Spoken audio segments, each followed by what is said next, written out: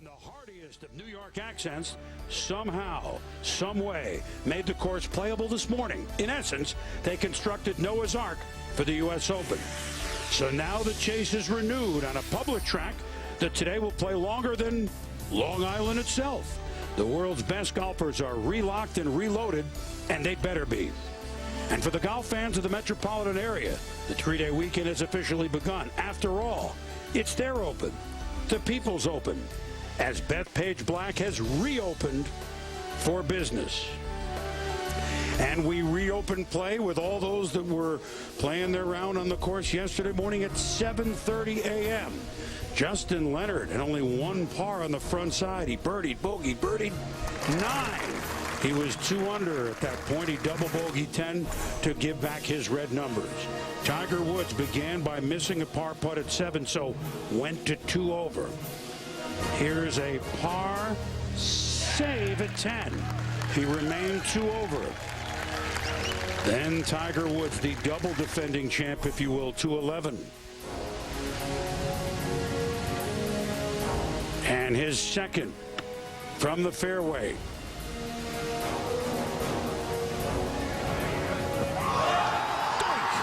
almost goes in. He makes the birdie. He's back to 1 over.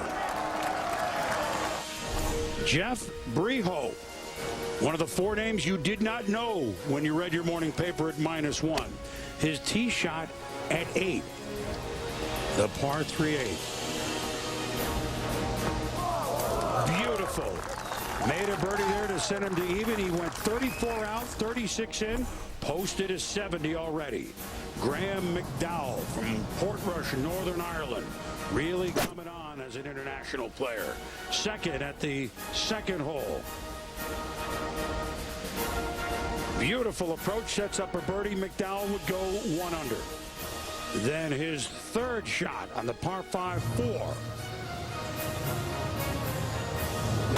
Uphill.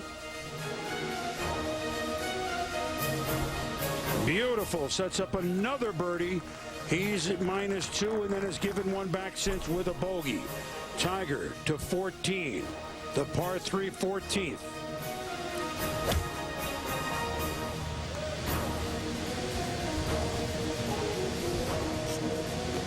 Will it go? Yes, it does go back. Close enough for a birdie, which he converts to get himself back to even for this championship. Drew Weaver, 22 years old, from Virginia Tech at 16. The Dreamweaver knocks in the birdie to go to even and to prove that Argyle is indeed back. His birdie putt at 17.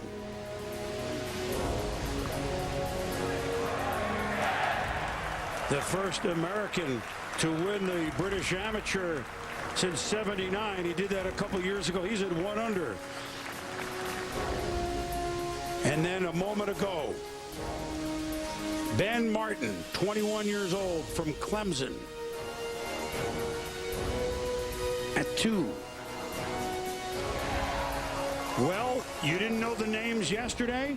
That goes in, and Ben Martin, 21 years old, from Greenwood, South Carolina, who's overcome a heart ailment earlier in his life. Right now, as we begin our telecast of the 109th U.S. Open, has the lead. McDowell and Weaver, who we showed you, are -1. Tiger and Justin Leonard and young Ryan Moore, and one of those leaders, Ed Fords, and another one, Breho, they're at even par. Ian Poulter is at +1, along with John Mallinger, Trevor Murphy, Ryan Spears, another one of those that started the day at -1. Tringali, Cabrera, Furyk, and Singh, they're at 2 now, with Lee Westwood and Choi, and long-hitting Bubba Watson, and the British Open champ of about a half a decade ago, Ben Curtis, and there's some of the others at +2. And now we go to 18, where Drew Weaver has this for birdie and a share of the lead. Should move some to his left.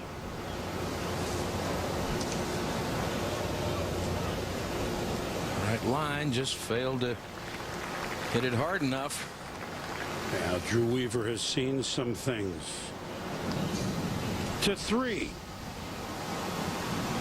Ben Martin's tee shot. 216 yards today. Wonderful par 3. Green set on a diagonal from right to left. Well played shot. To 15, and Andy North is with Tiger Woods. Andy doesn't look pretty.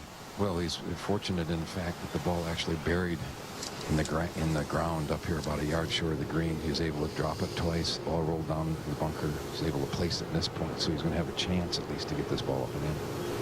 Why am I thinking of 17 at Torrey Pines? Last year, you hit one of these and one hopped in the hole. Not so fortunate this time. It's the hardest hole here, isn't it, Raj? 15. Yes, it is. A shot that plays steeply uphill in the second. Toughest hole of the 2002 Open. That didn't get on the top ridge, and that will gather back. Whoa. Pick up pace. Whoa. That'll roll back 30, 40 feet. We didn't even get a chance to really introduce 15 yesterday. This is the one diabolical green on this course. Very Oakmont-like, isn't it? It's a 2-level green with a huge amount of pitch from back to front.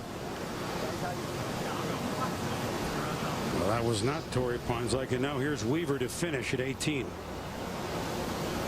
For a round of 1 under par 69, and wow. There's a start for a young man. Look at that smile.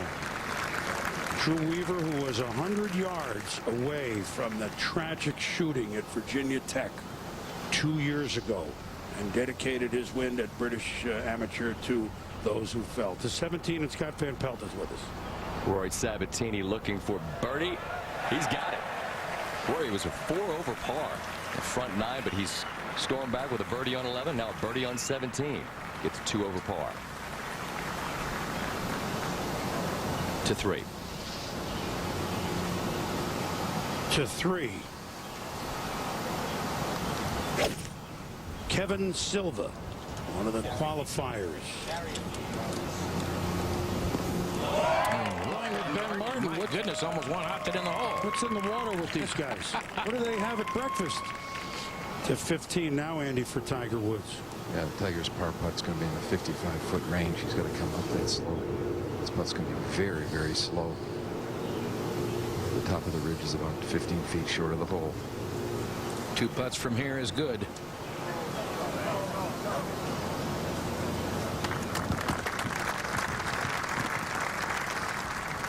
Graham McDowell for a birdie to tie for the lead. Bill Kratzert has been with Graham McDowell. Morning, Kratz. Morning, Chris. 7 iron to this point, 15 feet behind the hole, coming down the hill, moving to his left.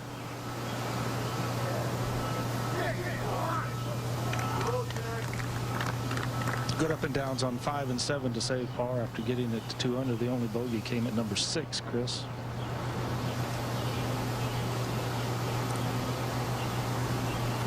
I think he's one of those players that's on the verge of something big. Well, he could be if he continues like that. How about Ben Martin? Again, not the name you expected to see atop the leaderboard here late in the morning in the first round. And Graham McDowell and Drew Weir, the only ones under par at this stage. Hello, everybody. And we're playing golf, and we're playing golf until you can't see anymore. I'm Chris Berman along with Roger Maltby. And boy, what they did out here, I mean, we know that this was a quagmire and underwater, and what the grounds crew has done is unbelievable, that's for sure. But now that it's playable, 9,000-yard course, what are we going to see out here? We already have 3 par 4s that are over 500 yards. What are we going to see today, Raj? Well, for round 1, certainly because they were expecting rain yesterday. Of course, set up shorter than 7,400 yards, 7,300 yards plus.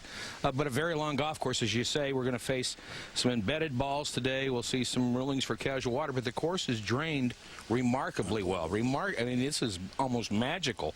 I thought they'd have a hard time getting started at 7:30 this morning on time because of the amount of work the course would need, but they got started 4 minutes early, and it's nothing short of miraculous. Well, that grounds crew didn't sleep at all, that's for sure.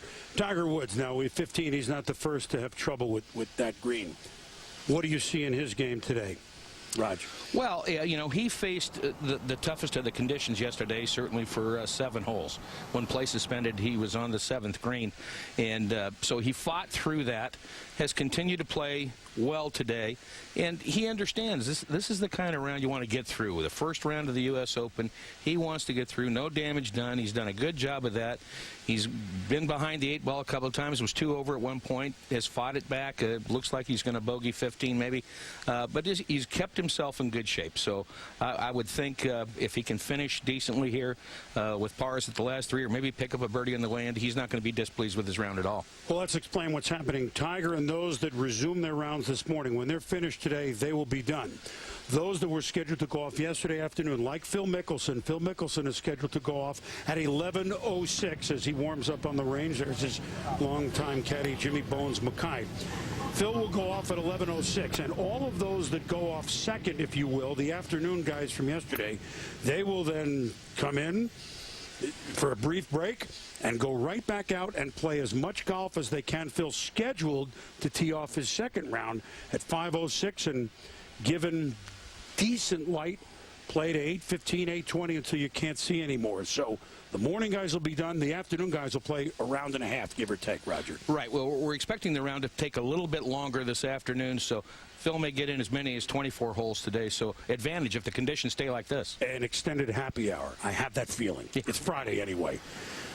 And working with us today, we welcome Scott Van Pelt to the tower, along with Jimmy Robert.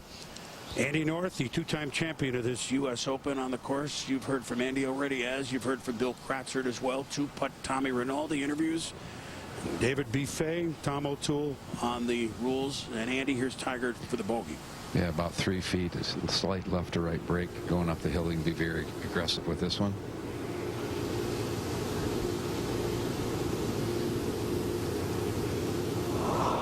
Oh, boy. A shocker there. Oh, boy.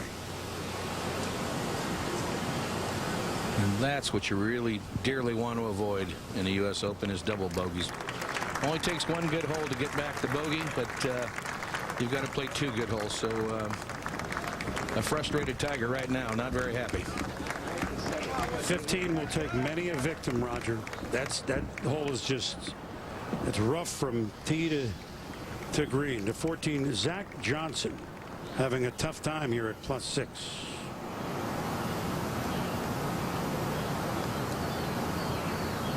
That he makes.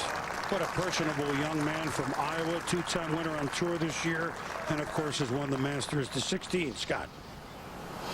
It's Justin Leonard, who at one point had the lead on his own at 2 under par, but gave it back with a double of his own on 10. Now, lengthy putt. Basically the extent of this 16th green to get back into red numbers.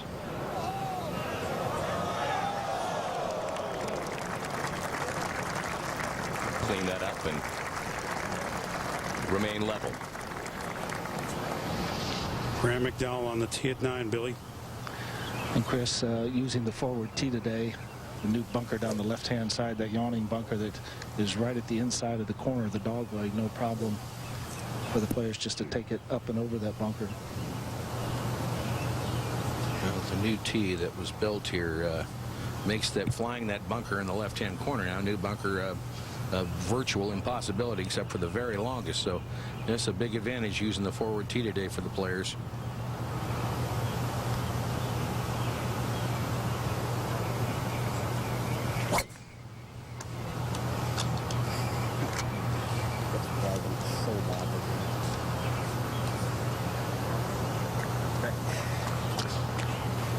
Just got a nice game and he comports himself well. He and Ian Poulter played so well for the Europeans, Raj, in the loss of the Ryder Cup to the United States. That's fairway where he went? That is fairway where it went, but not the best play from there, shall we say. He'll be semi-blind for him. Now Ben Martin on 3 for a birdie.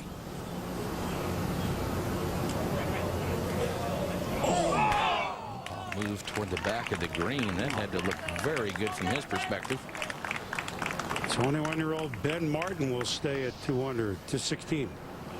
Is here Ian Poulter eyeing up this makeable birdie putt.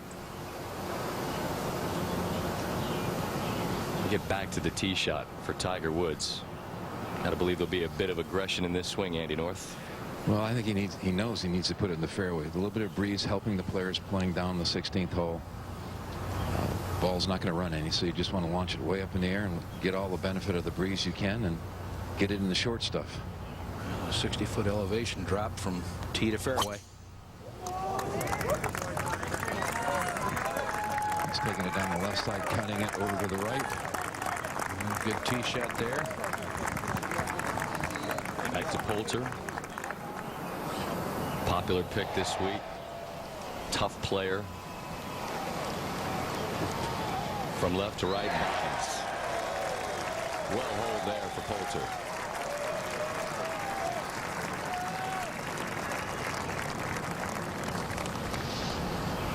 Kevin Silva now on 3 for a birdie. This putt moved to his left. It wasn't too hard. Wow, that snapped at the end of that. That was a good-looking putt. Not quite a Silva lining there, Scott. To VJ for birdie to get back to 1 over par. If this club cooperates, might Vij figure in this weekend. Beautiful roll there. About time for us to hear from him in a U.S. Open, isn't it? Don't we? He certainly got everything you'd want. Yep. if that putter cooperates. Drew Weaver finished with a 69. Drew Weaver, one of the stories here early on Friday. He's with our Tommy Rinaldi. Tom? Thanks very much, Chris. Drew, an amateur, 1 shot off the lead, front page of the leaderboard. How does it feel? Feels great. It was a good round. We spoke a little bit in the clubhouse during the rain delay yesterday. We know each other a little bit. You said even then, I'm playing well, Tom. What gave you that feeling? You know, I've had a lot of confidence this spring, and you know, had a good college season, and I was really able to just continue that and just keep on playing well. For people who don't know the story, Drew, you play for Virginia Tech. You go there. You were so close to the shootings that happened. Well, you just graduated. Take us through briefly where you were that day and how much it's touched you. I was, about 100 yards away. My teammate Matt Boyd and I were, just got out of class, and we were in the building pretty much next door to Norris Hall and heard the shots, and everybody kind of freaked, and we just ran for cover. So it was definitely terrifying. Headed to the library, but just 100 or 200 yards away from there. When you played in the British Am and you won, how much was what happened at Tech a part of that experience for you? Well, it is. It's always a part of anything that you do. Something that's that big, with that big of a scale, is always with you. And being that recent, being so close to the tragedy, it was definitely something I was playing for. And it's nice to have a nice victory like that to dedicate to all those people that we lost. The entire Virginia Tech community has rallied around Drew since then, and he has had a lot of symbols of that particular day that he's played with. Well played today. Let's go back to the play at 14. Ed birdie. Thank you, Tom. Johan Ed Fors at 14 for a birdie to put him back at red numbers. Put a tee shot to the safe side, center of the green, breaker right. To 17. Ian Poulter on the tee, 4-iron. Right hole location, just a shade under 200 yards.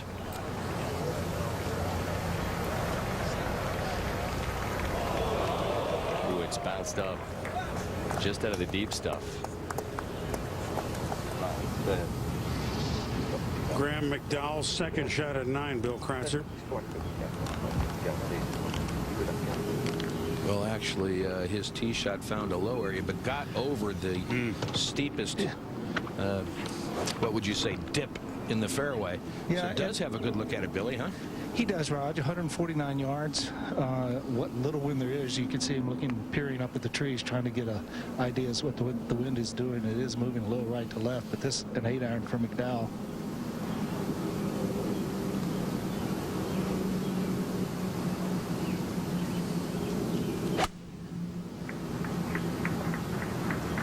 Got to go. Aggressive swing. Just gets over the front, gets a fortunate kick forward.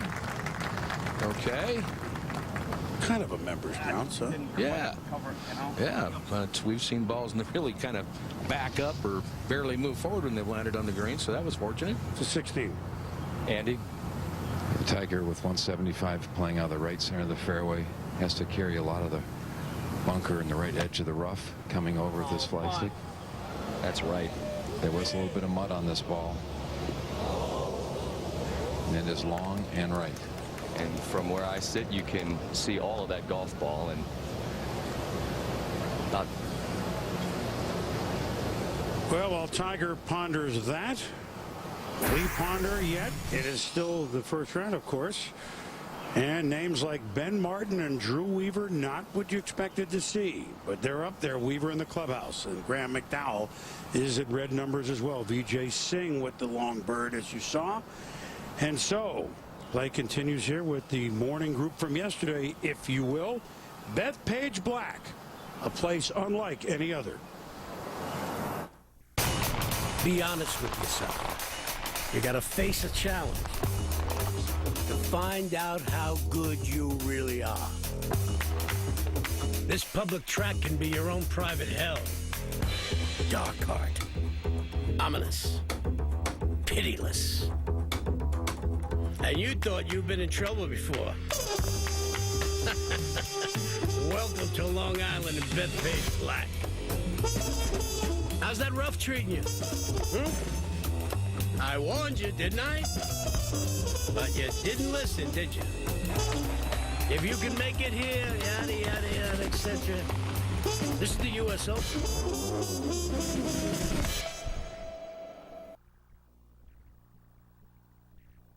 Out there, how fast are the greens after all the rain? As quick as they wanted them, Chris. 13.5 with all this rain. They've done a marvelous job. Tiger at 16. Get it! A moment ago, Tiger to a bit of a downslope, and he'll have one of those U.S. Open par putts that you've got to make to 7. 7th hole, the long par 4. This is Jeff Ogilvy, the birdie putt. Ogilvy with 4 bogeys on the day, started on the backside. Not much going today until now. A little late for Jeff Ogilvy. Gets it back to 3 over. Of course, Ogilvy won the championship back in 2006 at Wingfoot. We go ahead to 17. Ian Poulter's second. You saw he got a little fortunate as it bounced up out of that bluegrass, which is thick, different rough around these greens. And it's fairly tidy there. Up the hill for par. Take a look at a replay of this shot. Ball just clear of the taller stuff. Not too big a factor. Makes good contact. You see where the grass grabbed the club there in the lower part. Didn't scoop it at all. Very nicely done. Ryan Moore on 15 for a par. One-time College Player of the Year at UNLV. A good-looking putt. Wow. Well, he looks like he's putting well. He also looks like he's driving a train on the Long Island Railroad to 16. Andy, what's in this putt for Tiger? Yeah, he's going back up the hill. Probably 8-footer. Not a lot of break. Grinding pretty hard. He needs to hit a good solid putt, especially after missing the 3-footer in the last hole.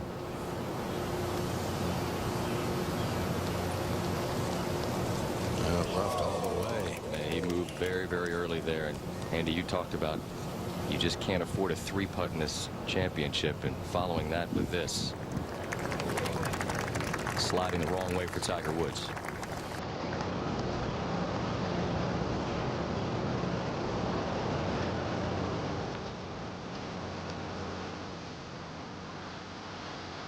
This is the threesome.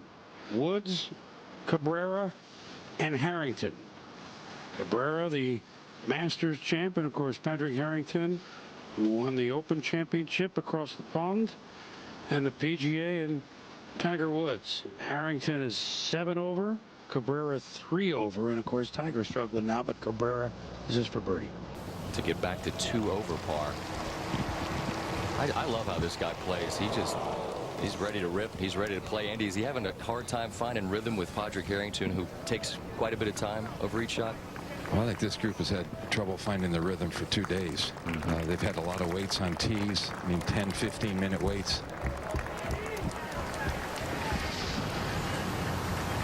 On 9, the par 4 ninth, Chad Campbell, a moment ago for birdie. Plus 11. Wow. Who would have suspected, as good a ball striker as Chad is, that he would struggle like that? Remember, it was in the playoff at the Masters. Graham McDowell now for a par at 9. To stay at 1 under. To finish at 1 under with a 69.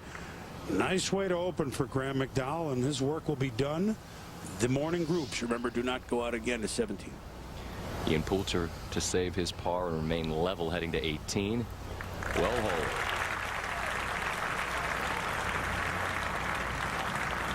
Boom, I know you like this guy.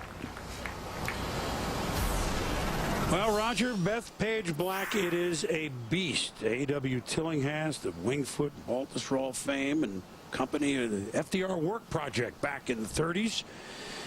You need to work pretty well here if you're going to get around, aren't you? Well, you do, and it's a big golf course on a big piece of land. The features of the golf course are big greens, big bunkers. It's just a huge piece of real estate, and it's a lot of golf for the players to manage. Reese Jones and company in the late 90s. Reclamation here, over 1.3 million square feet of sod plus. To 8, Steve Stricker for a birdie. Downhiller breaking right, left. Yep. So Steve Stricker, who won just last month at Colonial, emotional win for him, a very popular player on tour. Putting well. To 17. Angel Cabrera on the tee here. This group of the last 3 major champions.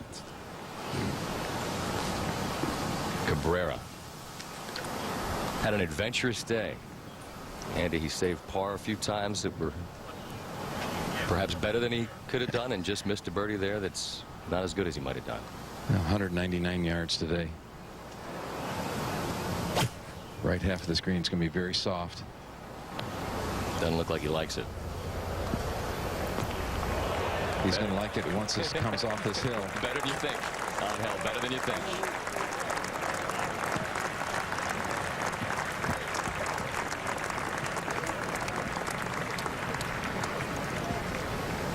To 4 now, and Martin. Clever play to the right-hand side of the fairway, just short of the green, which gives him a great look. Lots of green to work with, and that checked up a bit shorter than he might have hoped. He remains 1 under. To 18, where Vijay Singh has this after a drive into the bunker. This is 3rd shot at the par 4 18.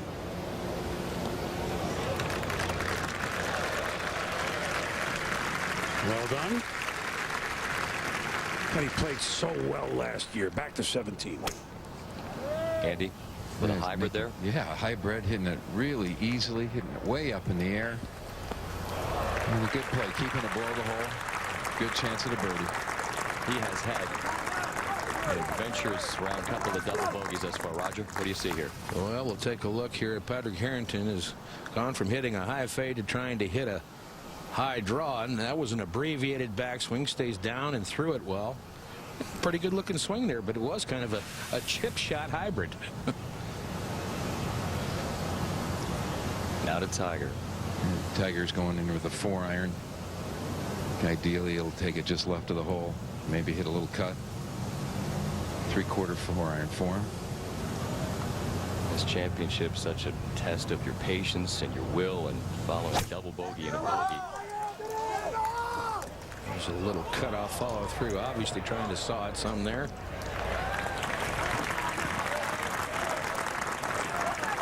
Three solid plays there.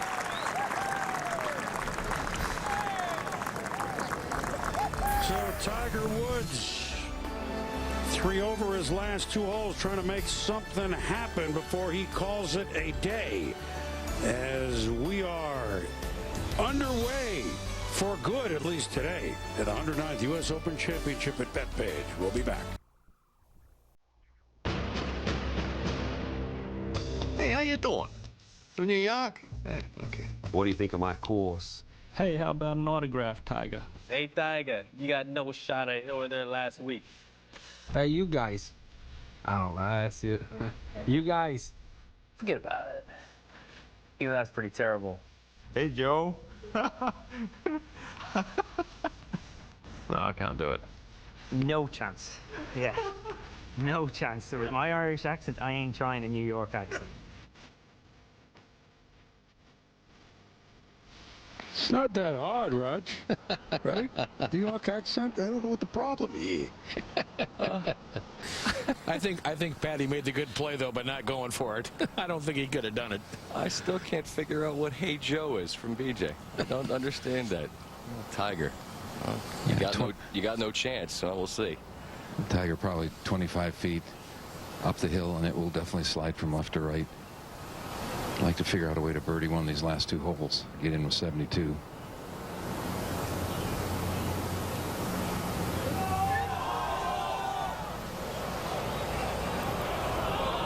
Forget about it. Unfortunately for Tiger there. Well, VJ for par now at 18. For what the players refer to as a U.S. Open par. No. Maybe he was Hey Joe. He was quoting Hendricks, but that putt didn't work. To 4. Martin for birdie here to move to 3. It just slides off to the right. There's a collection area behind, which is new here, which may be a little bit timid with that pitch. There's Rocco talking to Phil. Rocco still, I don't think he stopped smiling from last year, fellas.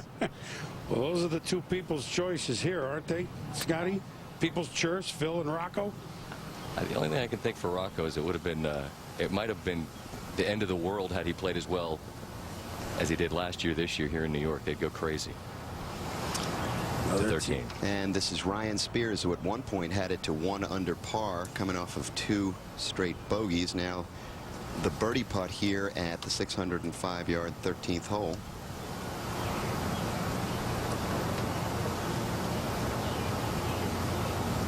That's good.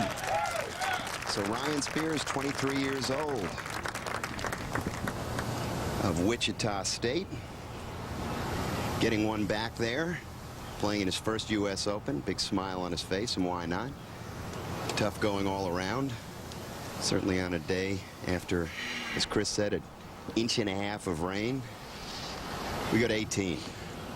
Jeev Mickelson for par at 18. Just right a little bit. Just played it too high. It looked like he made a decent stroke, but overread the break. Leader Singh made a par there. So Jeev Mickelson will finish at 78. 17. Harrington's birdie bid went begging. Cabrera looking to cash one in here. Just a little too much on the high side. Would have been his 3rd birdie on the round. He's still 3 over par.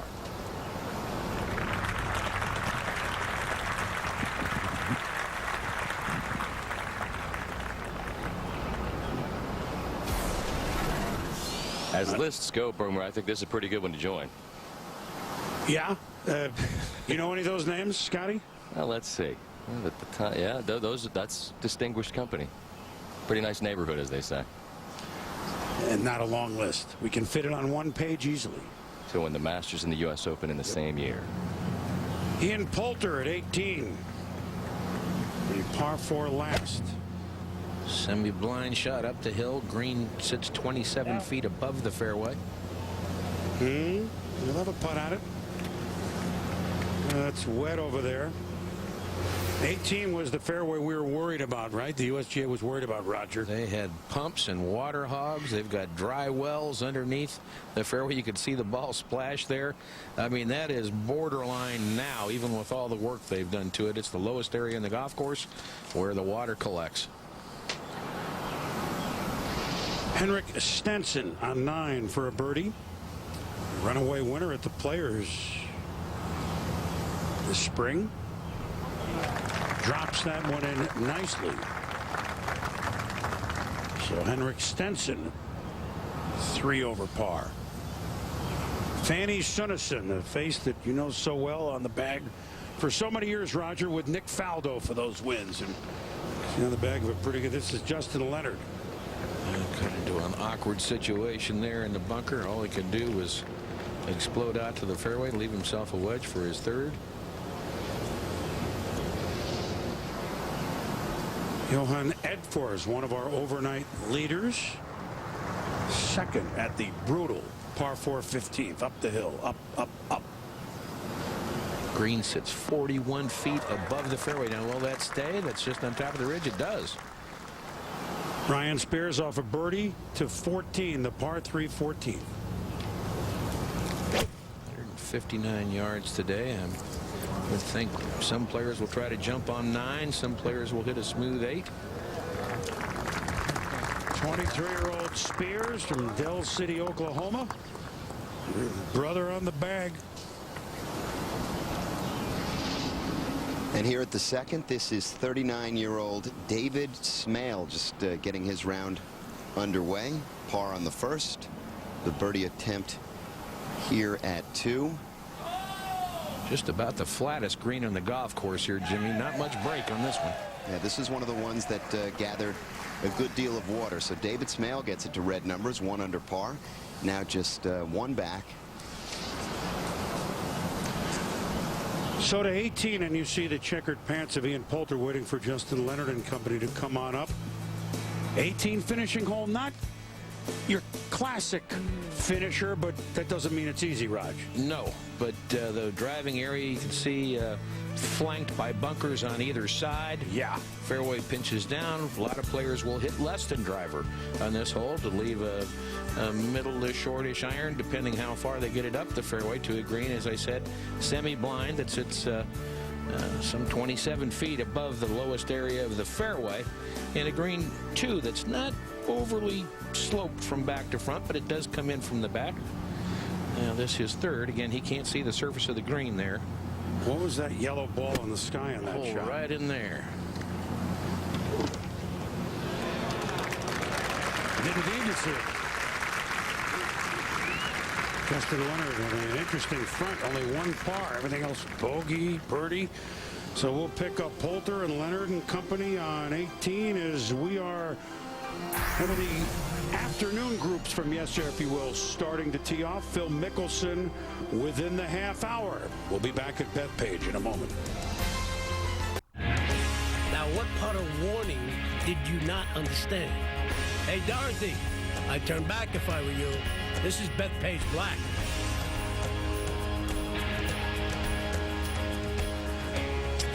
Well, Tiger Woods would agree, a pair of double bogeys as he tees off his last 18. That's probably his 5 wood, I would imagine, and obviously trying to position it between the bunkers in the fairway. There's that low stinger right there. Starting up the right-hand side, it looked like. Oh boy. Far enough. Let's see. Well, I couldn't see where the ball came to rest. I thought I saw it. Well, when they contested this U.S. Open here in 2002 among the boisterous fans, Tiger Woods was the only one under par. Phil Mickelson was at even par. The course average, you can see, almost 75. So par being 70 here. Rounds under par, hardly any. Nick Faldo had a nice 66 there, but greens in regulation, Raj, 50%. Eeks. Huh? Eeks. Right. Ian Poulter. You know, in the rain gear yesterday, we didn't get to see the Poulter wear. A little short. Greens just, I think, a little slower than the USGA would like them. They have never been able to quite get them to the speed they were looking for because of the moisture on the greens. Johan Edfors for a birdie at 15. Yeah. So Edfors, the 33-year-old Swede who was 1 under when they suspended play yesterday, gets himself back to 1 under. So he's even for the holes that he has played today to 5. Then Martin and Bill Cransford, you've caught up with this group to 5. Is kind of an interesting second shot on this hole, isn't it? Well, it is for Martin on the left center of the fairway, 205 yards to the hole. But in order to get at the flagstick, he's going to have to work it pretty hard right to left because the hole is located right behind That last tree on the left-hand side. And you really only can see the top of the flag, right, Billy? Can't even see that, Boomer. Okay. Back into the breeze. Going with a 4.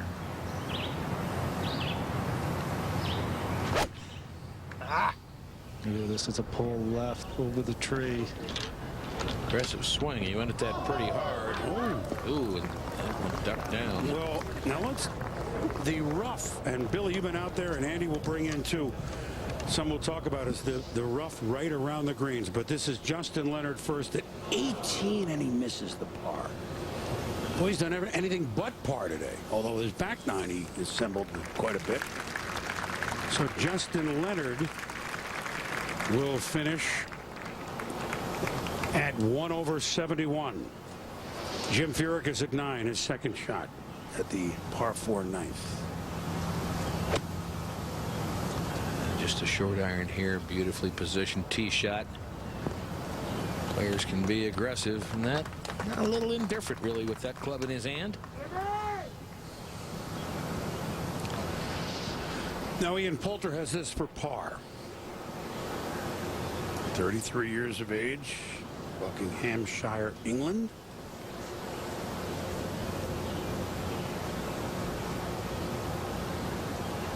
Even zone line of clothing, and his own even par 70 to start. I like his chances, Raj.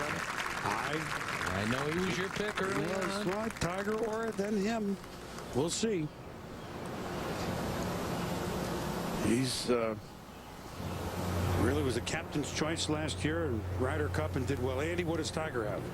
Well, he has caught this bunker. He has 162 yards. Obviously, you're playing so much uphill.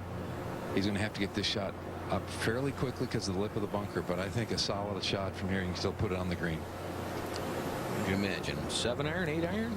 I would think it'd be a 7 iron. Maybe go to 8 just to make sure you get it up high enough, which would. He's got about 155-yard carry all the way over everything going at the hole. The shape of the club head there indicated to me that I think it was a 7 iron, Andy, and now he may be going to 8, but the wind is a little bit with him from the right, so just something really solid up in the air shouldn't be a problem.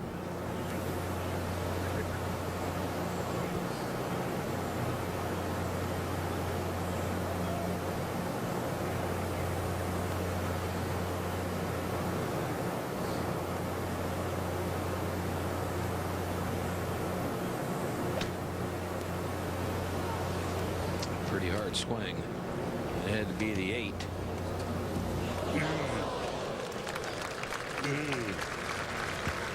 Well, I'm rough around all the greens. It's not. Sometimes the ball goes all the way down. Sometimes it sits. It's uneven. Certainly after the rain, right, Raj? That's rough. Well, it's not just the rain. It's the kind of grass it is. Bluegrass. The ball sometimes settles and gets all the way to the turf. To 10. David Toms for birdie.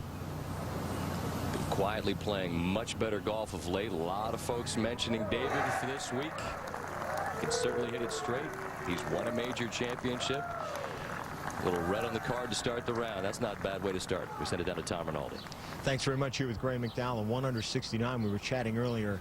That is actually a lot better than even the score of Flex at T2 right now, considering what time you went out yesterday. Yeah, 7 holes on the back 9 and in the real wet stuff yesterday morning. The important thing was just not to blow myself out of the tournament.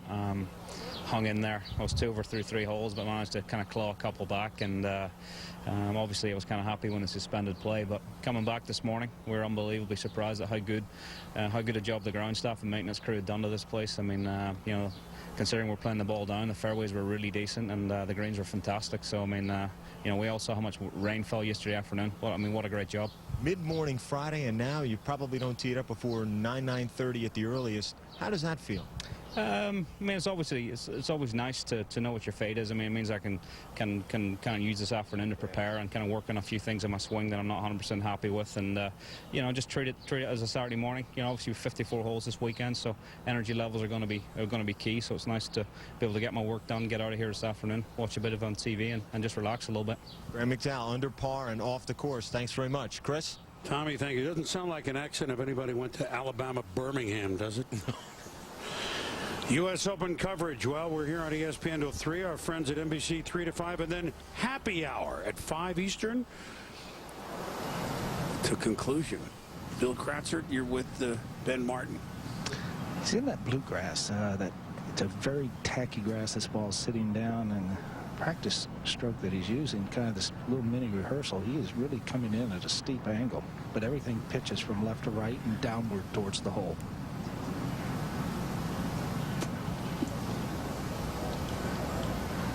Did he get enough? No, he didn't. Tough. Well, that is some kind of tacky grass, Raj. Yeah, it's very sticky, hard to get the club, keep the club accelerating through the grass. We'll take another look here. See, he just chopped directly down on the ball, but the ball kind of climbed a little bit up the face and didn't get the forward motion on the shot that he was wanting.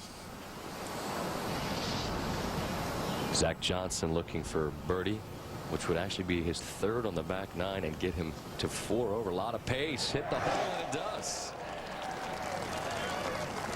So Zach Johnson hanging around.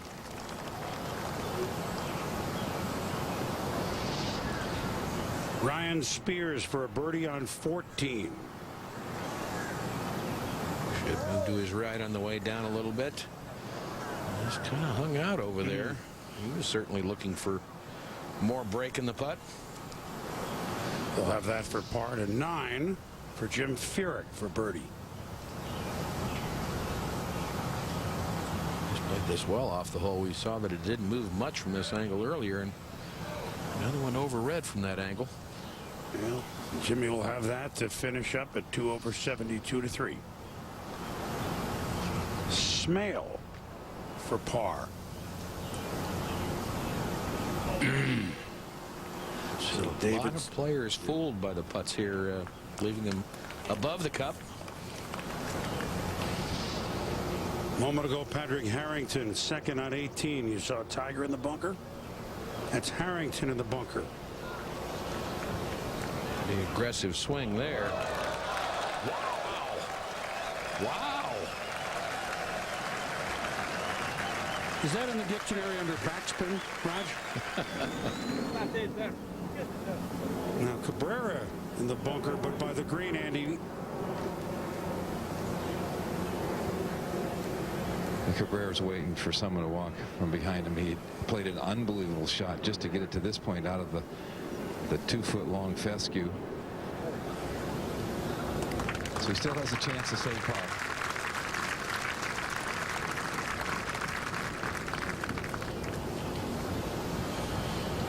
Tiger's lie has just settled straight down, and it's almost as if you dropped it from 2 or 3 feet and it didn't bounce. It just kind of sunk into this grass. He's going to have to chop this out, carry it about 4 feet, and let it release. Not dissimilar from the kind of shot that Ben Martin just had at 5. And again, you see the ball doesn't come out nearly as fast as Tiger would have wanted it to. Sticky stuff. Ryan Moore's had an interesting day. Every bogey followed by at some point by a birdie. He just bogeyed 16, looking to erase that with a birdie, and he's done it yet again. So Ryan Moore heads to 18, level par in the U.S. Open. Never ever a bad thing. To 5. Where now Billy Ben Martin will have this for par. Just got a good look at the putt from Kevin Silva. Pretty much directly on the same line. Knows this ball's going to move from his left to right. Just a matter of putting the proper pace on it.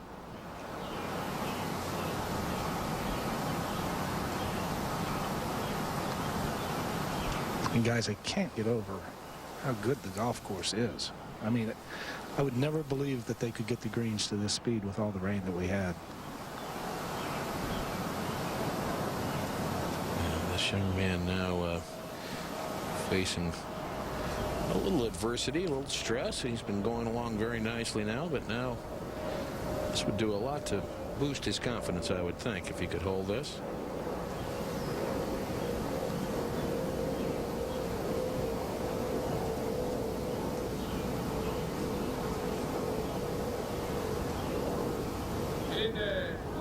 Not going to break that much. have that for bogey. Meanwhile, 18 Cabrera's par attempt. And he'll have this for par. For par, should move to his right a little bit.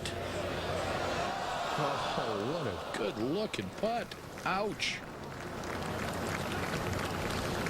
So Cabrera will finish with 74, now to 16. Head first from the middle of the fairway here on 16.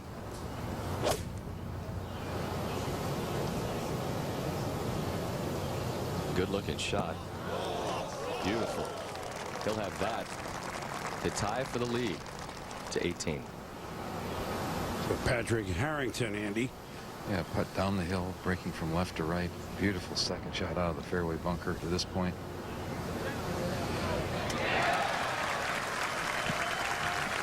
Well,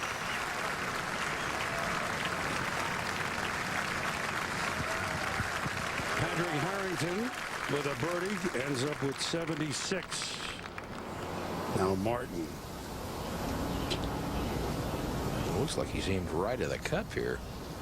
It was broke a little pretty quickly to the left, but okay. Bogey here at the 5th, but it's a tough par 4. That's not all that bad. Not the first to bogey that. Andy? Yeah, Tiger's left with his putt. Still about 10-footer for par. It will break from his right to left. Well, we'll play the last 4 holes at least 3 over par. Getting back to even par with the birdie at 14, and if this doesn't go in, this is going to be an unhappy Tiger.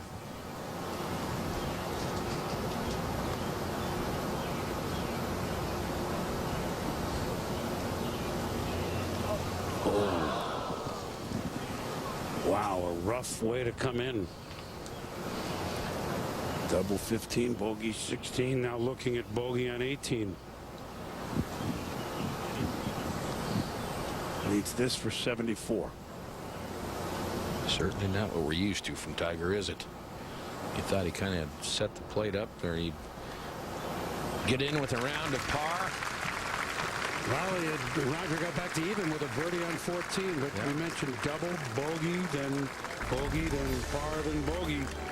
So Tiger in the books with a 74. He will not play until tomorrow in mid-morning, and meanwhile, while Tiger exits, Phil Mickelson enters. He will tee off shortly from hole number 10. We'll be back. I love the New York sports fans because they get it. Phil, even though you're on the beach, we still love you. They can be hard on some. Hit the ball! But they also appreciate good athletics. Go, Phil!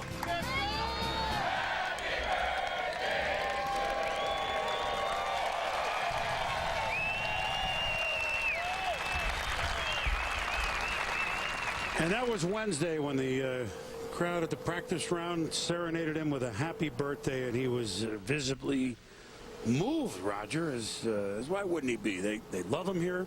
Everyone knows the story that his wife Amy now is battling breast cancer and will undergo treatment shortly. And so add to that support from everybody, and Amy is just so popular out here with everybody involved with the tour. And Phil Mickelson's done so well, as you pointed out yesterday, in the New York area in particular, finishing close wing foot, close here, close Shinnecock. I mean, winning at Baltusrol PGA, they're going to be behind him 100%. Oh, you could hear him as he walked onto the 10th tee. They're in full voice already, and it's going to be loud following Phil. And if he plays well, believe me, they are going to get excited. Oh, by the way, he is playing with Ernie Els and Retief Goosen, so there should be some great golf out of that group. Scotty on 16. Head first for birdie. For the outright lead. Never high enough. He's been streaky this year in Europe. When he's played well, he's been very good. 3 top 5 finishes thus far. Camilo Bajegas underway at the first hole, the sharp dogleg right. Hardest fairway to hit in the 2002 Open here. Well, this is what we call the heartthrob group. Bajegas, Sergio, and Camilo Bajegas. To 3. J.J. Henry setting up way to the right. Going to hit a big sweeping hook into this hole. Cut on the left-hand side.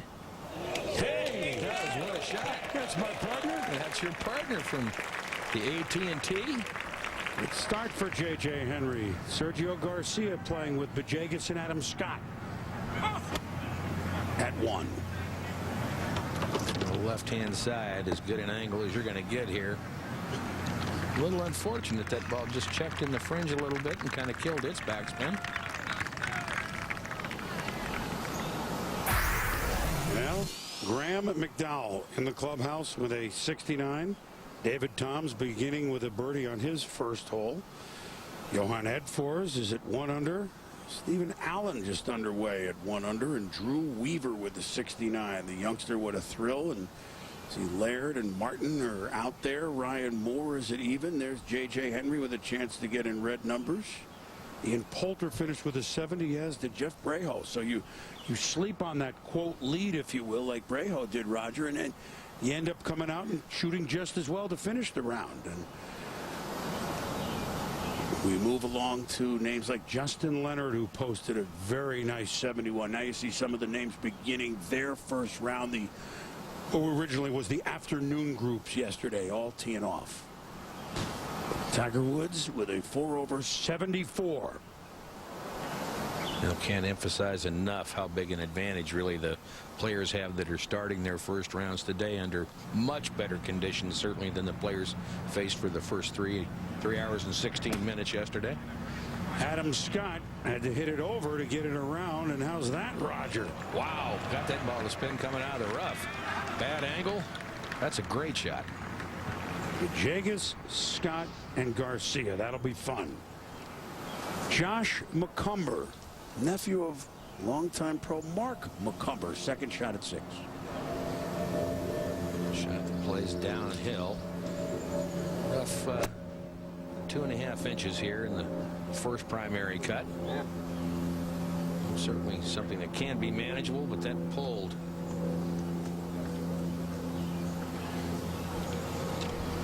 Now Sergio at 1 for a birdie.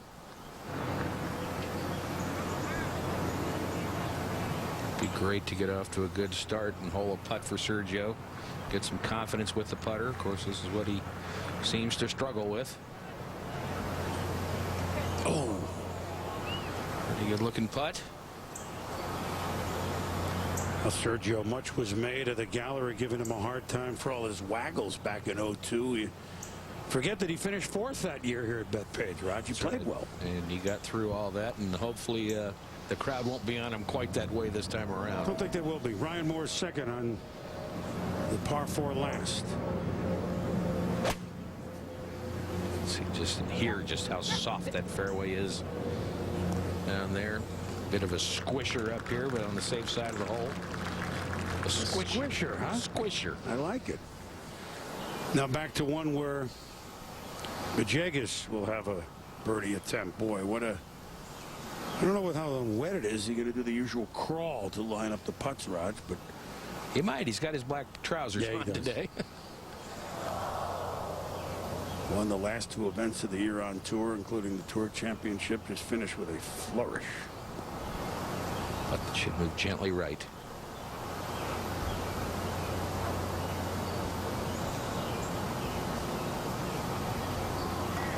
Good start. Very good start. Now at 10. Ladies and gentlemen, this is the 11:06 starting time. Please welcome from Petersburg, South Africa, the 2001 and 2004 U.S. Open champion, Retief Goosen.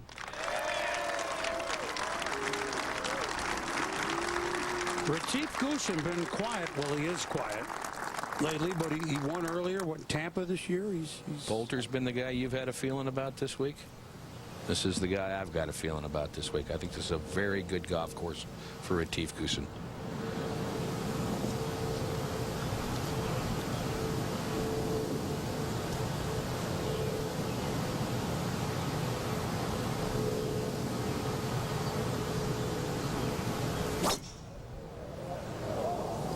Now this one's working its way to the right side. And will miss and catch that fairway bunker. From George, South Africa, the 1994 and 1997 U.S. Open champion, Ernie Els.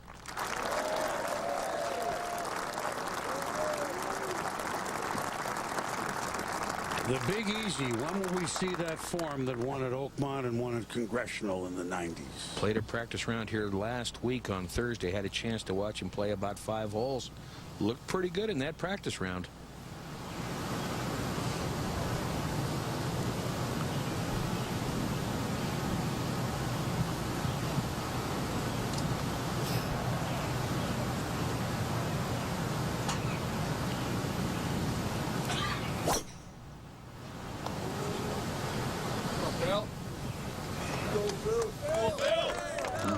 Left. That's in the, could be in the tall fescue.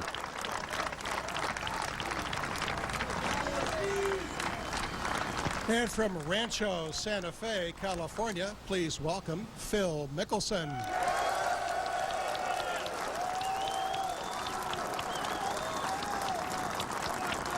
The hero's welcome. Let's go Mets. That's it.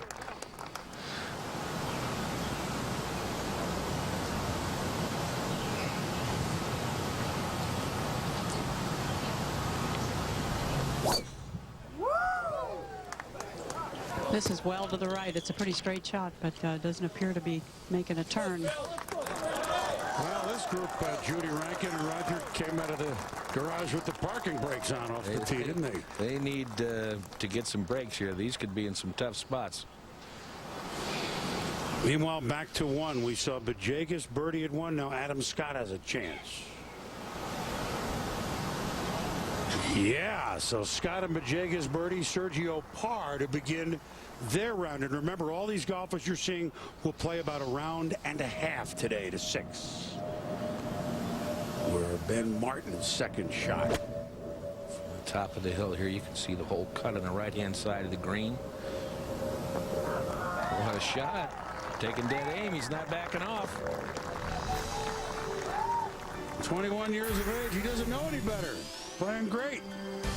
So there you see, but the big score is the 69 posted by Portrush, Northern Ireland's Graham McDowell, and by the young man, Virginia Tech Drew Weaver, and Ian Poulter with a 70. They're the ones in the clubhouse already, as is Jeff Breho, 46 years of age from the Nationwide Tour with a 70.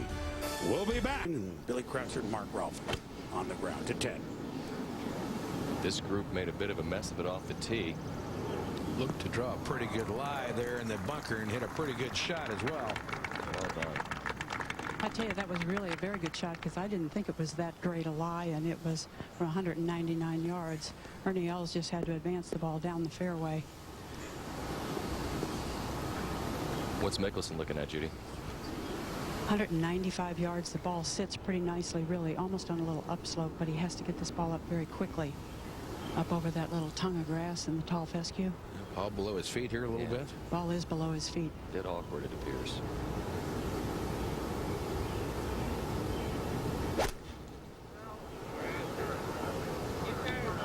Well, this is going to be left. These mammoth galleries just want so desperately to be able to cheer Mickelson on and offer their support throughout. Ryan Moore a moment ago on 18.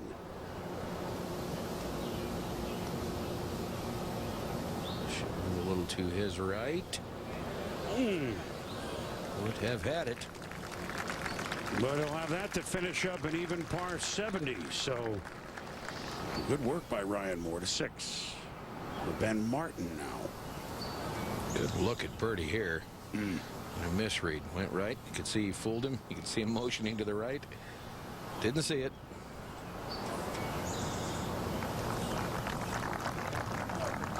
A moment ago on 8, the par 3/8, Kevin Sutherland. The only hole with water on it. In front of the green. Hands over a lot from the waist. Hands low. This is 7-iron.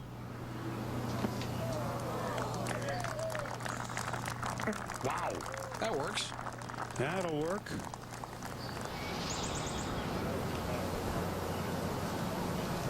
Now to 1. Sean O'Hare. He's a good-looking player, Raj. Yeah. Look at this. He really is a good-looking player, and coming into his own. Now back to 10. Ernie Els trying to make one of those U.S. Open pars, figure out a way to get it in the hole in 4.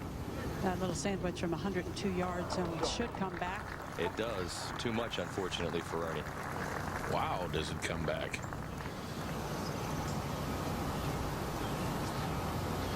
Now, one thing you can count on Ernie is, fellas, that ladies, he tees it up in the U.S. Open. 17 in a row for him. One more than Phil, and then two more than BJ and Tiger, and then a way to go to catch Jack Nicklaus 44 straight. It's like in managing, are you going to catch Connie Mack? I don't think so. It's just one of those numbers that seems impossible to surpass. To 2. And this the shortest par 4 on the course at 389 yards. Camilo Villegas, his second shot. The green is 33 feet above the fairway, Andy. Yeah, he has 131 yards. The lie is not very good. He's going to have to come in here with some of his immense strength that he possesses. Just getting it on the green from here would be a good shot. Well, that was a lash. Fire and fall back, but pretty acceptable results. Let's go back to the first. Ladies and gentlemen, this is the 11:17 starting time. From Los Angeles, California, Rocco mediates.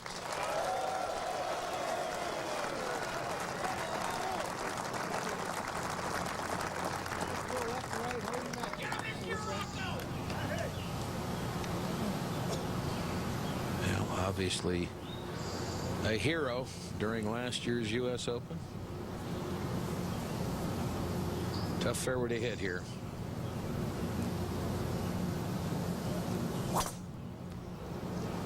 Big elevated tee shot.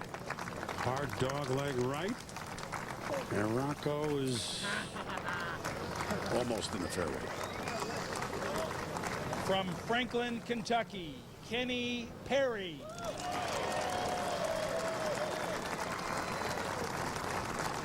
Played his best golf since he turned 40. Heartbreaking loss at the Masters earlier this year. Seemed to have it in his grasp. Won 10 times since he turned 40.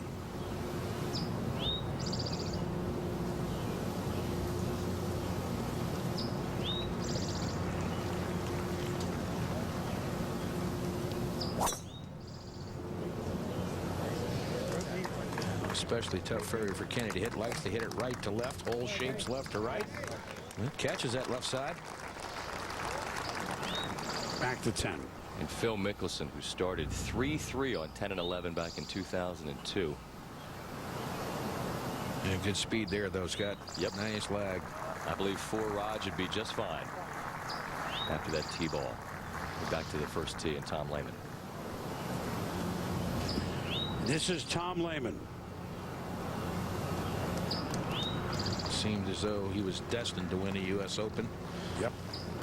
3 times in the final group on Sunday. Consecutive years. This one is pulled up the left-hand side. It will need to get down quickly. Ooh, and that dives in deep. Sergio and Villegas and Scott are the heartthrob group. Then Mediate, Perry, and Lehman are the heartbreak group, and everybody pulling for him. To 17. And fours from the bunker left to here to remain in red numbers in the championship. Just slides off. Back to level. Judy, Retief on 10. What's he got? You know, it's a putt that looks like it's going to go right to left, but I'm not sure. It's not fairly straight. Fooled him too, evidently. I'm standing at the back of the green, and you definitely get a different look. That's why people circle putts. So Sean O'Hare for a birdie at 1. Sean O'Hare, who was surpassed at the Bay Hill by Arnold Palmer. What did he do? He said, I learned a lot from it. Tiger Woods passed him there and came back and won at Wachovia. He's a good-looking player. 7. And here's the tee shot of Ben Martin just a moment ago. The hole playing 489 yards. Today, of course, there's a much celebrated back tee, not in use, and it's the universal language right there. You can see a piece of the ball, but right is not the side to miss on. Those big stand of trees there. To 10. Jimmy Ernie's got lengthy putt. Judy. Yeah, this is probably a little bit outside of 20 feet, and the same issue with a little run off the front right bunker. I'm not sure the ball is going to move back that direction. Might actually go to the back of the green. Just not enough pace for the two-time champion.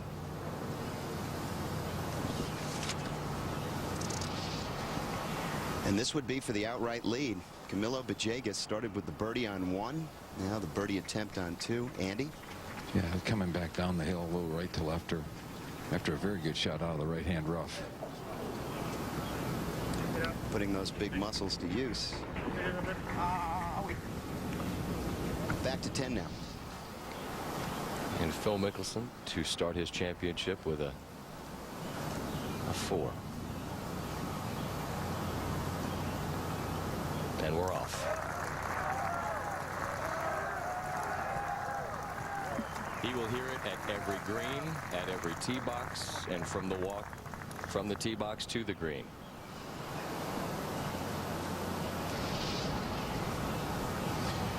This is Soren Hansen coming off a birdie at 10. Now his second shot at the par 4 11th. Saw Tiger Woods almost hole his second shot here earlier. This one taken behind the hole. He's using the slope to spin it back.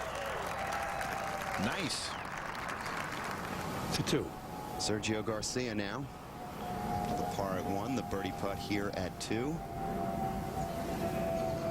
Just on the low side, so Garcia will settle for par, although as has been said many times so far, par is not something that you necessarily have to look at as a compromise here. 2 straight pars to start his 2009 U.S. Open for Sergio Garcia. Finished 4th here in 02. Playing in his 10th United States Open. Meanwhile, ahead at the 12th, this is David Toms.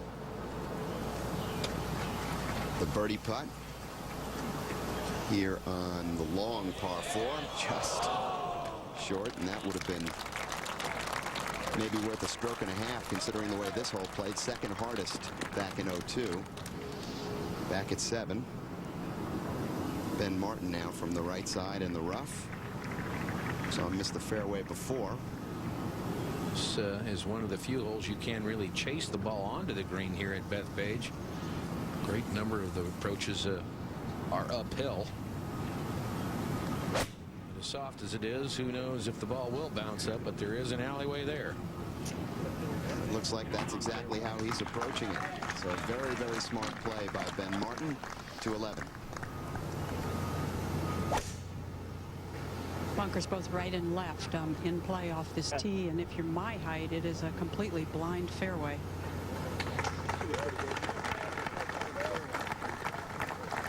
So Phil safe in the fairway at 11. Judy now to 1. Rocco mediate.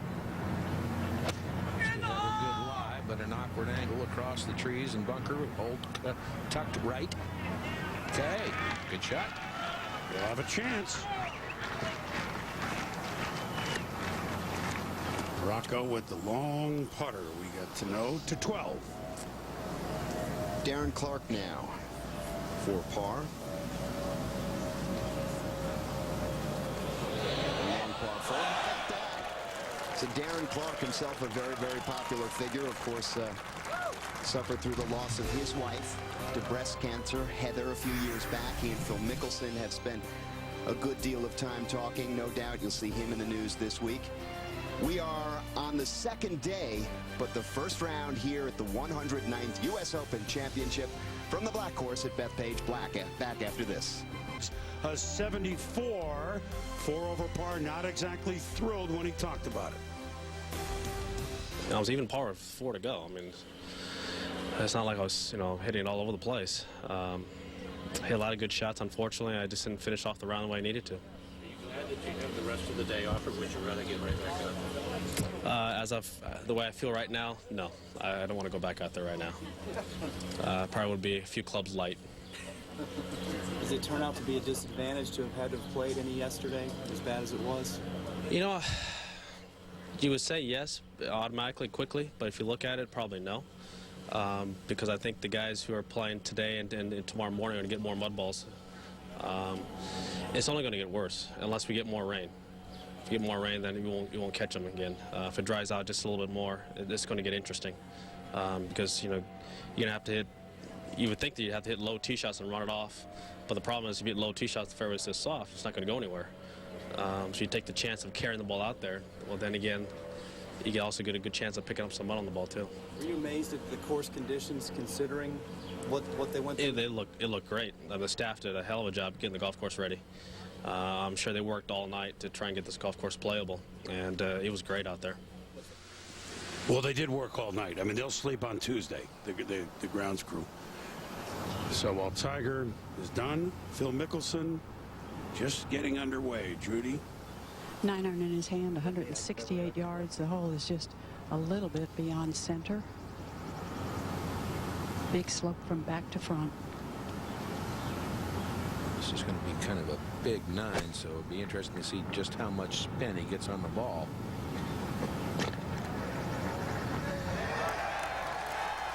Didn't come back as hard as I thought it might. What a shot. Game on. Soren Hansen, by the way, made a birdie at 2. And so Soren Hansen has come out birdie. Rocco mediate now at 1. Again, channel breaker to the right. Oh, he's getting out of speed. He does look all around, doesn't he? Hits a shot, looking caddy, gallery, etc. To 7. And Ben Martin, who just refuses to go away, 21 years old, playing in his first Open. Third shot here at the long and difficult par 4, so he comes up that short. He'll have that left to remain under par. Martin was the medalist at the qualifier in Rockville, Maryland. Pretty impressive player. To 10. Yeah, Jimmy was our boy from Maryland, Fred Funk, who got out of a playoff at Woodmont to qualify. How about it? Ran into his caddy last night at a sporting goods store. Many of us were out trying to find shoes that were waterproof, and he said Freddie doesn't fly it too far anymore, but he still hits it straight. He thought he might hit every single fairway this week.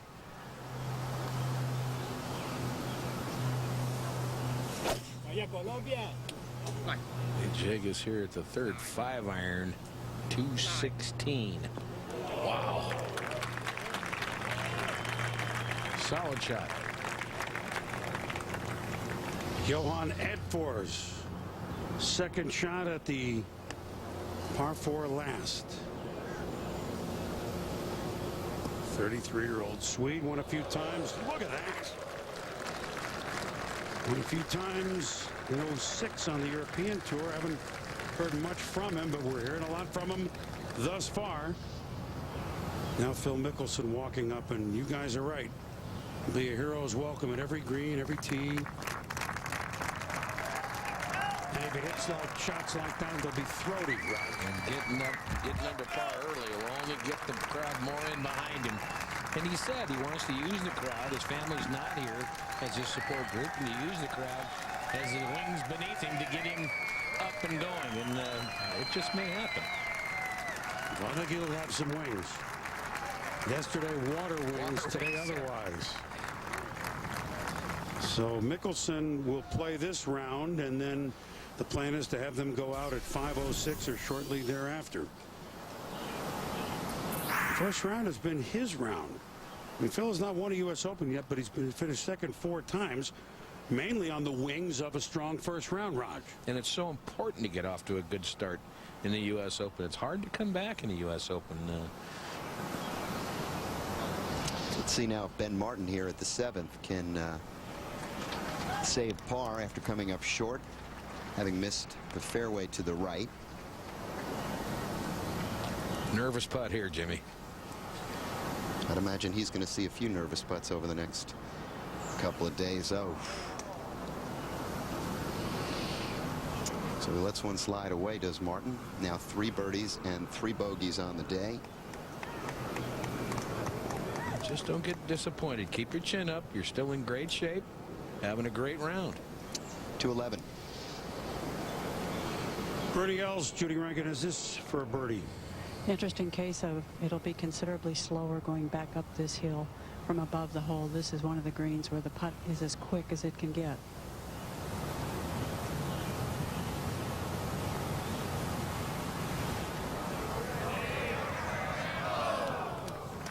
Almost. So Ernie, who bogey 10, will have that to clean up for his par. To 15. For James Kempty. What a story this is. Yeah, Boomer, I spoke with Ernie Els earlier this week.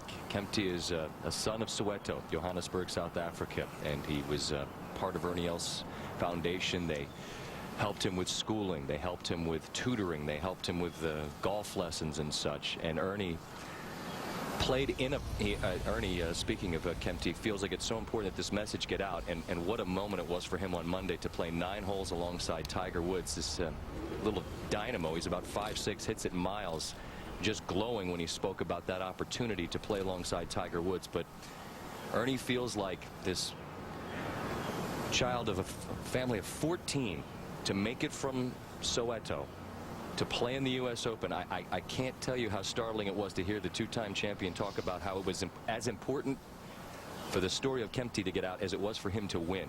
Here's Goosen speaking of a South African champion in our U.S. Open.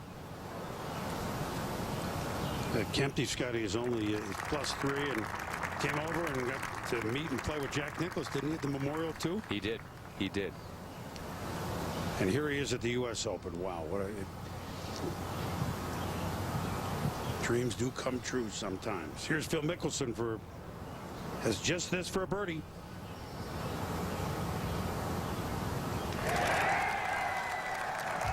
Red numbers right out of the gates for Phil Mickelson. 2 holes played, 1 under par here in Bethpage Black.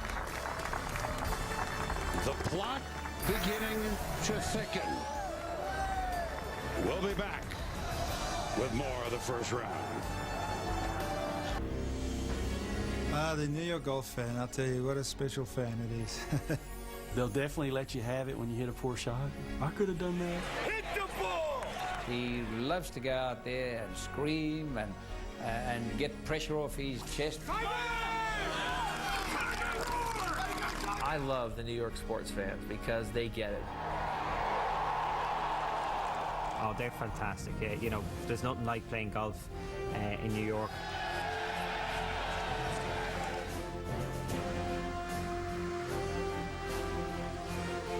And this is New York's course, that's for sure. Bethpage Black, 5 public courses here, 300,000 rounds a year out here to 12. You got a problem with that? No problems. And this is one of the holes, Chris, that's been changed a little bit because the players can play. Nice drive by Mickelson. It's 504 yards. You have to fly at 260 to get over that bunker, but ahead to 13. David Tom's 3rd shot here on the par 5. Get back to that in just a moment. Tom's at 1 under. Nice shot. And that's something you're not going to see an awful lot of at U.S. Opens.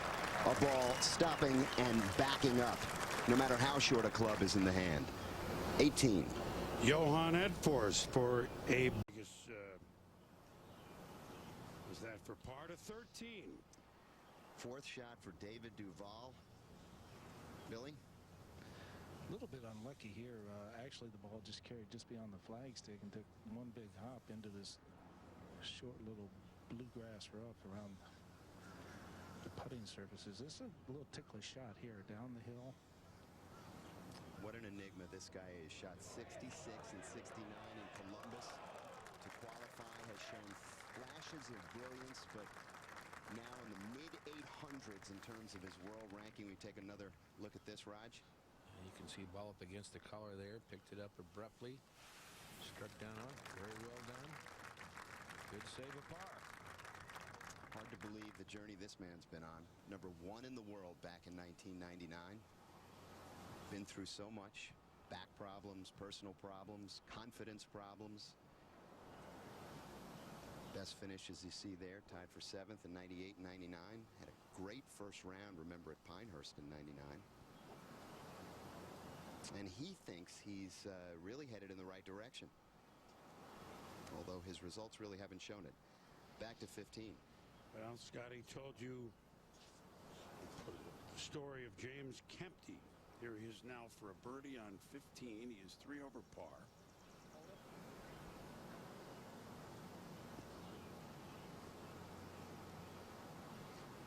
And by the way, we got a special invite to Tigers event in a couple weeks in the D.C. area. Play a practice round with him Monday. How'd you like to play with me again? At my tournament. Yes, at my tournament. Very nice. That's a great, it's an uplifting story. It really is. As a child suffering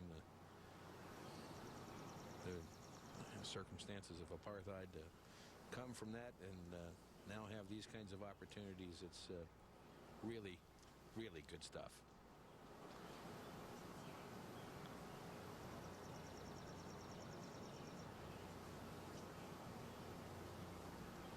That's just a tough. That's the toughest. So he'll have that left for par. 15 now to 13. David Toms now, the birdie putt. I think it's just right on that right corner. To tie for the lead.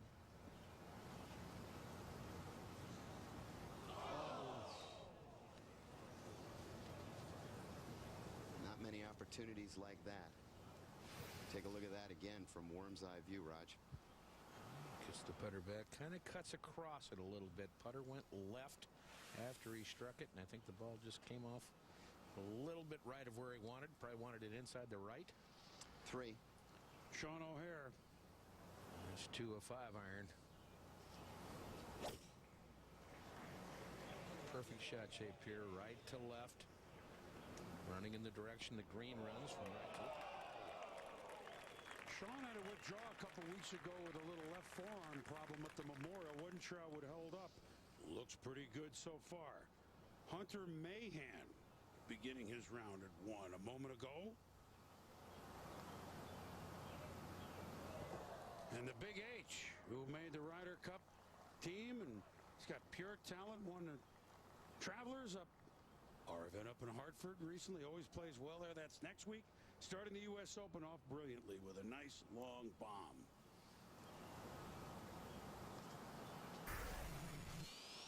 Graham McDowell in the clubhouse with a 69, but very early on, Soren Hansen is 2 under, and Phil Mickelson is 2 under after 2.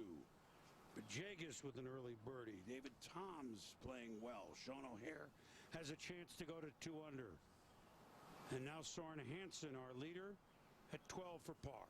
And this perhaps a little bit more than he'd like to have bargained for at this point. Looks to be about 10 feet. A little short stroke. Oh. So just like that, about 100 people tied now at 1 under par atop the leaderboard, including Phil Mickelson, to 2, where Rocco mediate the birdie putt. Just can't convince it to go in, although I'm sure he'll talk to it a little bit. Meanwhile, ahead at 13, this is Rory McIlroy, and if you haven't seen this young man play, he is really something to behold, playing in his very first U.S. Open. 1 on the European Tour already. 605-yard par 5 with no roll. Those are 2 large hits, Jimmy. That's what is it, an 18-year-old back will do for you, Raj? Yeah, it helps. At 12 now. So you can if you want to. It's no with the club at that one. Well, Jimmy, you talked earlier about carrying that bunker on the left-hand side, which is about 260, but all that area immediately over the bunker was rough. So the players could carry it across that bunker, but get caught in the rough and not out in the fairway. So you can see the modifications been made there on the left-hand side, which makes it much more playable. About a 275-yard carry. Judy? Well, a little bit of a bottleneck here at this long par 4. It has been all day. So he waited for the green to clear. This is a 4-iron from 232. Hole is on the upper tier in this green, and this ball is on just a wonderful line. Great shot by Phil Mickelson, who has clearly, you'd imagine, come out inspired. If not, he's just simply playing very, very well. A great shot here in this long par 4. Meanwhile, ahead, Anthony Kim. Third shot. Here at the par 5. His birthday. It is, that's right. 24 years old today. That's a terrific shot. Heck of a birthday present there. Meanwhile, back at 12. Goosen now. Seems to have found the rough, Judy. Goosen's carrying a 5-wood, and I'm betting that's the club right here. 217 yards and a lie that is marginally playable, I think. Ernie Els has played to the right of the green and either short of the bunker or just jumped it in the bunker, and he played from the left rough. Now, same result. The rough will not allow you to get the club on the ball solidly, and you sure cannot control the direction. And I'd imagine the fact that that rough is wet certainly doesn't make it any easier. Ahead to 14. Where David Toms is at the 14 tee. Bill Kratzert, he's going to shake off that last little lip out. Well, it was interesting because Darren Clark and David Toms talking coming off that green. Clark looked at Tom and said, I guess we shouldn't have watched Duval's chip shot. This par 3. Toms with an 8-iron. And right now the conditions are so perfect, these players have to take advantage of it. I would think 8-iron would be a good club for David. Just pulled wide, but the distance was right.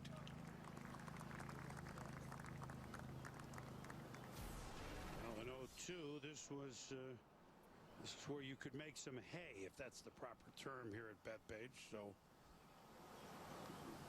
since 1986, played the easiest. So they have to give you something here, don't they, Raj? Of the par 3s, that is. They have to give you something. Well, they've come up with a few different hole locations and have modified this green. So yes. I don't think they wanted to play quite that easy. Well, it's larger, that's for sure. And now Sean O'Hare for the outright lead at 3. A little breaker left here. Slightly downhill.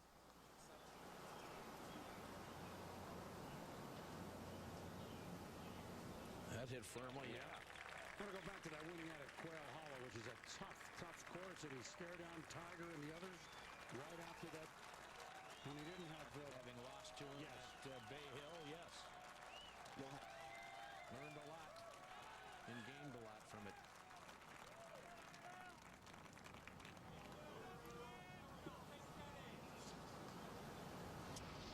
And here at 13, Rory McIlroy after that terrific second shot. I misspoke a moment ago saying the 18-year-old back will do that. He's actually 20, turned pro when he was 18.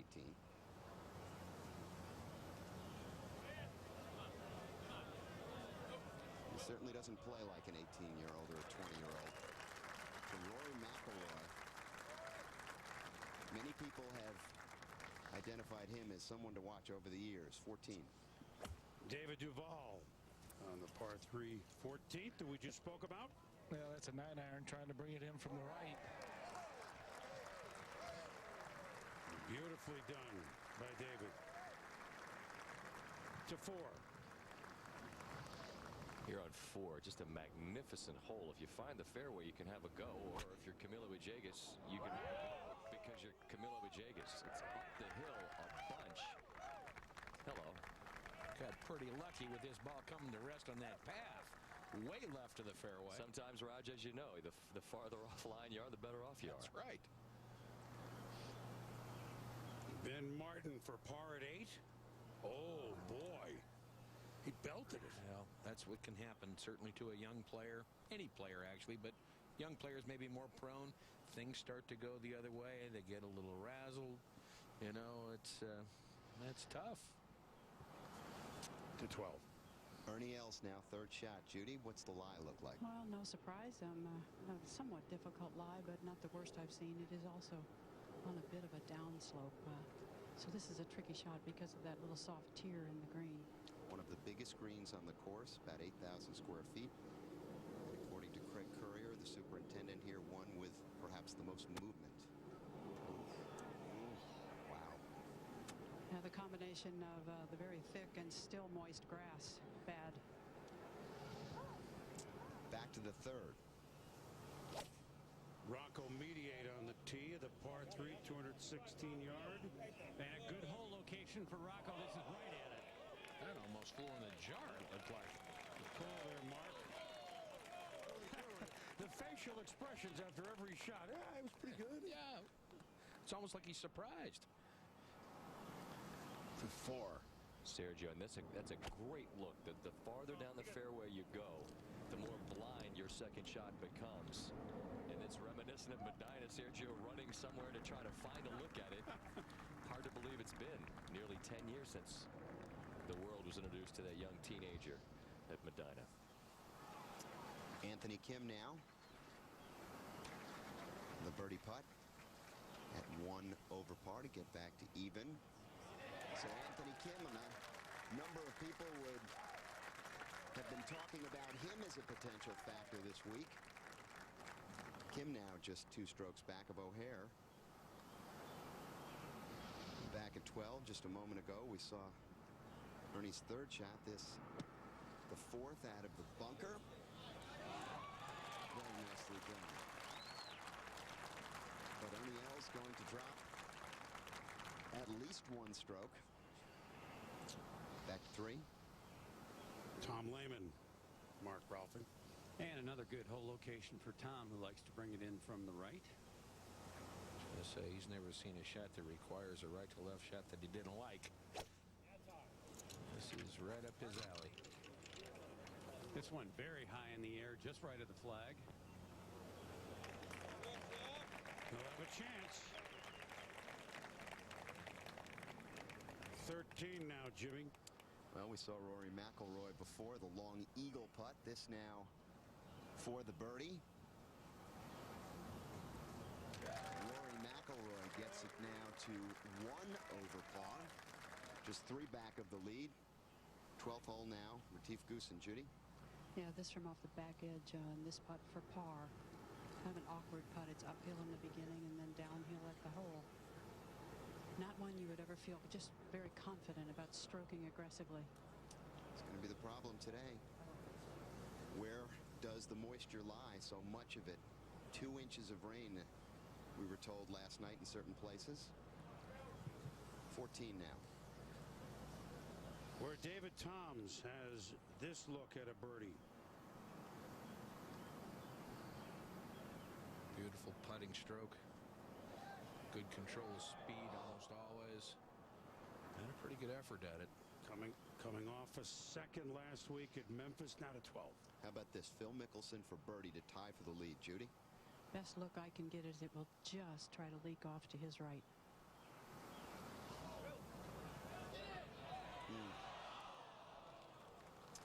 So Mickelson a tap in par here at 12. Remains at 1 under. 1 stroke back of Sean O'Hare.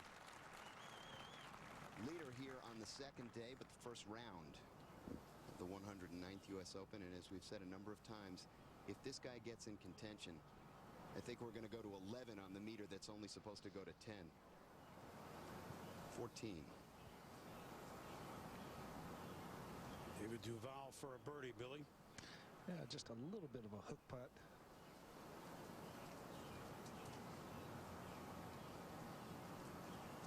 Just to get David back to +1. And maybe give him a little confidence as well. Okay.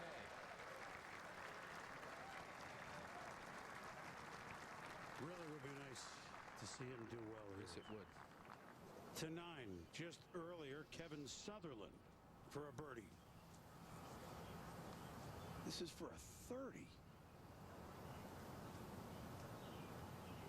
Are you kidding me? That is some nice 30 balls of golf.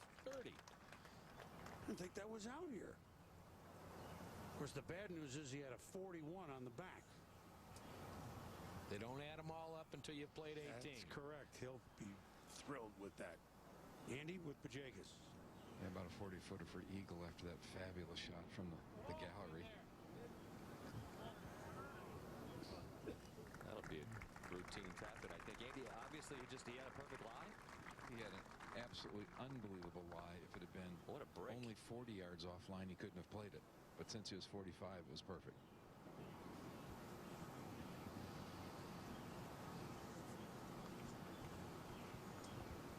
Back to 12. And this just a moment ago, Ernie Els with bogey after his troubles in the rough, and wow, the bunker. Now you can add the green to those troubles as well, to 4. Andy, what's Garcia got here in his eagle putt? Well, you'd think this putt would go from his right to left, but this green actually goes from front to back, so it may want to even slide to the right, which is a bit of an optical illusion.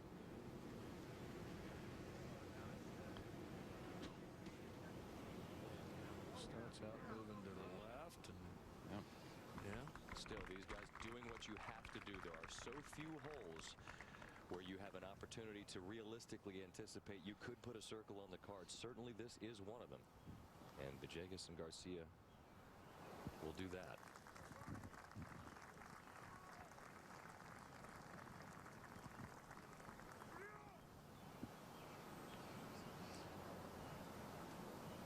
Well, Sergio played beautifully here, Boomer, in 2002, in spite of the fact, as we ought to put a counter on how many times we see that fellow with a mustache scream, "Hit the ball, Sergio!" They rode him mercilessly, but that was during that time when he was just gripping and milking that club, and different player these days. Goosen just a moment ago, his bogey. So like Ernie Els, Retief Goosen dropping a pair of strokes, at least a pair of strokes here. He's not done yet. To 4. Well, Andy, I went and gave this to him. Did they make you play it out here in the U.S. Open, as you well know?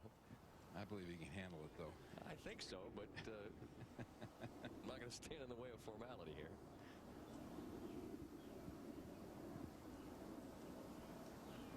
All right. I'd have felt badly had it missed. And Villegas stands at the top of the leaderboard with Sean O'Hare. A couple of fine young players.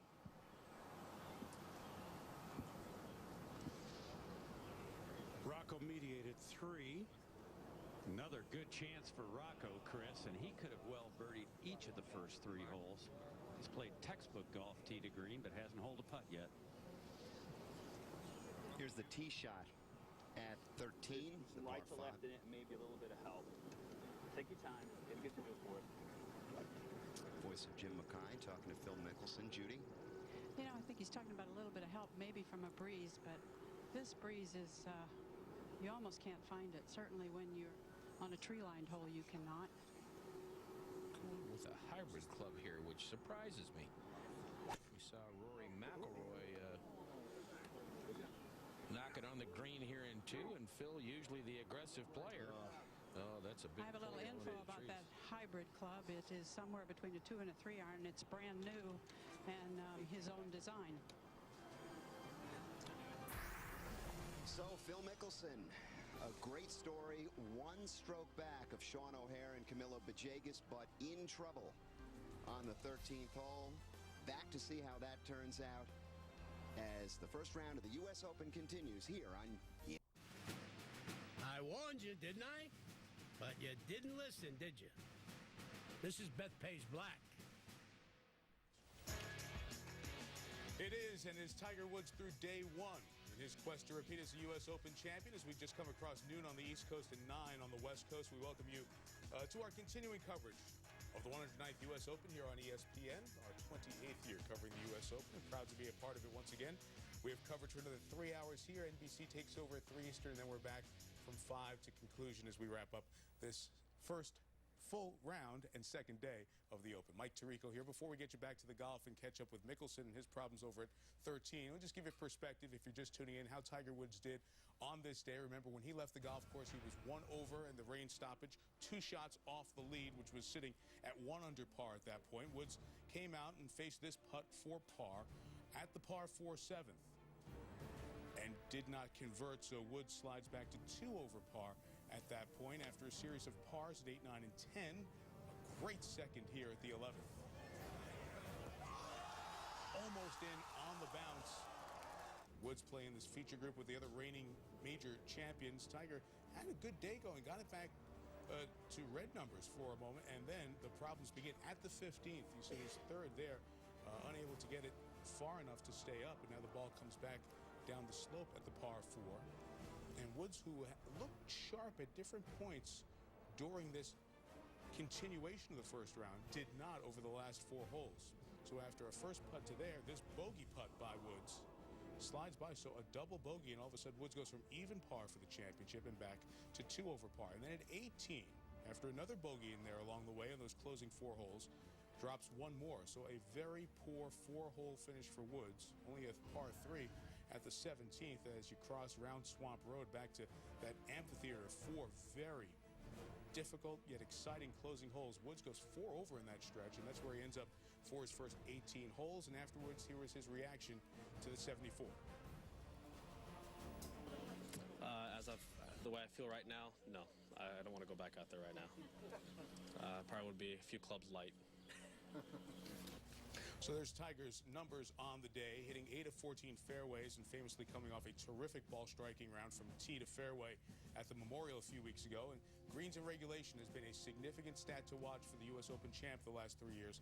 Tiger off there and a high number of putts for day 1. So there's Woods, 74, 4 over par. One of the things he's discussed after that knee surgery, and we almost get to the 1-year anniversary of that, he's able to put in what in his mind is a full and complete practice session if there's a problem to deal with after his rounds. So he was doing that, as you see, just about 14 minutes ago up on the practice range, and Tiger will be back out here for a second round tomorrow afternoon. Well, as we expected over the last couple of weeks, and we saw, starting with Phil Mickelson beginning at the 10th, huge support for Phil and his wife Amy as she awaits breast cancer surgery in a few weeks. Mickelson playing here, getting his first round going today.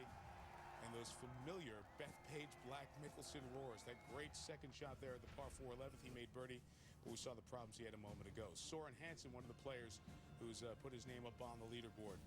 His second at the 11th. Hansen teeing off at the 10th. So many of the big names you're going to see and continue to see here will be playing the beginning of their first round. Graham McDowell already is done, and he completed his round today with a very good finish. At the 4th, here's McDowell to kick in range, shooting 69, 1 under par. Drew Weaver won the British Amateur in 2007, just a short time after the tragic shootings on campus at Virginia Tech. He was 100 yards away when it happened. Weaver with a very good round of 69. So he and McDowell in the clubhouse at 69.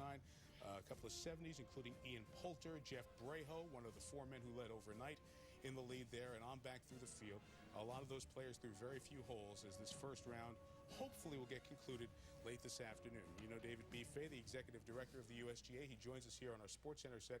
First, David, we're back on time. We actually see something similar to the sun out behind us. What a great job the staff, your USGA staff, and the staff here at Bethpage Black did to make this course playable today. Couldn't agree more. Craig Courier and his staff and his extended staff, because he brings in superintendents, assistant superintendents from so many other golf courses. They worked literally all night to get this ready. Yeah, fabulous job. We've heard a lot of players commenting how good the course conditions were, considering the nearly 2 inches of rain we've had. We know the forecast is bad, but let's just keep our head down and play as much as we can today. There was one issue that came up yesterday. We only had 3 hours or so of play, and then the rains came, and there was a question about the ticket purchasers who were here on Thursday and really didn't get to see as much golf as they had hoped.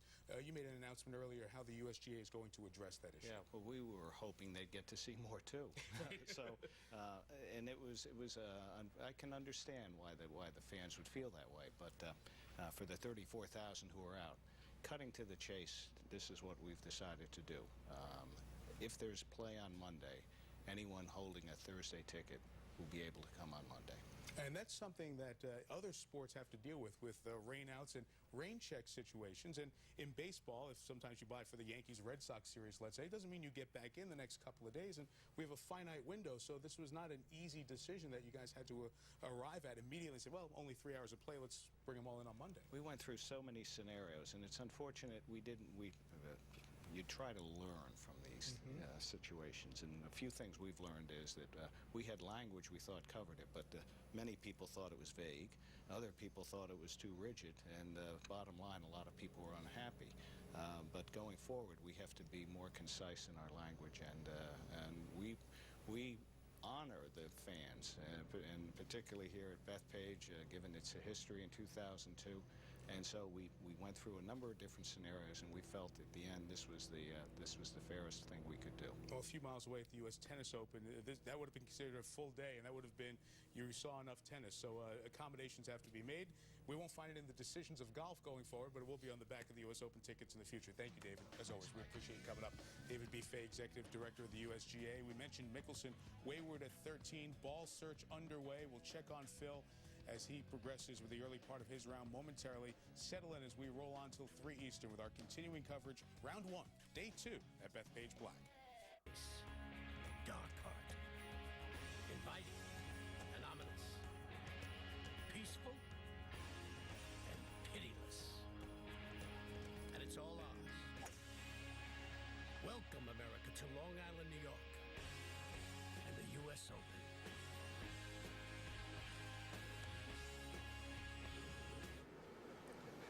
Thank you very much. So now the issue of who can come here when, but now the issue at 12 of did we find the ball? Judy Rankin is out with Phil Mickelson, who hit a provisional. What's happening out at 12? Well, he hit a provisional, but there has been a good look by an awful lot of people, and a lot of balls found, but not Phil. So he has abandoned the punt. I think the 5 minutes is up. Wow. That's where he is. Well, here it is. Well, still going to keep going. And Judy, well, describe that. It was a hybrid, right, guys? It was a new club that he designed. And it was deep. And so he hit a provisional, and now we're at 12, and Carl Ravitch is now at 12. It's 13th par 5, 605-yard hole. And Judy, there's mud on the provisional ball. Yeah, and I think that's just something you're going to have to deal with from now on.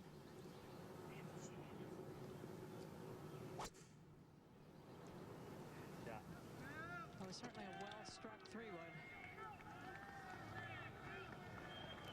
Good spot to lay up there for Phil, but his third shot. He's got a chance to save par here. 14th. Anthony Kim for a birdie attempt while we were away.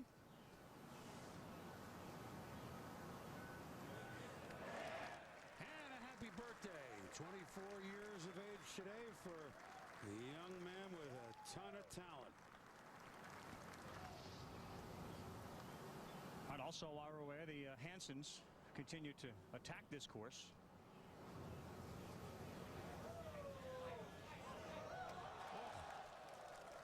An outstanding opportunity left for birdie, and he would go on and make that.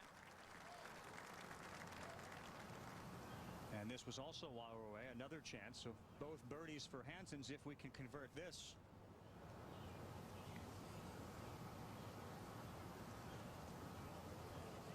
Yes, sir. So both Soren Hansen and Peter Hansen both find themselves at 1 under par. That's a handsome Hansens right there. Who will be the low Hansen today? To 15.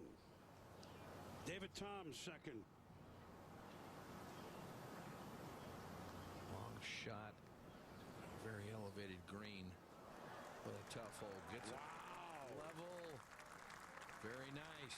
And I feel safe to say that we won't see that many birdie chances like that at 15 to 4.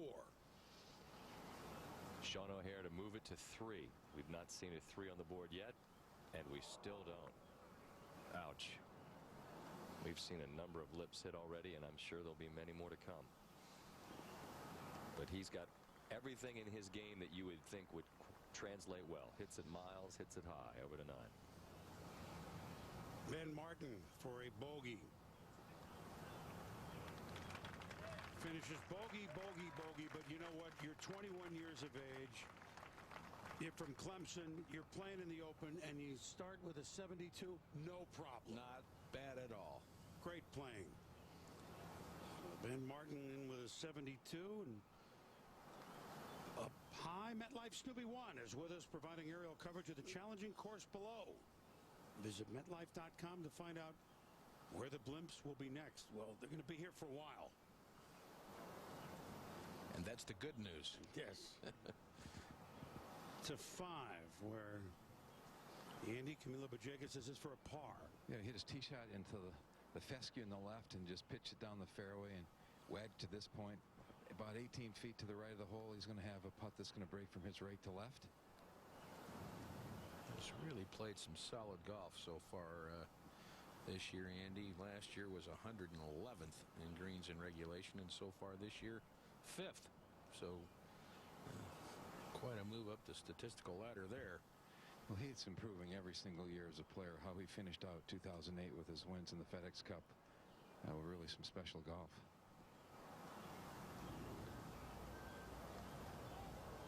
Doesn't break that much.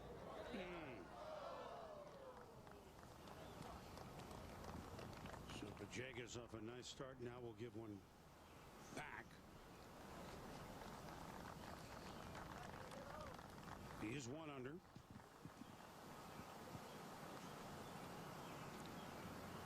And he is not afraid to get out there and work at what he needs to work on.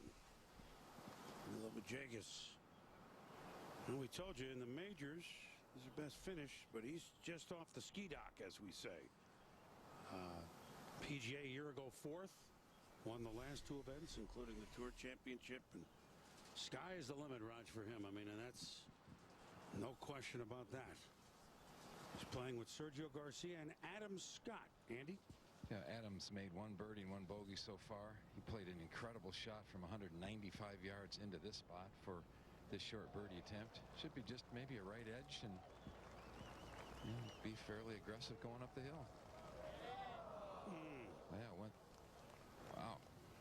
We've seen some players fooled from there. Now David Tom's eyeing this birdie on the treacherous 15th. Bill? It's got 12 feet. Guess it all depends on your definition of quick. Even though this putt is only 12 feet, it is going to be very quick coming down the hill and should move a little bit to his right. This is the one green, Roger, where every day where they put the pin will be a completely different green to read.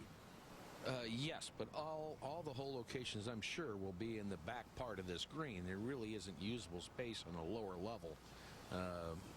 But yes, a steeply sloped green here, and if he makes this, he is in the bonus situation, a hard breaker to the right.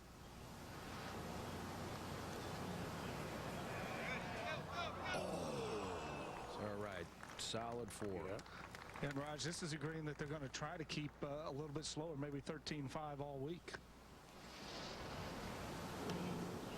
13th hole, Retief Goosen a moment ago. 3rd shot on this long par 5. When you win 2 opens, you have to be able to make sure the shots within 100 yards are tight. Nice shot by Retief Goosen coming out of the double. Remember, Phil Mickelson lost his tee ball. This is his 5th shot. Took this wedge shot in there pretty low. It's for 79 yards. What a great play. So Phil Mickelson, it's obviously about damage control, and he has done a good job so far of staying composed, having just lost a ball. He's got a chance to save a bogey after losing his tee shot. Sean O'Hare, Soren Hansen leading the 2009 United States Open Championship. Back to see some birdie opportunities and a bogey save after this. 13. This would be a happy moment if Mickelson can make this after a tee shot that he lost in the trees. Phil Mickelson rolls in a bogey putt. But considering nobody could find the golf ball, he'll take that. And prior to him, Ernie Els. When Ernie was busy winning in 94 and 97, the common thread at the Open was greens in regulation. He finished first both years. And here he He rolls in a nice putt after getting on the green in 3. That's a birdie for Els to move to 2 over. 15th. Anthony Kim off a birdie at 14 now to the tough uphill shot at 15. If you can get it on the right level into the center of the green, you have to be pleased. That is a wonderful shot. Well, he's got a smile that lights up a room when things are going well. Now to 5. Sean O'Hare, second. Working on the swing a little bit there on his takeaway. This too a shot that plays uphill. About a half a dozen shots here play substantially uphill from the fairways, approach shots.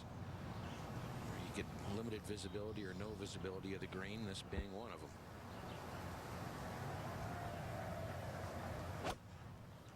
Have to really shape this one too, huh, Raj? Yeah, got to work it in there if you can. Trees overhanging on the left-hand side, and a lot of real estate. That's okay. A lot of real estate. To 4. Just a moment ago, I don't know if this championship owes Tom Lehman the way Augusta National owes Greg Norman, but what a fantastic story it would be if this 50-year-old man who qualified, what does it mean to him? Went out and qualified to play in this championship. He's 2-1 under. Mark, you're there with this group. Rocco could have been 3 under at this point. He really could, Scott. This is a very good chance here. Gotta go. Finally. Man, if he contends, I can't fathom the type of support Rocco would get here on Long Island.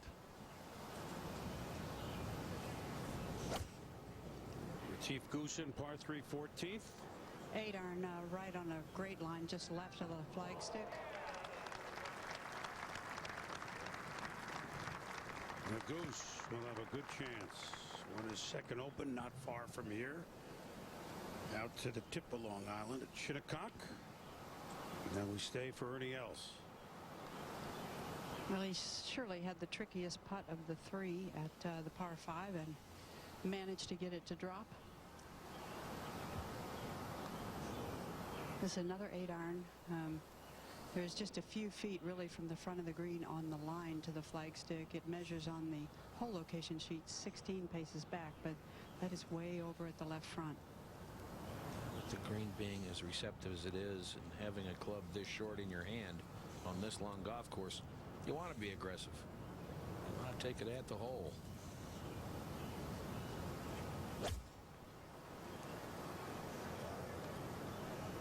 Needs to turn over just a touch. Safely on. And now Phil. And Judy, they have been hero welcoming for Phil Mickelson everywhere, haven't they been? They have been. The crowds have been terrific to Phil, and I would also point out that they are not raucous at all. They're really respectful and just kind of joyous to see him. Phil coming. Go ahead. Just as we saw at the 11th, Phil one club longer with his short irons. This is a 9-iron.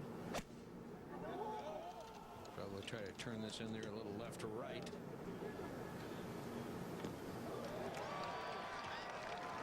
And that was right over the top of the flagstick.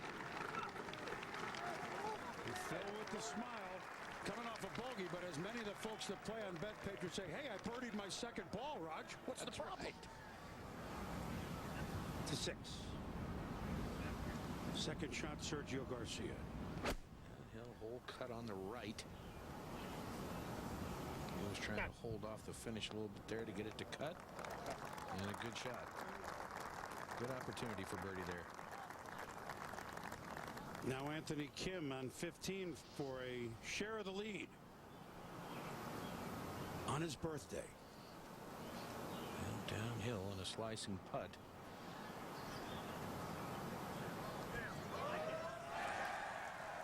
Will not be many birdies at 15. We saw Edfors do it earlier, but there won't be many. As we said, that's like almost an eagle, isn't it, Raj, when you birdie 15? So Anthony Kim and Sean O'Hare and Soren Hansen, 2 under right now, the lead in the first round of the page. And at 18, Jim Kempty, we told you the story before. That's pretty. How about that shot pitch? there? Very nice. James Kempty, South Africa to 15. Oh, this is, oh boy. Oh, it's tough to get it up that hill from the rough. So important to hit the fairway here. And look, you have to say it. It's a Hansen with a shot like that. It was a slap shot. You have to say it. And you did. 14. Judy. Phil Mickelson. Should move a little bit to his right, I would think, and it just stayed as straight as an arrow. That is exactly where he tried to hit that putt, and I believe precisely at the speed he wanted to hit it.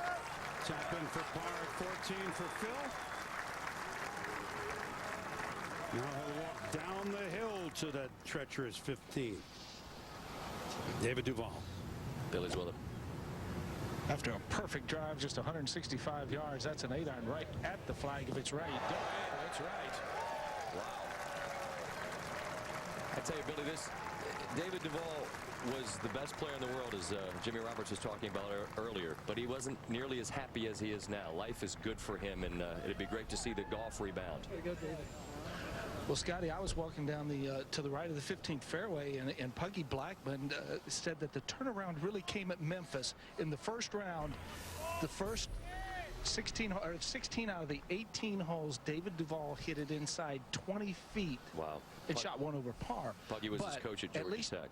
But at least he's starting to feel comfortable on the golf course, and I think a lot of guys are expecting David Duval to come back in a big way. So does he. Most importantly, he's put the work in. He believes he'll be as good again. Andy?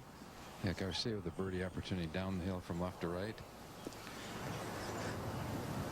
But off to a good solid start. Sean O'Hare for a birdie at 5. This one should move a little to his left on the way up there. Well, he is off to a fine start, Roger. He's a fine young player. He is a good player. You're going to hear a lot more from Sean O'Hare. Yes, sir. No, sir. Willing to work as hard as it takes. Got a great demeanor. Just a moment ago. Now live. And this hole, the 5/5, playing very long right now, Roger. 223 yards for Rocco. Little breeze has come up out of the north. Trees overhanging on the left. Probably got to shape this a little right to left up that hill. No surprise there. I like pretty handy shot. The 53-year-old Fred Funk on the 13th green, putting for birdie.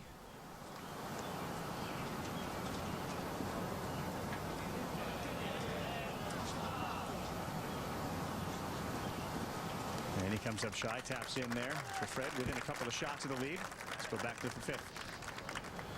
Tom Lehman's second shot at 5. Rolf? And another good tee shot. All 3 players in the fairway here. Tom's got 216 back up the hill to the hole.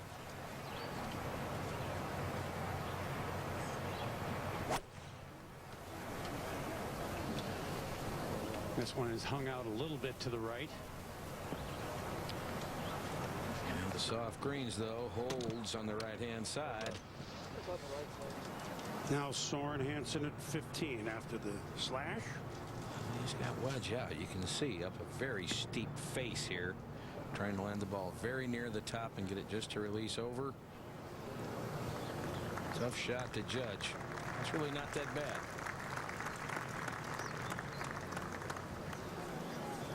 Misplay that shot a little bit. It'll end up on the front of the green. They put the Hansens together, the no relation, the Sings together, no relation, and 2 Romeros playing together. To 5. Kenny Perry now, Ralph. And coming off a very ugly double bogey back at 4, made a mess of that hole. Setting up right for his hook. Is that It is a low bullet, Roger. That looked like it was kind of just a pull kind of a hook, and that settles down. Yeah, you could hear him say mud ball, so that may have had something to do with the flight of the ball. That's uneven back there for sure to 16. We're Boomer or David looking for his second birdie in 3 holes. And Scott, actually, he's going to wait because the grouping of Goosen, Mickelson, and Els is on the 15th tee, so they're waiting for Retief to hit. In the meantime, David can get a good look at this one. I always laugh at the idea of a makeable putt. In theory, they're all makeable, but in the U.S. Open, when they're in this sort of a territory, they become more critical to make because they're few and far between, aren't they? Yeah, this is a pretty good spot right here. I think. Going back up the hill, moving slightly from his left to right. It's a confident stroke, but didn't come back quite enough. And there's a great look to give you an idea of what it was that Duval was waiting on. There just to the left with Ernie Els on the tee at 15. Big easy. Really important to get this ball in the fairway.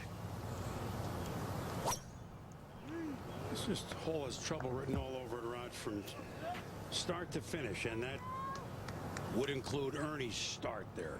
Well, we can see the ball from above, so that's a start. But if you get it out in the second cut of the primary, really your chances of hitting this green are slim and none, basically. Tell by that the elevation. Now Mickelson at 15.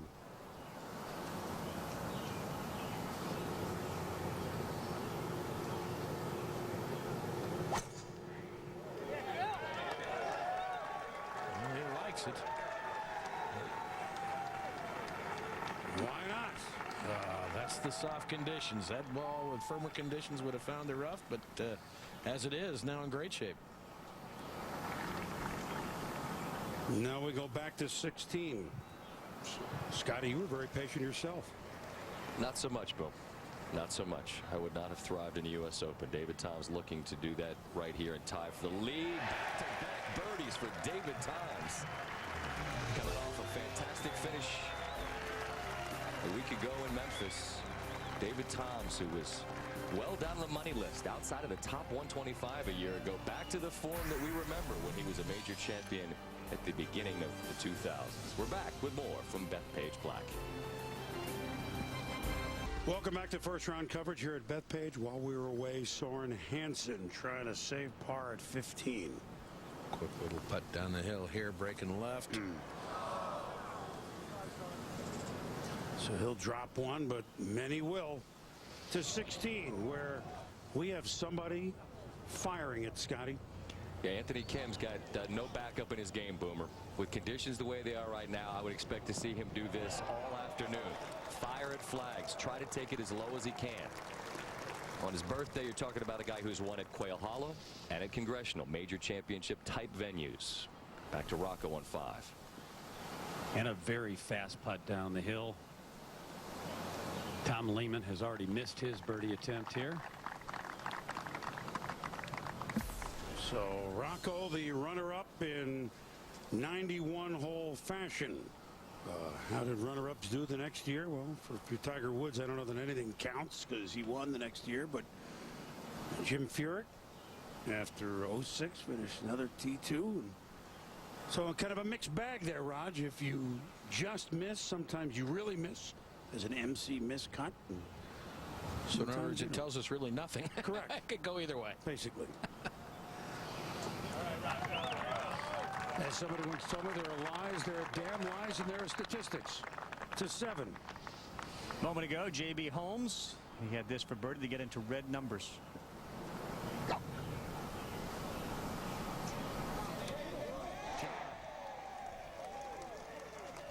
If they don't move after they putt, there's a good chance that it's got a chance to go in. When they start walking after it, it's probably not going to go in. So Holmes gets into red numbers. 13th hole, a moment ago. This was Ross Fisher. He's third.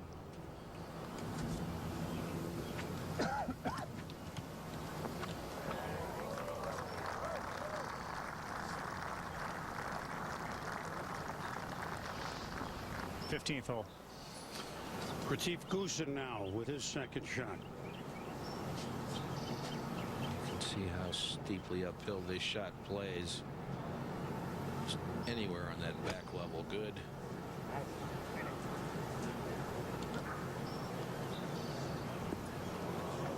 Yes. And that's going to be a little speedy one from behind the green. A little wide, a little long. Goosen playing with Els and Mickelson. And Phil came out firing.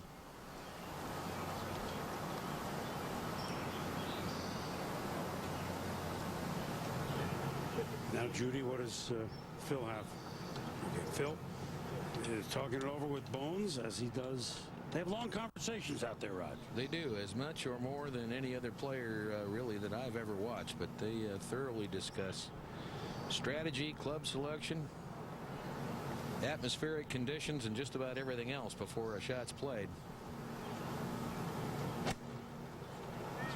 He's trying to shape some kind of big left to right draw in there. Started it well left, using that back slope. How about this? I'll tell you what, I gotta believe that was planned. That's why they talked about it so long. Why not use the backboard if you can, huh? Wow.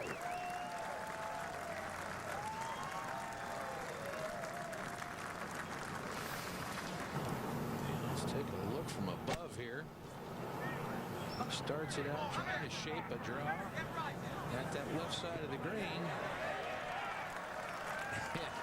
Look at the hop it gets, and now going to utilize this slope and bring it back to the hole.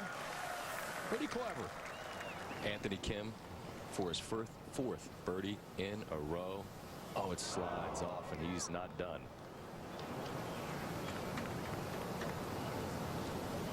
Really dove hard right towards the hole. At the 13th, Mike Weir, chance to go to 2 under and get into a share with the lead. Without question, that was going to the bottom. And former Masters champ knocks it in, and Mike Weir. Maybe this is a lefties course with he and Mickelson both playing well. On 17T, David Toms. Not the 5 wood he used in Atlanta. Doesn't need it. It's not 243. It's a shade under 200. Conditions perfect at the moment, and that'll get better. Not quite as much as maybe he might have liked with a 4-iron. Still, no complaints, Raj. Green in regulation in the U.S. Open. We'll take it and take our putt.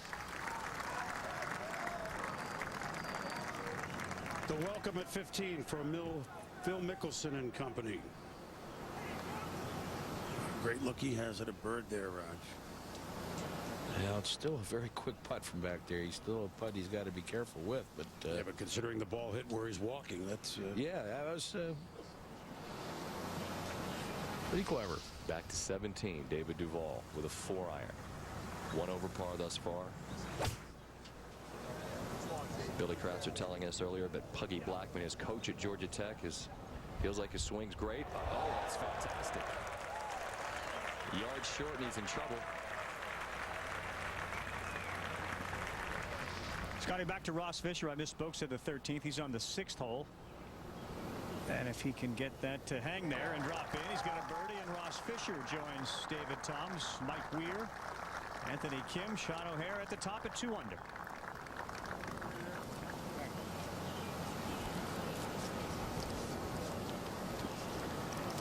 So that's the number that everyone is shooting for, and I mentioned the 2 unders as we update the leaderboard. And you're right about Anthony Kim and his ability to go low. Certainly Weir has got that ability, and people look at Mike and think sort of short in stature, but as good a driver of the golf ball and hits it fairly long.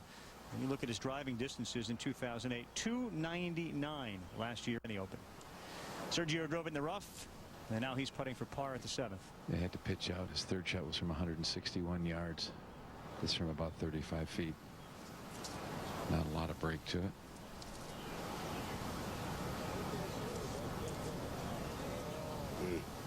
He may have read a break to it.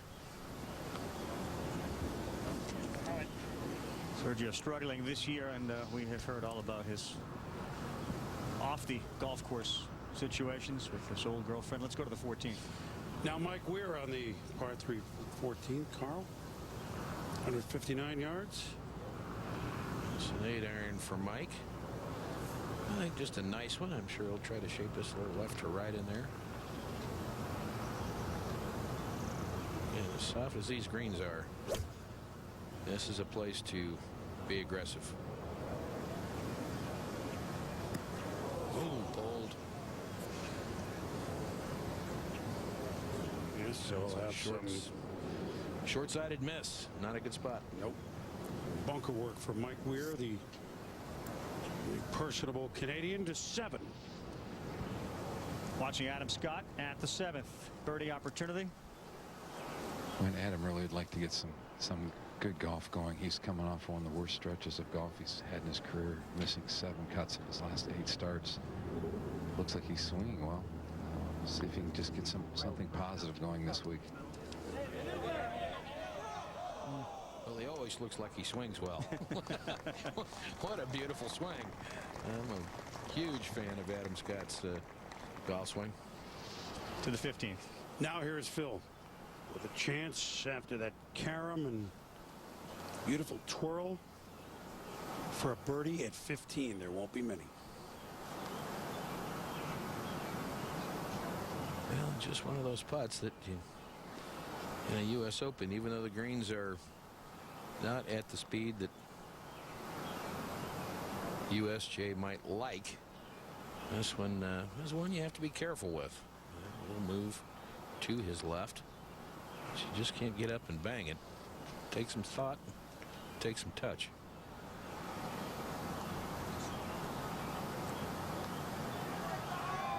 That was overread. Ooh, not much. Well, he birdied 11, but couldn't convert here. Now to 6. Rocco mediate, Mark. Very poor lie in the bunker. Ball was sitting down in a little rake groove, but he got a lot of club on it. And that is an excellent shot from there.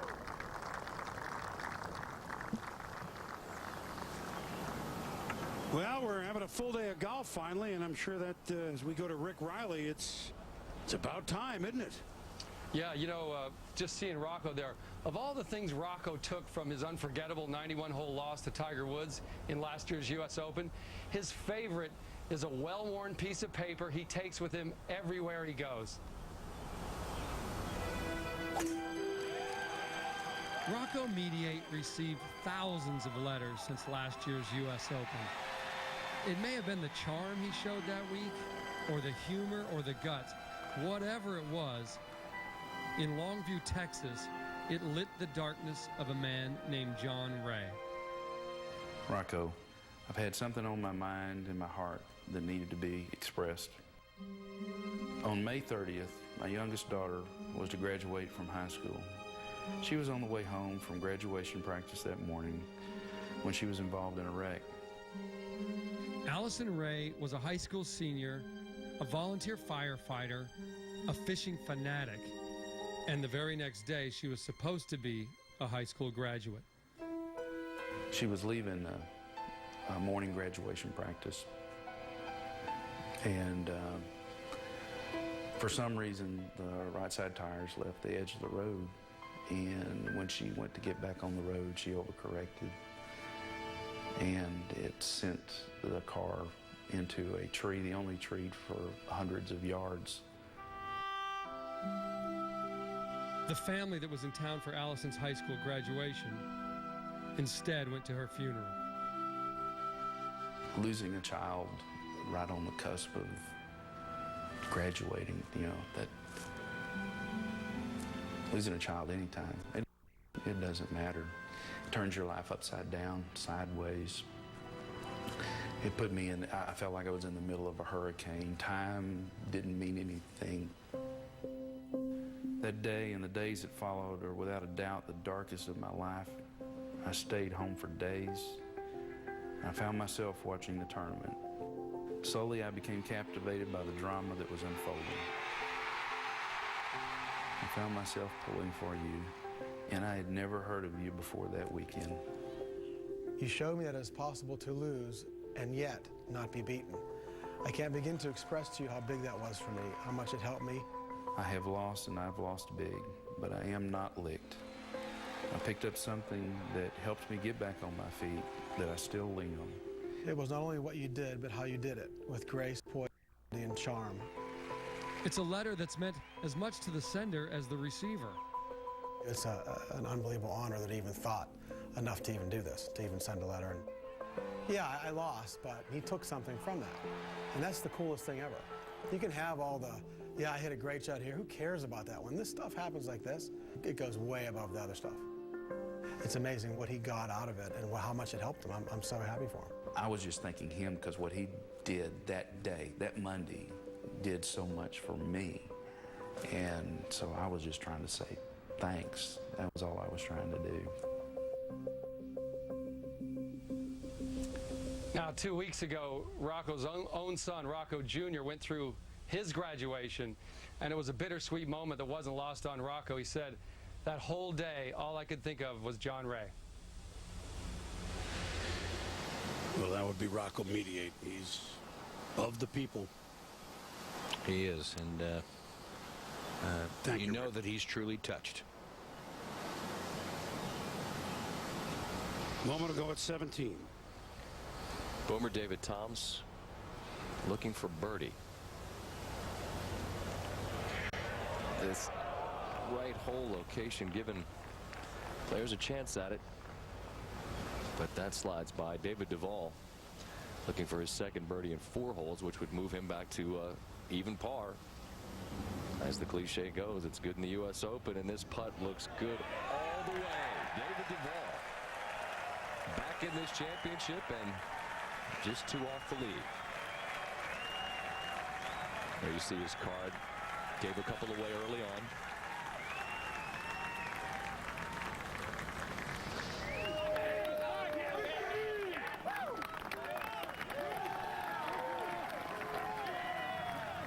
Now here's Mickelson after that greeting.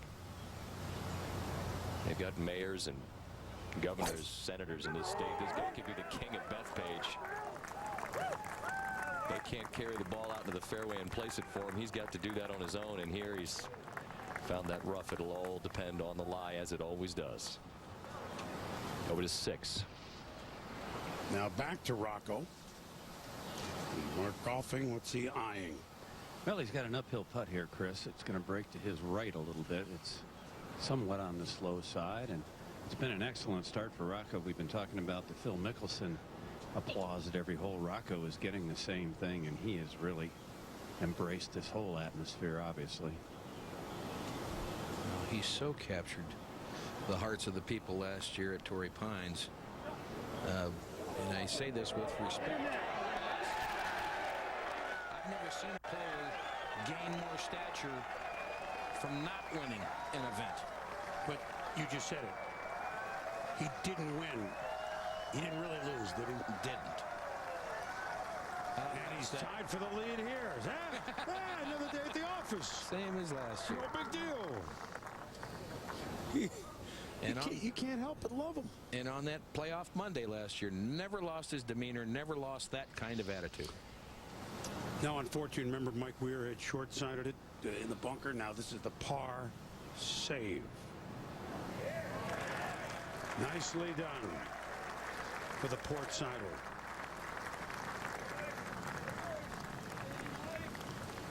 So Mike Weir remains at 2 under. As we're starting to see some scores creep red. David Toms, who was 2 under after 2 holes at Bethpage in 02, it didn't get any better for him, but has a nice start again. And Rocco and Mike Weir and Sean O'Hare and Anthony Kim, some names you know. Ross Fisher from across the pond. Best score of the day, because it's in the clubhouse, is Graham McDowell's 69, and you see Bajagus. And now this is Sean O'Hare at 7, Carl. Hi, Boomer. He drove it in the fairway, but he has had a lot of club indecision. He's switched clubs twice on this 489-yard par 4. He's got it in the right spot, playing from the left side of the fairway here. Okay. There you go. Just like the Mickelson kick we saw a few holes ago. A good break for O'Hare. Will have that for birdie to go to 3 under. Head to 17. 4-iron for AK. One of the many at 2 under par. You see that familiar choking down that he does on the club. They like it at the tee. They like it at the green.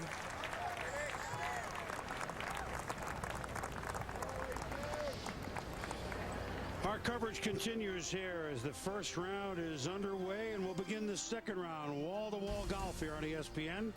We step aside for Mike Tirico and Curtis Strange as our coverage continues on ESPN till 3. Then our friends at NBC till 5, and Roger and I back for extended happy hour from 5 Eastern till -2, including Rocco Mediate in the lead in round 1. Our coverage continues from Bethpage Black. Anthony Kim, the birthday boy, for birdie and the outright lead on 17. Little too much borrow. It's been a familiar spot for the fellas to miss today. Here's Rocco tied for the lead. Tee shot at 7 is off. You see you clear those bunkers, and the players have not had a hard time doing that. It's the second shot, because that's the long part of this hole. Yeah, and easy. Heard someone say easy par 5. It's a long par 4. Judy, what kind of a lie does Phil have in the rough? You know, the ball is sitting up. You can see a lot of it, but it has still got a little grass behind it. So not simple, but he's very good with these kind of lies and short irons, and this is just a 9-iron. Looks like that's a little left. But safely on.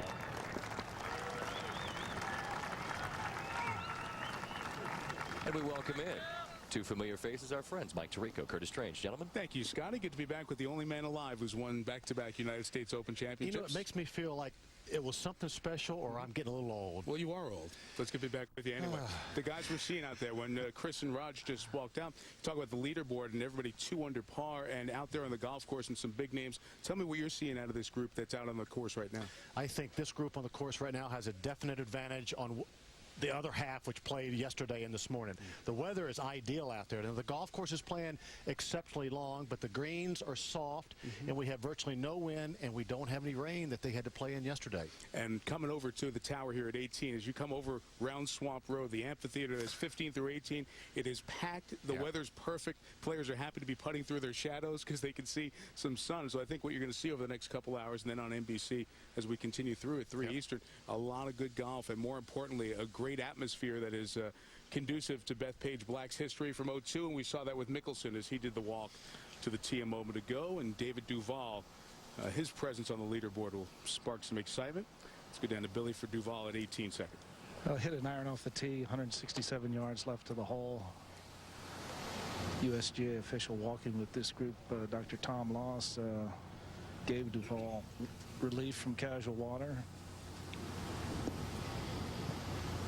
Fairway very soft, playing to this elevated green. Players can only see top 2/3 of the flagstick from down here. Really surprising we haven't seen more drops from casual water today, isn't it? It really is, Curtis, and when you look at this golf course, they have done a magnificent job getting it ready. Duval with a little 6-iron, but he's pulled this.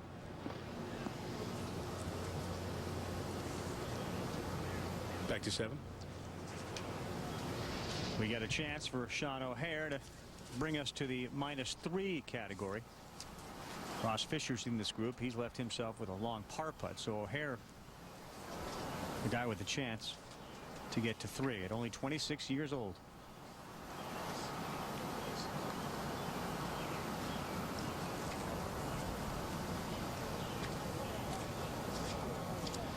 You got to come up a little bit short. Seeing quite a bit of putts left short today. Carl, just from the standpoint that they practiced Monday and Tuesday, Wednesday. Greens ran. They were getting him almost to 14. Now they're probably about 12. It's hard to make an adjustment overnight.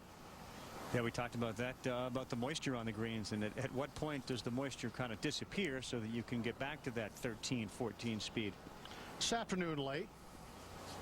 And let's go back to 18. David Toms with the birdies at 10 and 60. Remember, this is his first 9 holes. His second shot here, Bill. Well, 145 yards left. The wind cutting across this green from right to left. Toms with a 7-iron. Expect this ball. Sorry, Billy, expect this ball to be a little bit left of the hole.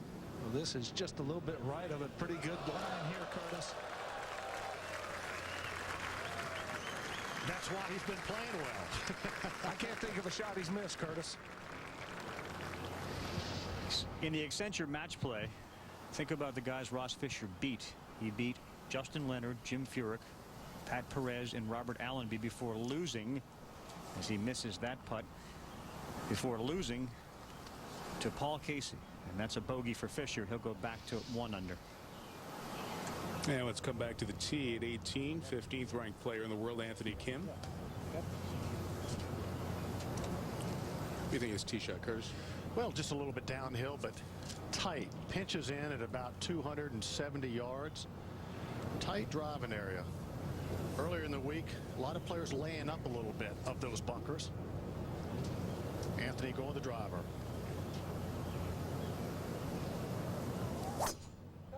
Yeah. Oh, in.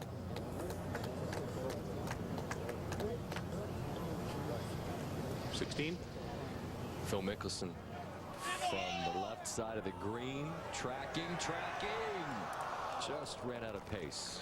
Curtis talking about the difficulty in finding the speed. They've just come from 15, probably the slowest green on the golf course. They've got to leave it a little bit slower. And over there, Scott, Mike Weir missing the fairway. Second shot. Almost impossible. What a shot. What a shot by Weir on what is playing the most difficult. Only 3 birdies all day. He'll have a look at 1. Let's go over to 8 and Sergio Garcia to get to 1 under par. Putting off the fringe, fairly slow putt.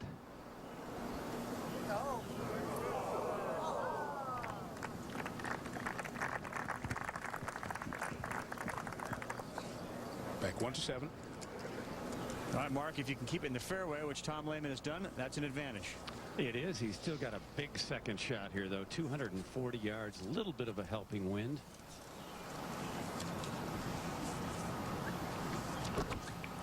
Ball sitting right up against the intermediate cut of rough. A little bit of a problem. This is a low hook. Needs to kick left, but does not. Hopped over the rake that's lying there and got into the bunker. Let's go to the finishing hole. That's Duval's ball on the way. Carl is third. So David will have an opportunity to make par here. Again, many of the players you're seeing on this second 9. This is their first 9 holes. They started on 10T.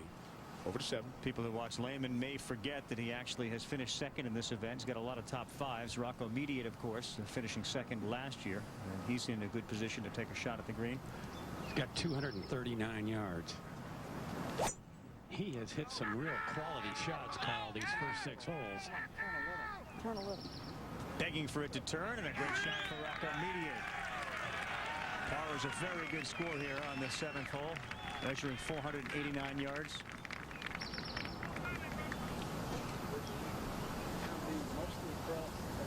Mac Achatz, his caddy, was the caddy last year. That was the first major that he'd ever carried a bag in. The combination works really well. Why change it? Although the shirt he probably will reconsider. But he's working hard. This is a working man's event. Now Perry.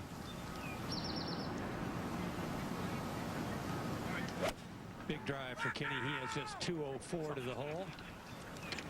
And this is a good looking shot here. Outstanding approach for Kenny Perry, one of the longest drivers on the tour. Obviously over 300 every time. You saw the ball and shot of Darren Clark's earlier when you saw Tom's hit the good one. Darren able to roll in birdie, so he will be 2 over through his first 9. The 18th hole would be considered one of the birdie holes on this golf course where you could attack if you drive it in the fairway. Keep that in your back pocket for Sunday or Monday whenever we finish. Now Tom's for the outright lead. I think Tiger missed that same putt on the same side of the hole. One more look at that. Yeah, it looked like to me he just pulled it just ever so slightly, got it low of the hole, started breaking hard, and caught the bottom edge. Boy, you just can't afford in the U.S. Open to miss many of those. You don't have that many opportunities. You know, you go from thinking you're going to make in a regular tour event 15 or 20 birdies in the week if you play well. U.S. Open, you might win making 7 or 8. And David Duval, who had a stretch of 3 top 10s a decade ago when he was at the top of his game. Performed well at the U.S. Open before, a couple of year absence. And a pretty solid first opening 9 for David. Par 70, 35 each side. At 9, the 460-yard par 4. Long hitting J.B. Holmes' second shot. If he has a good week of driving the golf ball, he could be there Sunday afternoon. On this type of golf course, Mike, if you're that long, it is such an advantage. 17. Mike Peter Hansen has a birdie a moment ago that, if it dropped, would be his 3rd of the day against no bogeys and would put his name atop all others in the 109th United States Open Championship. Many have missed on the high side. Hansen did not.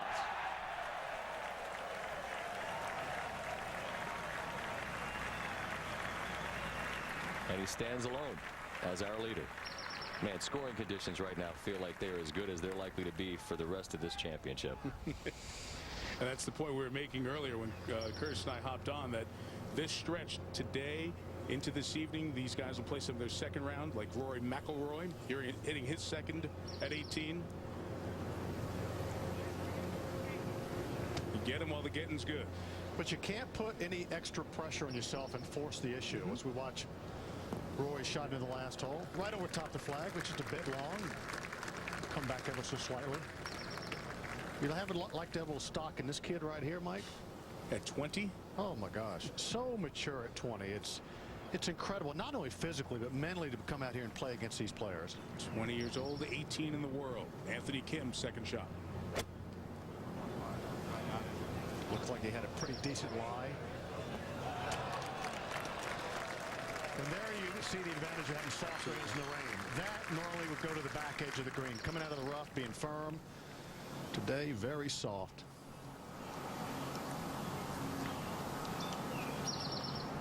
Roger and Chris were talking about some of the creative storyline pairings. The young stars like Kim and McIlroy, Dustin Johnson in this group. All the 20-somethings.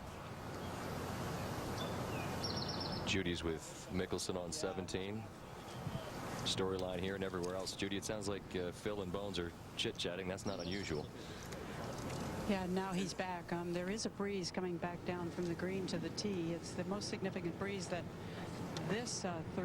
these three have felt all day for sure. 199.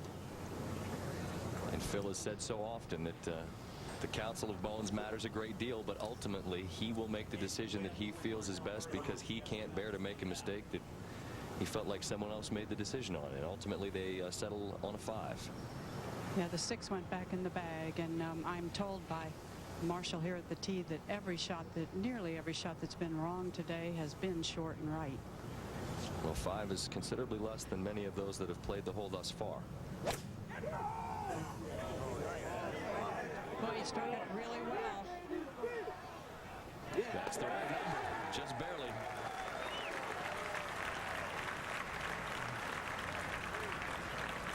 Safely on. Over to Rocco. That's Scotty at 7. Only 5 birdies all day. Rocco's got a long putt here for birdie. We'll get him to 3 under.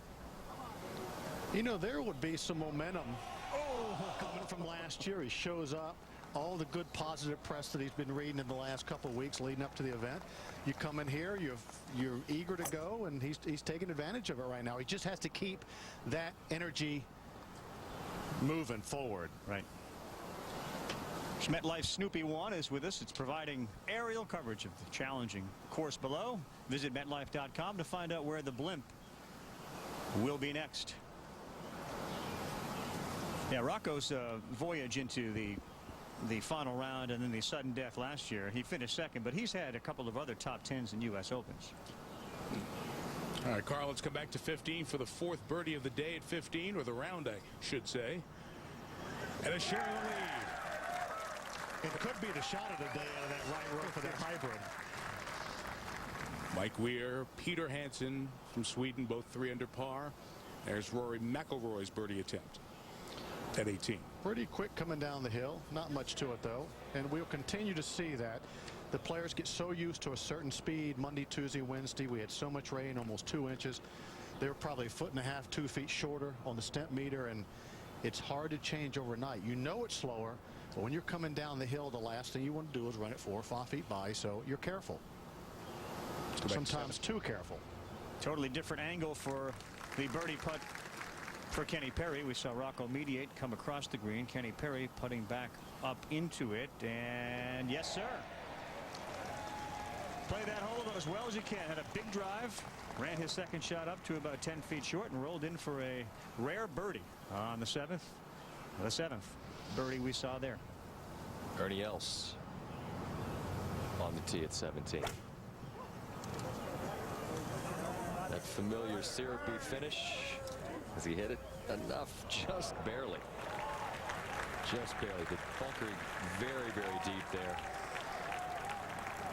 You see the ball that's close. That belongs to this man. Here's Retief. He, like Ernie, with 2. Trying so hard to keep that right elbow down at the top of his swing. Did a nice job there. Useful. I waited until now. I got another 45 minutes and then I'm gone. You get one and that's it. You're sitting on that all day, brother. The combined age of this group, Anthony Kim, Rory McIlroy, and Dustin Johnson, the winner of Pebble this year, is 67. McIlroy 20, Kim 23, both in the top 20 of the world rankings. And Anthony 24 today, as the guys mentioned, and Johnson 24 already. You see his numbers, just missing 1 green. The 13 putts. Anthony very open about how it has been a struggle for this season after the lightning success last year, punctuated by his great performance partnering Mickelson at the Ryder Cup. And I was at that Ryder Cup, and this young man has some swing and some game. You know, he'll go through peaks and valleys. In this 24/7 of media circus, unfortunately, the valleys are so documented, but just kind of the flow of a career. Let's go to the par 3 14th and the tee shot for Andrew McClarty. 13 players under par. McClarty in that big group at even from Zimbabwe. Greensboro, North Carolina is home now, and a beautiful shot for the European Tour regular. He made that 1 under for the championship, 2 off the lead. And here's Kim to stay at 2. Boy, this is where you don't want to make a mistake. Okay.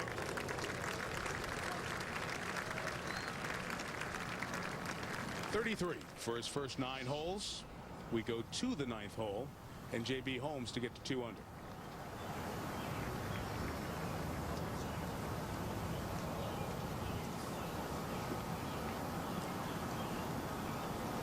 So he'll open with 34. Sean O'Hare was in that group at 2 under. That was tied for the lead a moment ago. Here he is at the par 3 8th. Best looking young player I've seen in quite a while. O'Hare? Yes. Really? Yes. What? Tall, strength, swing, attitude. Duval second on the way at the first, 430-yard par 4. And well judged downwind. So David Duval looks sharp. Yes. Here these just first 9 keep holes. Focused. You know, he hadn't stayed in the game. He hasn't been playing that much. Just stay focused. And I think the Open might be the recipe to keep him interested. 17. It's a very interesting point, Curtis. I would agree with that. Hadn't played nearly as much, but trying to get back in the game. Ernie. Thank you, VP.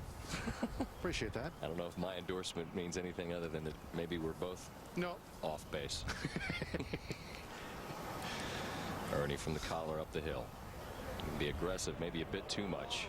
And I see trying to force the issue just a little bit. So hard to be patient, isn't it, Curtis? It is that. Well, you just don't. You're not used to not making so many birdies and struggling for pars a lot during these 4 days. Second for Sergio at 9.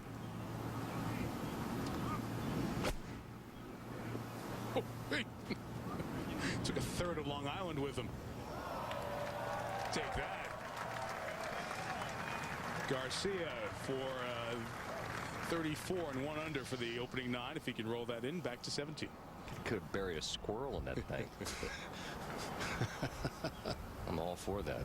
Varmints eating all my sunflower seeds. Phil. And who can forget the roar we heard on this hole back in 2002? It was like Giants Stadium. One more time.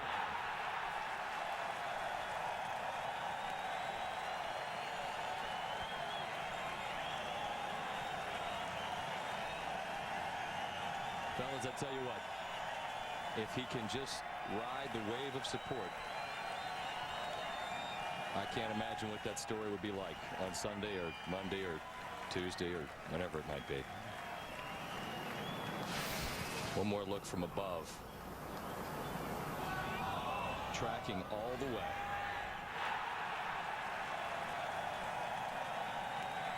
And watch him in the grandstands. Nothing like a New York sports fan. Nothing.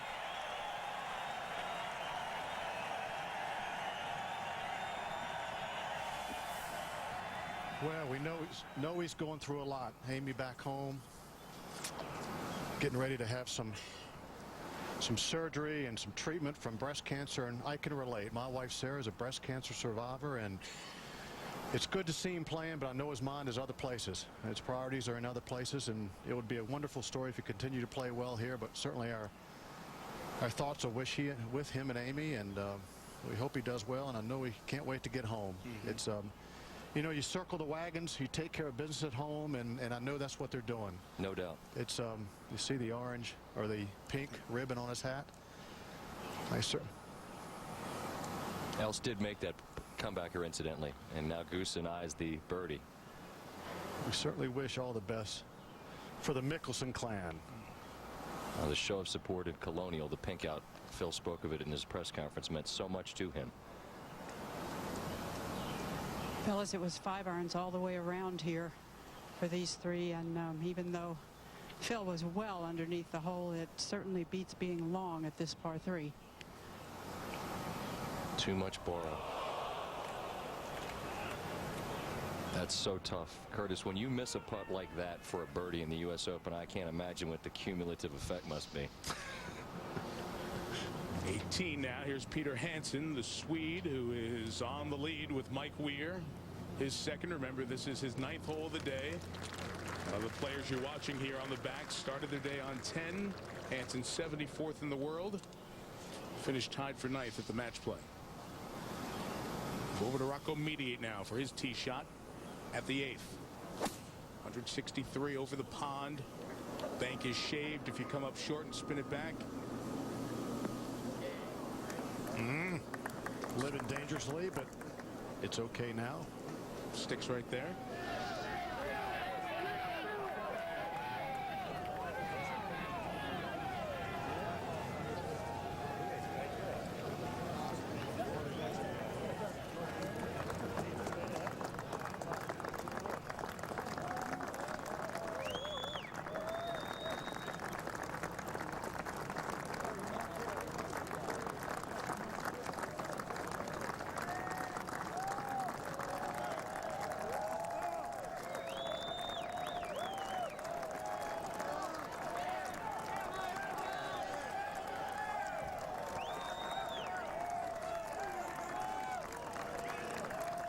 There's a great article written in the New York Times a couple of days ago about Phil Mickelson and this love affair with New York, from Baltusrol and his PGA on through Winged Foot, the disappointment there, the U.S. Open here in 02. And we'll talk about that when we get back to Mickelson. Let's go to 16 first. Mike, after that birdie on 15, Weir from the middle of the fairway.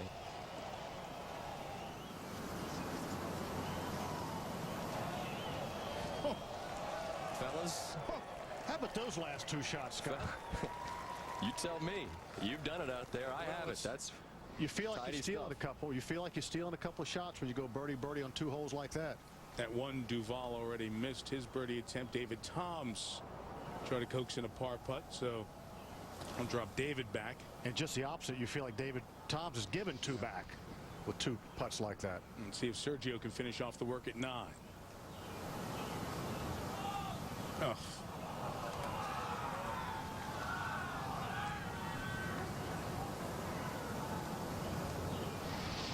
That will be the other thing to listen to and watch for as Garcia makes mistakes that are so used to seeing from any good player in the U.S. Open. Will people get on him around here? Iron for Mickelson off 18-2. We just saw Anthony Kim drive it over the bunkers. I don't mind this play, laying back of the bunkers a little bit. Well, this is way left, Curtis. Oh.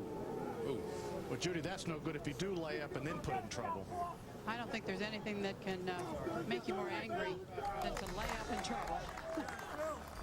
Well, there's a huge group of fans lining 18 and waiting for Mickelson up in the grandstands. And he still has 9 more holes to go. Any of those players with the yellow dot next to the number of holes they're through, they'll be on your TV for the next couple of hours here on ESPN and on NBC at 3 Eastern. And these roars still echoing from 02. Are they back again for a long time at 09 at Bethpage Black at the U.S. Open? Such pride of the fans, so many of whom have played Bethpage Black. Let's go to 9 earlier.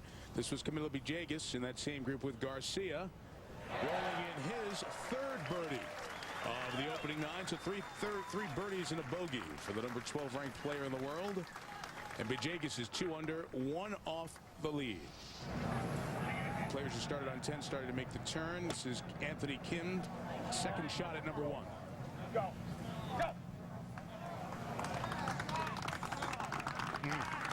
Good tough up and down, almost, but came up a little short in the rough. Let's go back over to 8. Rocco favored the right side of the green. It's a birdie putt. Do it, Rocco. Do it.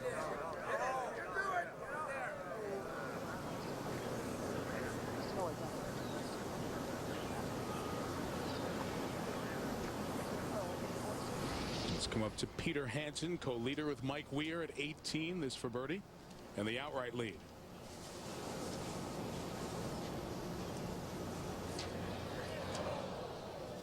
So that putt for 32 on the opening 9 for Hansen, who made a hole-in-one on the 2nd playoff hole at Sunningdale to grab the 11th and final spot in the qualifying over there. Did he say, goodbye, friends, I'm out of here? Have a nice day. I'm in the Open, you're not. The 5th time that there's been sectional qualifying in England and Japan near some of the best players in Europe and Asia. Okay, let's see if Rocco can stay at 2 under.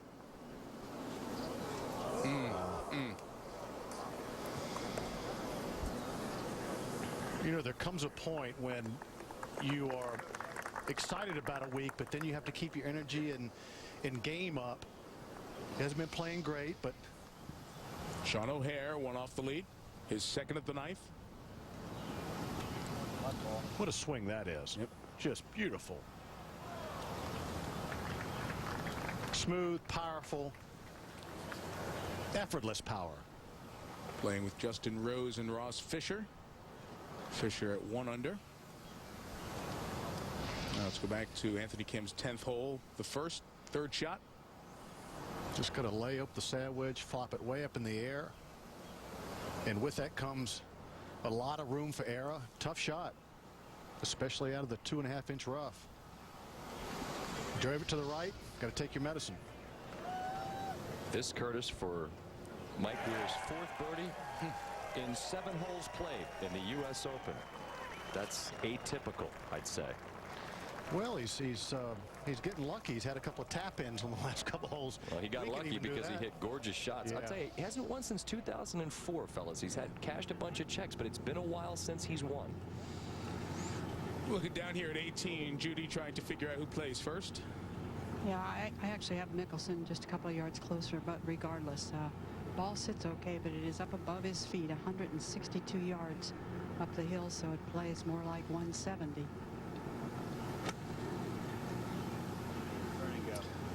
Pretty nice strike if it carries far enough.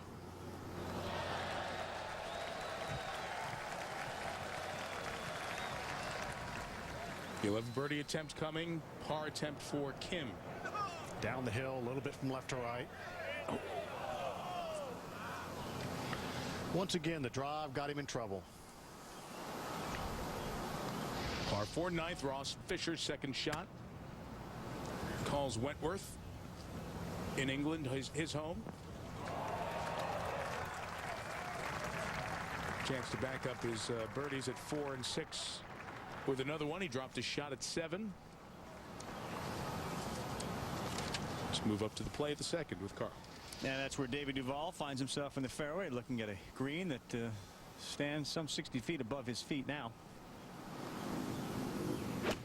Flag stick 11 on, 4 off the left. How's his swing, Curtis? You're obviously in love with O'Hara's. How's David Duval's? Because it's a little different. Well, David Duval's has always had a very solid, different golf swing. And when he went bad. As we watch the shot of David Toms go over the flag and come back. Go ahead, Curtis. Carl, when he went bad, I think that was some of the problem. He didn't have any basics to go back to. He's always been a field player. And when he played well, when he was #1 in the world, he was fantastic. But when you go bad, you better have some solid fundamentals to go back to. Now, he and his dad knew what he did right and what he did wrong. But now you got to work your way through that. And sometimes it's very frustrating and you become impatient. Mickelson arrives at 18.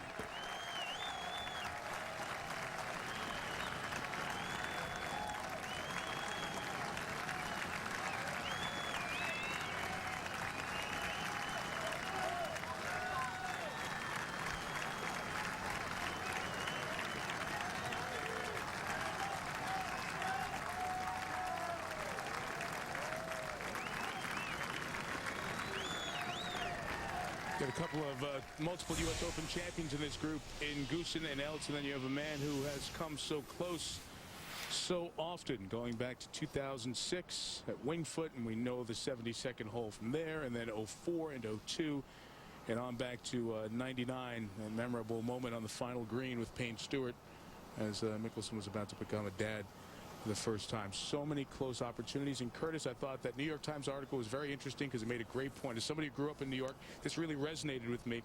They said New Yorkers really are behind Mickelson, a West Coast kid, a country club kid, if you will, because he gives us his time. He signs every autograph, and all that attention to the people that he has given, that personality he's carved out, he's getting back in support out here in 02, and I think again here. O'Hara at 9 to turn in 3 under. Only player in his 20s, American player, to have more than 2 wins. He has 3. One this year at the Quail Hollow. In Charlotte, 17. Here's Weir, that familiar practice takeaway. Using a hybrid. There's been a lot of hybrids put in bags this week, Scott. He is locked and loaded. He is that. Early in the U.S. Open. That's a good way to be. Well, he struggled the last couple of years because he tried to change his golf swing. He went to that stack and tilt. Whenever you make a change, it's tough. Here's Bajegas on 10, one of the holes that the USGA altered a bit in the player's favor. It's still a beast.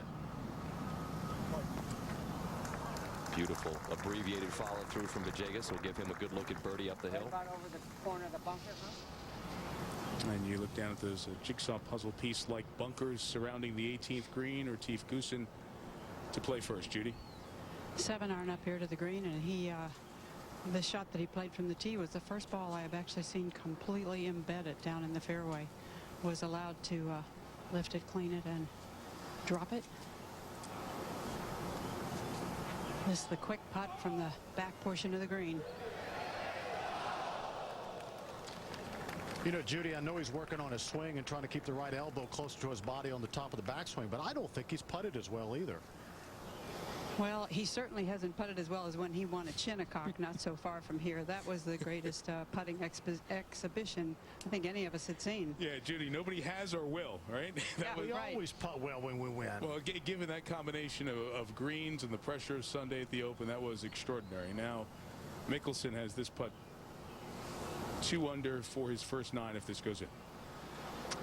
This putt is somewhere on top of the left edge, whether just on the edge or has to give it a little bit more.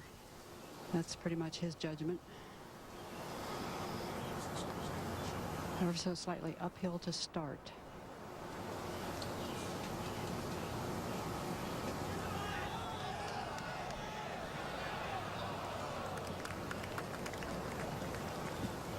So make the turn 1 under 34.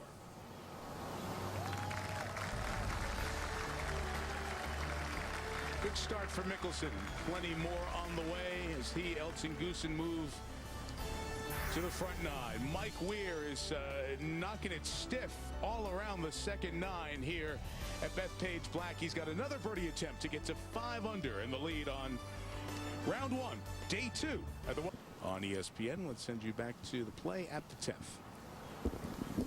Andy, you're there? Yeah, Scotty, Vajegas hit a beautiful second shot into this hole. He's kept it below the hole. He's putting up the hill, breaking from his left to right, but a great chance to get another birdie. A little back-to-back.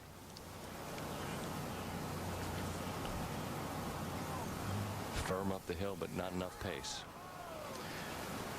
The speed of the greens varies dramatically uphill or downhill out here. And are they varying, Andy, green to green just because some of the elevations are different? Yeah, a little bit, but not as much as you might think. Judy, tee shot for Mickelson at 1. Pretty good breeze from his left now, which if this ball turned the dog leg, it would be helping it. This was the toughest fairway to hit. Right in the middle, but the toughest fairway to hit in 02. Kind of a quirky tee shot way down the hill. And as you see, you have to drive it, if you're long, in the dog leg. 2-2. David Duval's birdie putt. Billy Cratchit's talked about how he's been hitting it long and hitting it straight. He's made a few putts. Get going. Oh, how can it stop there? See, David just said, how can it stop there? And it does stop there, so he'll stay at even par. Of course, MetLife flying high above Bethpage Black. It's got today's round covered end to end with great shots from the Snoopy 1 airship, whether tackling the hazards of the course or the uncertainties of life. MetLife has you covered, and we're all grateful that it has us covered today as opposed to yesterday when it wasn't covering anything. Stewart Sink, Ravi, looking for par on 17. He, of course, has figured in this championship over the years, back to 2001 at Southern Hills. And I liked Stewart Sink starting the week. Has the Open Championship type game, drives it reasonably straight, long enough to compete at Bethpage Black, and been one of the best putters on tour lately. Let me take a look at what Mike Weir has done thus far. During one of the breaks, Andy North said there's a 65 out here, and evidently Mike Weir's got designs on that. Who knows, maybe better here on the road. And then a second on 15, and this is one where Curtis, I think, accurately put it. You're stealing from that stuff to this elevated green, the hardest hole out here. Well, couldn't have hit it with an iron, only able to hit it with a utility. Yep. And then a second on 16 from the middle of this fairway. Very generous fairway on 16. You tee off from an elevated position. It's nearly 30 yards wide, so it's generous, but you still have to hit it. Then from there, never left the flag for a moment. He handled that with ease. Then on the tee at 17, that hybrid again. Not from the rough, but from a peg on the ground. And that pace and that tempo looked magnificent earlier. Hard to figure why this Masters champ hasn't won since 2004 when you see that. Now to birdie 5 of his first 8 holes to begin the 109th United States Open. Oh, that is unjust. Those are the kind of par putts that anyone would like. Low stress.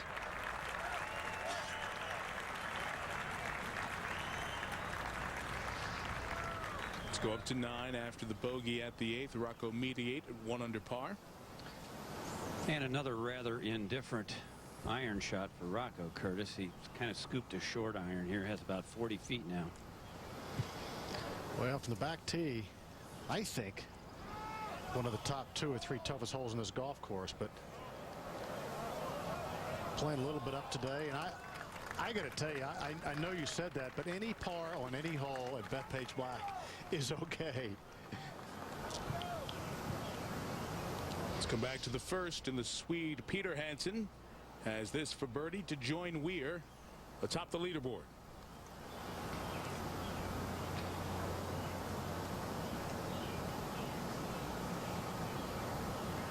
Yes.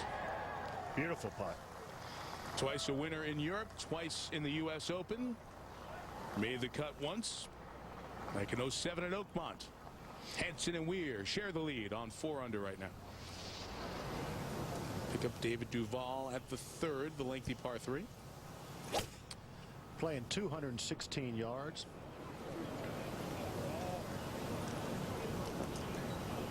Hardest hole location today, back left. Good shot, smart shot, safe shot, solid shot. They say the word is he's really playing well. Garcia here on 10. And that was for par. He'll drop a shot there. Mike. And Mike Weir on the tee at 18. Just missed that birdie on 17. Otherwise, Scott would have had a chance. Well, he still has a chance if he holds this shot to tie the U.S. Open record for 9 holes, 29. Which always gives us a reason to mention Neil Lancaster, who did it twice at Shinnecock and Oakland Hills. Which means nothing. I understand, but anytime you mention Neil Lancaster, it's good. VJ did it in 03 on the way to his great day at Olympia Fields in the second round. Weir and Hansen share the lead at the Open.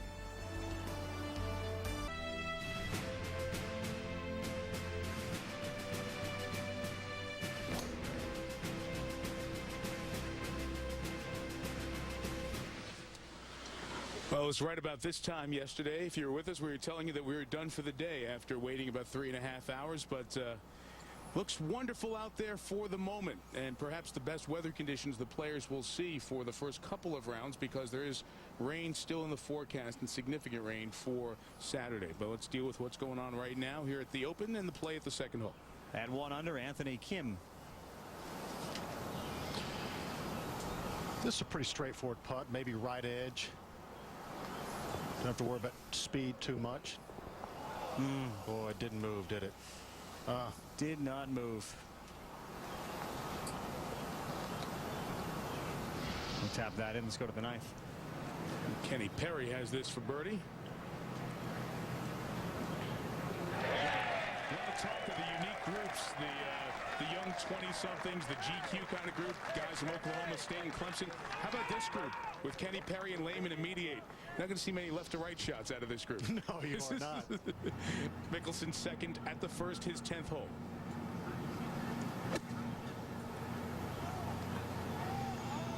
Very accessible, short iron, spin it back. Not too good from where he was. See the other players in this group, and a reminder, they'll finish these 9 holes and then get started on their second round. We have some players who maybe will get in 27 to 30 holes potentially today. They hope. That best case scenario. And the good news is that it's sunny, so we'll have maximum light and to get in as much golf as possible. And you have the players who finished their first rounds, like Jeff Breho, who had finished 11 holes after yesterday, finished up quite strong today. He will play 7 holes. That's the minimum. So a wide variance of how much golf is played by the 156 players in the field here, completing round 1 and starting but not concluding for anyone round 2 in all likelihood. Let's check in on Camilo Villegas at 11. Yeah, laid up, hit it right down the middle of the fairway with the fairway wood. Now the 153 yards. Just a 9-iron playing downwind. Green's really receptive. Boy, he swung it that hard, Andy. Then he goes at everything hard. He definitely does. A little short swing, but really creates a lot of speed. Yeah. And they're throwing darts out here, Curtis. Well, as Mike just said, I really think this half of the field has a definite advantage, even though they might go into tomorrow and it might be raining. These guys this morning and yesterday had the tougher end of it right now. Absolutely. This group is Camilo Villegas, Adam Scott, and Garcia.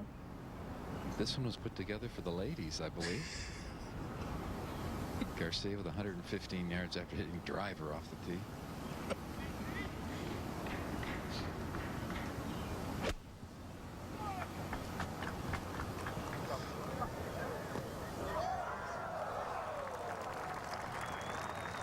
pretty sporty. Yeah, throw all three. Adam Scott in there as well. It has been a struggle for Adam Scott. Remember the dream pairing of 1, 2, 3 in the world for the first 36 holes last year. Scott was the third with Mickelson and Woods. It has been off the boil since then. You know, it's been frustrating for Scott, but it's also been frustrating for people who have been looking at him like I do. You know, he just potentially has everything and just hasn't performed yet. At 1, Mickelson for birdie.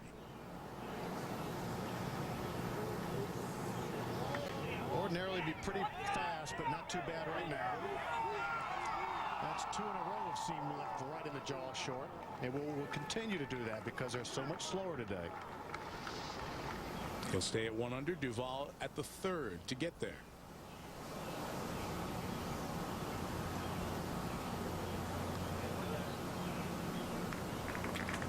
Just for perspective right now, you have 2 players, Weir and Hansen at 4 under. 2 at 2 under with Villegas and O'Hare, and Mickelson leading a big group of about 10 that are at 1 under par, and then on back to the even pars. And you can see a lot of guys looking to see if there's any mud on their golf ball, and Curtis, it's something you can look for and try to counteract, but sometimes the mud, there's nothing you can do about predicting where your ball is going to go. No, and it's just one of the elements of playing a game outdoors. I don't think they'll be picking up much mud today. Tomorrow, if it didn't rain, possibly, but there's so much grass on these fairways. Mud today. Tomorrow, if it didn't rain, possibly, but there's so much grass on these fairways. It's in such immaculate shape. It's hard to believe it's a municipal golf course, isn't it? Well, yeah, you're right. And on the PGA Tour, you might be in a situation where lift, clean, and place would be played. And people have talked about that in the media, but you as a U.S. Open champion twice, you're all for keeping the ball down. I do. I think it's special. It's the way the game really should be played. As we watch Mike Weir up the hill a little bit. He's flagged his last 2 iron shots. He's flagged his last 4 shots. 4 shots since 15.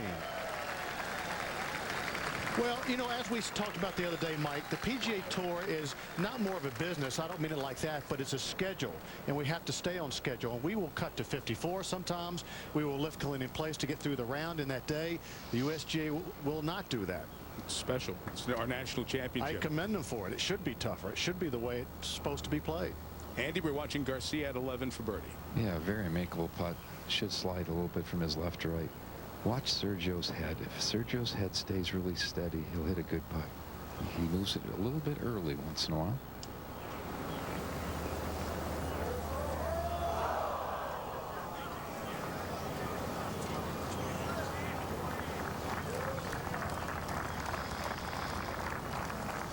To 2.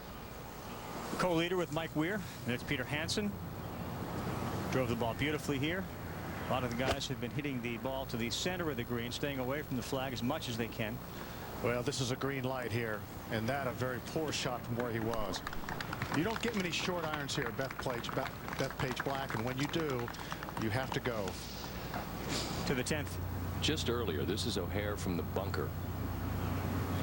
Lofts this straight up, lands beautifully. Went on to make his par. I'm with Curtis. I think that this young player's got everything you want for a championship like this. This guy's got a lot of that stuff too. At 11, Camilo Villegas. And what that stuff is a sixth sense. Andy?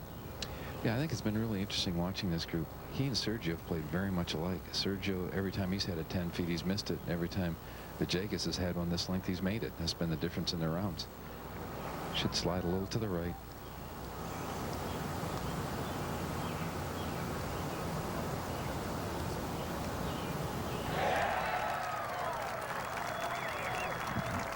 Camilo Villegas one off the lead. A terrific golf program in Gainesville. Second.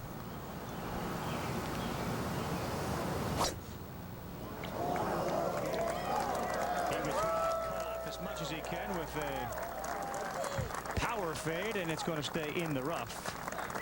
That's a really aggressive play for short hole. This is the only hole, par 4, on the golf course under 400 yards. 11. And see if Adam Scott can get into red figures.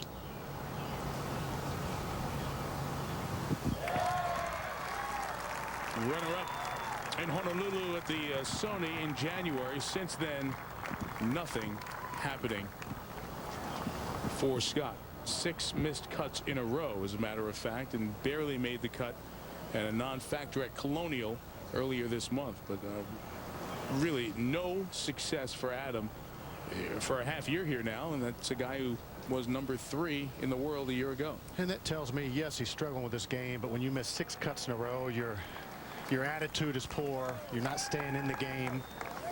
If I ever missed more than 2 cuts in a row, my gosh, the last thing I wanted to do was 3. Curtis, because it builds on itself. 63 is Major Golf Championship's magic number. That's the lowest score ever shot in a Major Golf Championship.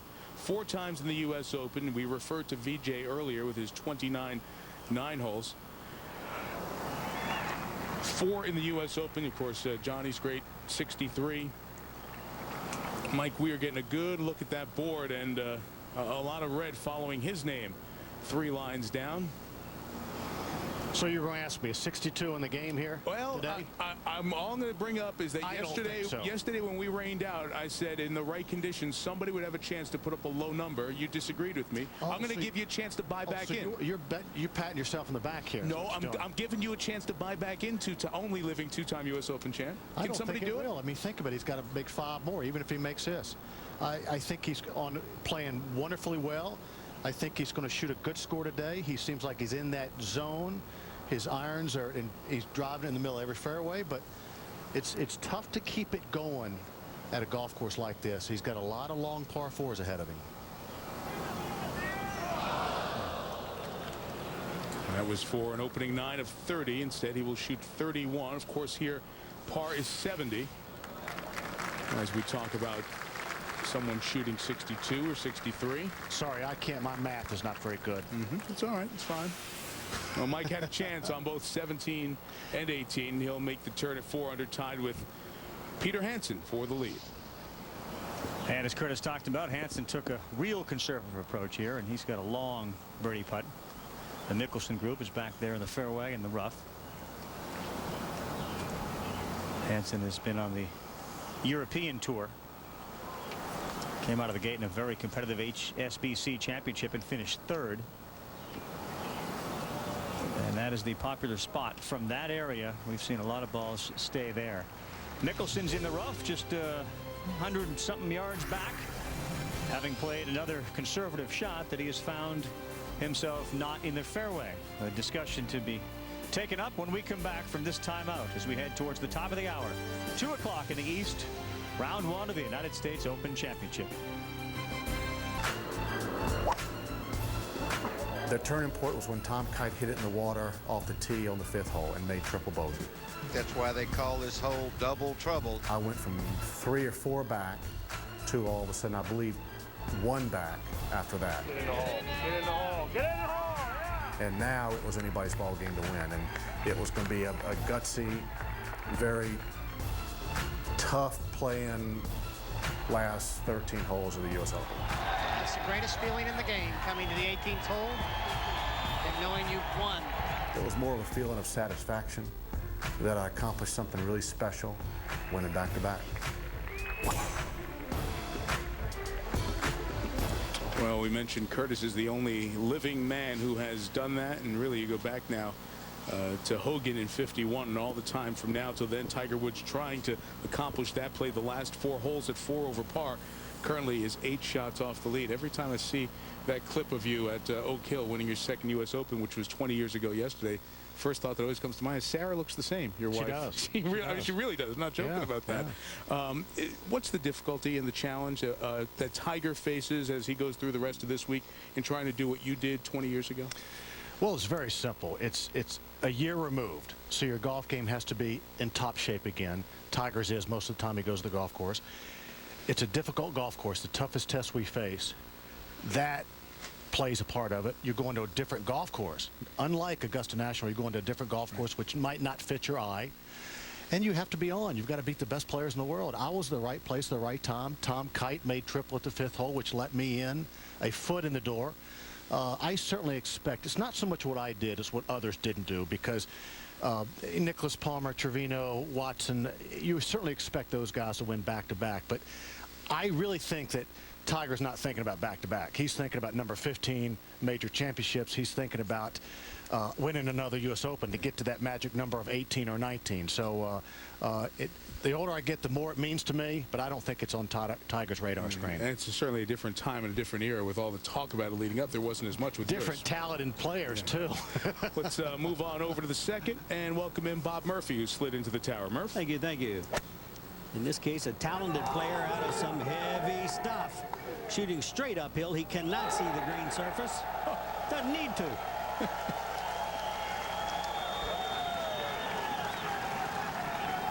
I mentioned Bob Murphy, Gary Koch. The familiar voices will stay through when NBC picks up coverage at the top of the hour, 3 Eastern, joining Andy North, our other 2-time U.S. Open champ, Bill Kratzer, Hall of Famer Judy Rankin, Mark Rolfing on the golf course, Tom Rinaldi, and Tom O'Toole. If the situation arises, both standing by. And here's Coco now over at 10. Thank you. Kenny Perry has this putt for a birdie 3 and a chance to birdie 4 of his last 5. Wow. So Kenny Perry all of a sudden to 2 under par as we go to 11. And at the par 4, Sean O'Hare. Just up the hill a little bit. This, the toughest stretch on the golf course. And Kenny Perry's making it look easy. Send you back to number 1 and Fred Funk. His attempt for birdie just a moment ago.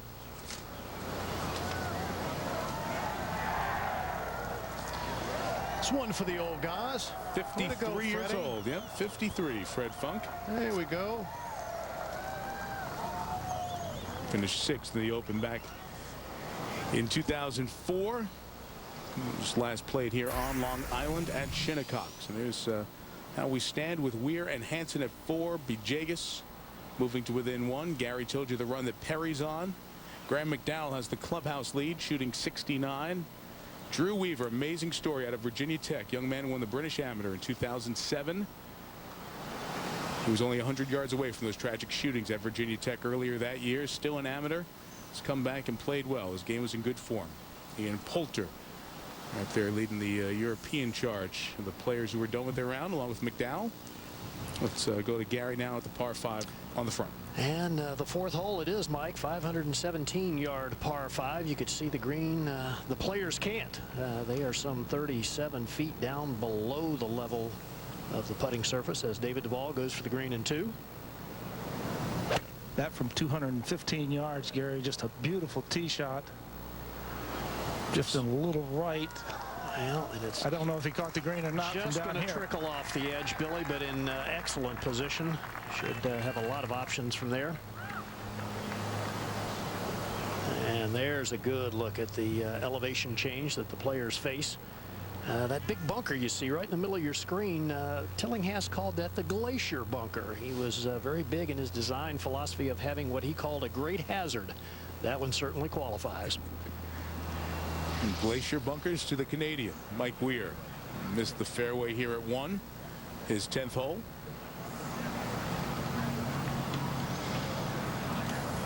All depends on what type of lie. He's in the 2.5-inch intermediate cut. Looks like he can get some club on the ball. Looks like getting to the green will not be an issue. Just controlling the spin is the issue.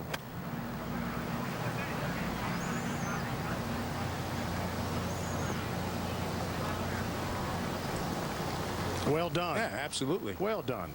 Yeah. Not able to handle all of that dog leg right, but certainly not blocked out, in okay shape. Give himself a couple of putts to remain at 4 under. Let's go visit Mickelson. Phil sliding in behind. Judy, this doesn't appear to be a very hard putt. No, it doesn't. Certainly doesn't appear to do much. Although yesterday we saw putts go both ways from beyond the hole here. It does that for Phil Mickelson when he's on. Get that putter rolling from 5 to 8 feet. He will be a terror.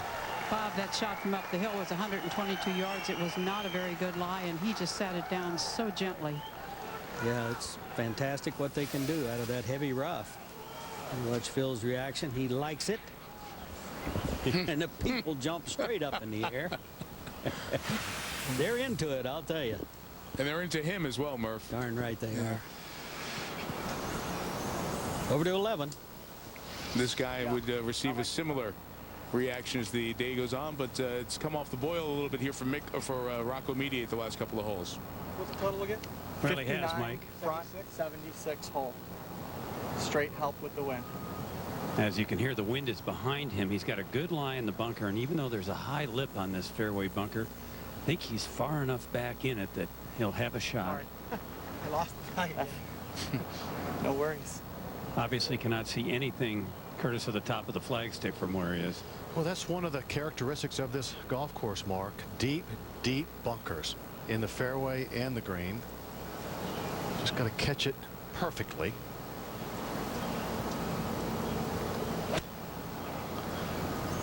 And it looked heavy. Well, and it went right also. Okay. Okay. Very good. Matter of fact. Well, fairway bunkers for the players who are watching the U.S. Open, usually not a problem, but sometimes the golf course, and for those of you at home, fairway bunkers can be a problem. Andy North with a little perspective on missing the fairway and finding a bunker. One thing you're going to notice this week about the fairway bunkers at Bethpage Black, one, there's a ton of them. Two, they're huge. If you're lucky enough to put in the bunker and it's in a flat area, you'll have enough room to clear these high lips. But if you hit it up anywhere near the face of the bunker, it's a whole nother story.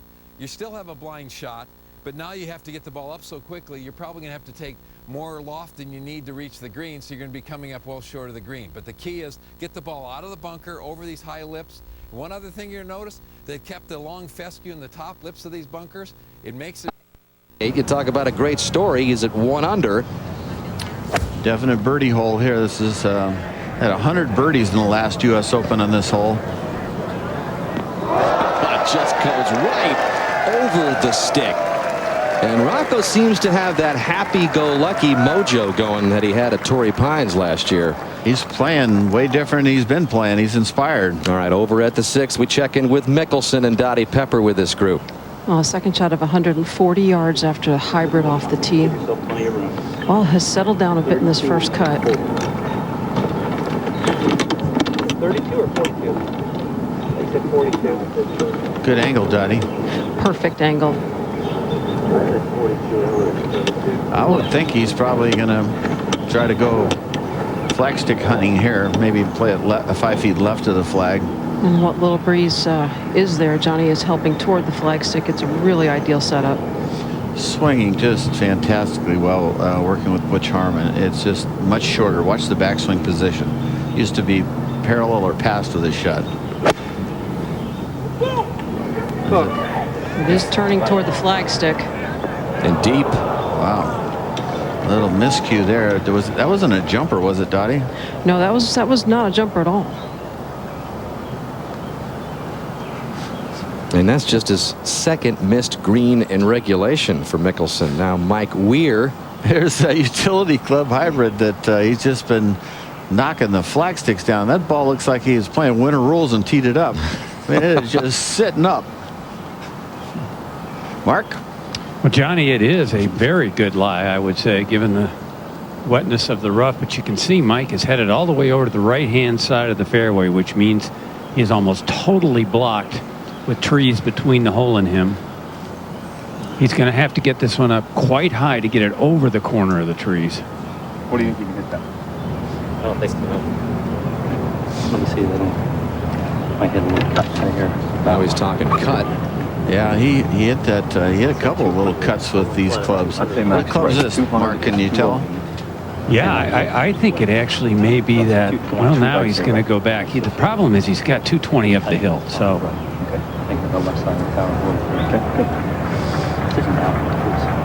Well, this is the second toughest hole in this round. 4.56 average, just 4 birdies, and just 27% of the field has hit this green in 2. So This is probably not one of those birdie chances, but the bottom line is sitting up, Mark, and the way he's swinging, who knows what he's going to do. He might not get stiff again. Well, a cut is a safer shot, Johnny. If he misses it, he'll miss it to the right of the green. If it doesn't cut enough, were he to hit the tree, would come down in the long fescue. He's aiming for a cut.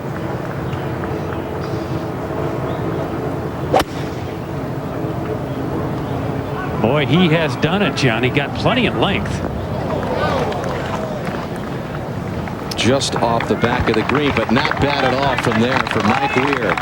Again, needs to play 2 under golf in the last 5 holes to shoot what's never been shot before in a major championship, a 62. Over to the 8th, Duval for birdie.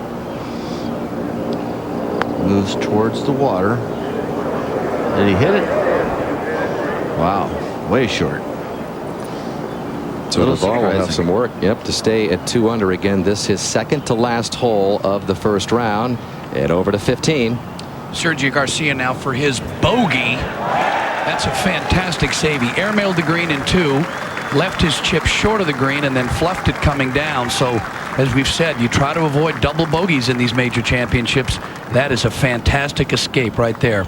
Back to 6. And Mickelson from the lie there. What's it like, Dottie? It is not very good. It's settled right down to the bottom. Club face now wide open, trying to hit the flop shot.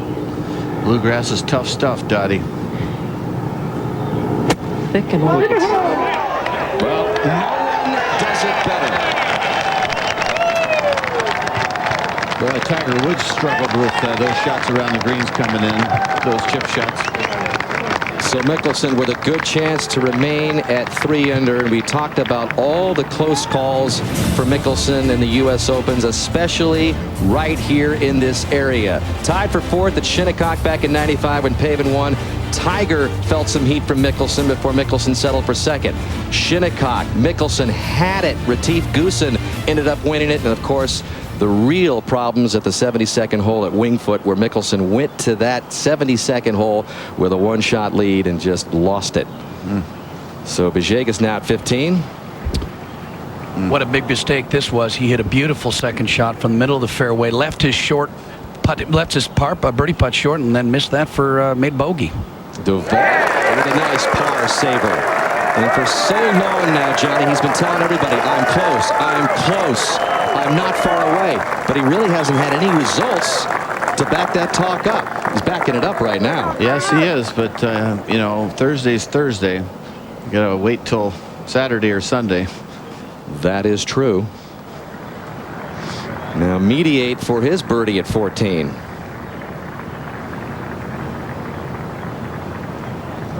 Yes. Rocco back to 2 under. Talk about a guy that gets along with these crowds. Right in his wheelhouse. And over at the 6th, Ernie Els just earlier for birdie, playing with Mickelson and Retief Goosen. Hasn't been making many of these in the last several years.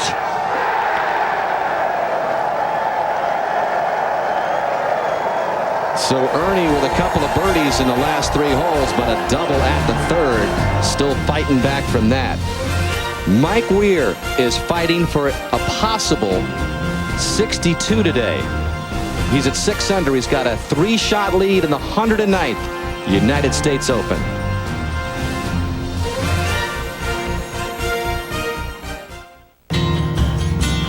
Back at Bethpage Black, second time this public course has hosted the U.S. Open Championship. 109th edition continuing with perhaps some history being made here. Mike Weir for birdie at the 5th. Going with the fairway medal there. And that one looking really good. It's going to be a tap-in par for Weir. Make it look easy. Who now has to play 2 under the last 4 holes to get the unprecedented 62 in a major. And while we were away, this was Mickelson at the 6 for his par. Oh, man. So Mickelson with a bogey, a 2nd of the day. He's got 3 holes left in his first round and slips to 4 behind. And a reminder for a full wrap-up of the day's events, you can watch the U.S. Open wrap-up presented by Lexus. It's live on NBCSports.com at the conclusion of today's tournament coverage. And again, we're going to be joining you at 10 a.m. Eastern Time tomorrow on NBC, 7 a.m. Pacific. So lots of golf coming your way here on NBC. To 13. And Ricky Barnes from the heavy stuff, his third at the par 5. Oh, that's going to be a good one. He goes on to tap that in and moves to red numbers, -1. And Murph, the USGA likes to have some fun with the pairings, and this grouping, all U.S. Amateur champions. Billy Mayfair, the 87 champion, sporting the bucket hat. Matt Kuchar, 97 champion, and Ricky Barnes at Oakland Hills back in 2002. In fact, there's a total of 7 U.S. Amateur champions in the field. And over to 15. Sean O'Hair now just earlier from the middle of the 15th fairway. Beautiful tee shot coming straight up the hill, some 40 feet. Blind putting surface from the fairway. Beautiful shot. Very popular spot today. The greens are soft. The players expect the ball to roll to the right because of the slope on that green. But boy, that is a tough putt coming down that hill. Back on 7T, Phil Mickelson. Let's take a look at this 7th hole. There you see it's only about 250 to carry that bunker, so it's a visual intimidation more than anything else. But you must get around the corner to come at this hole. Plays 2 different lengths, 489 and 505. So it's going to be a big one either way. And Murph, that's 3-wood. His fellow competitors both hit driver, and that's on a really tight line on the trees. And it is too tight and into the trees. No good. Bounced out a little bit. Maybe. Depends on your lie. He must stay under tree limbs there. Fantastic hole. And over to 5. And all that's left for Mike Weir to remain 6 under on his round. Weir, the 2003 Masters champion. It's not like he's been winning a lot since getting that green jacket. He's won just twice in the last 6 years. But he has it going today on a golf course that, if any of the days here, is vulnerable a little bit. Now Sean O'Hair for his birdie on 15, coming down the hill. As we've seen, the greens are soft, they're wet. This is pretty quick. It's going to turn dramatically to his left. We saw Sergio Garcia make a nice putt for a bogey, and just the group ahead of him.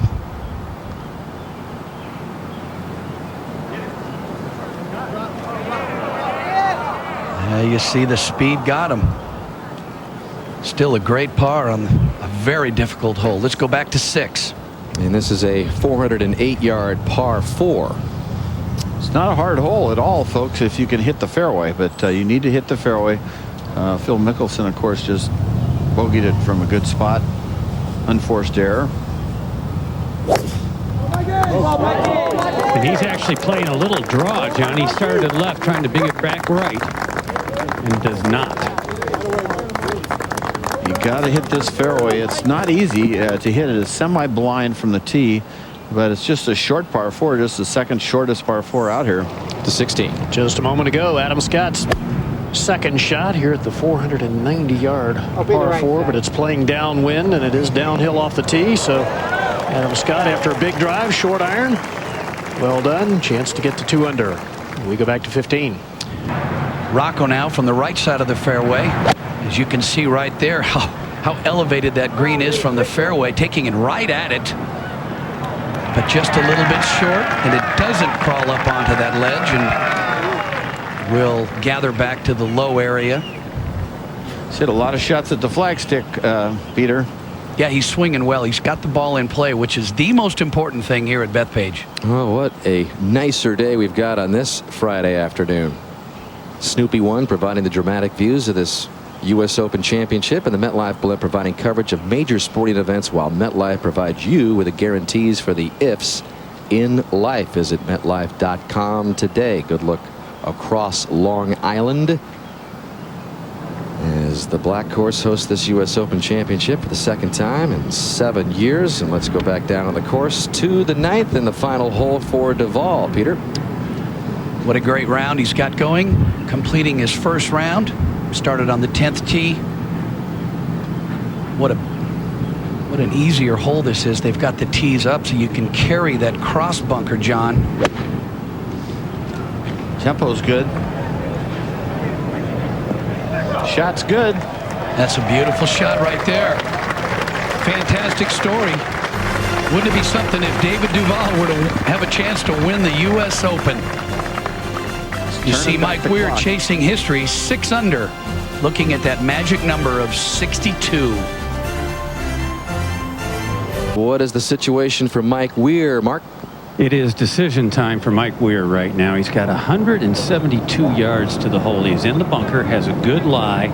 The lip not particularly high, but he's very close to it. So normally downhill, a little bit downwind, I think this would be a 7-iron shot for him. And with the ball below his feet, he's going to have to work hard, Johnny, to get it up quickly.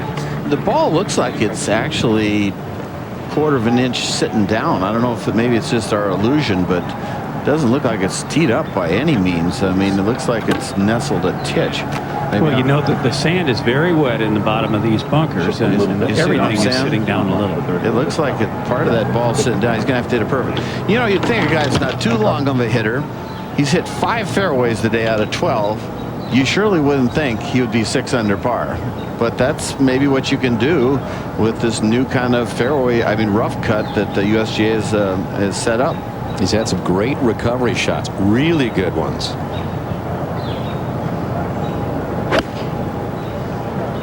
Well, he got a lot of club on this one, but it is headed left, dangerously left.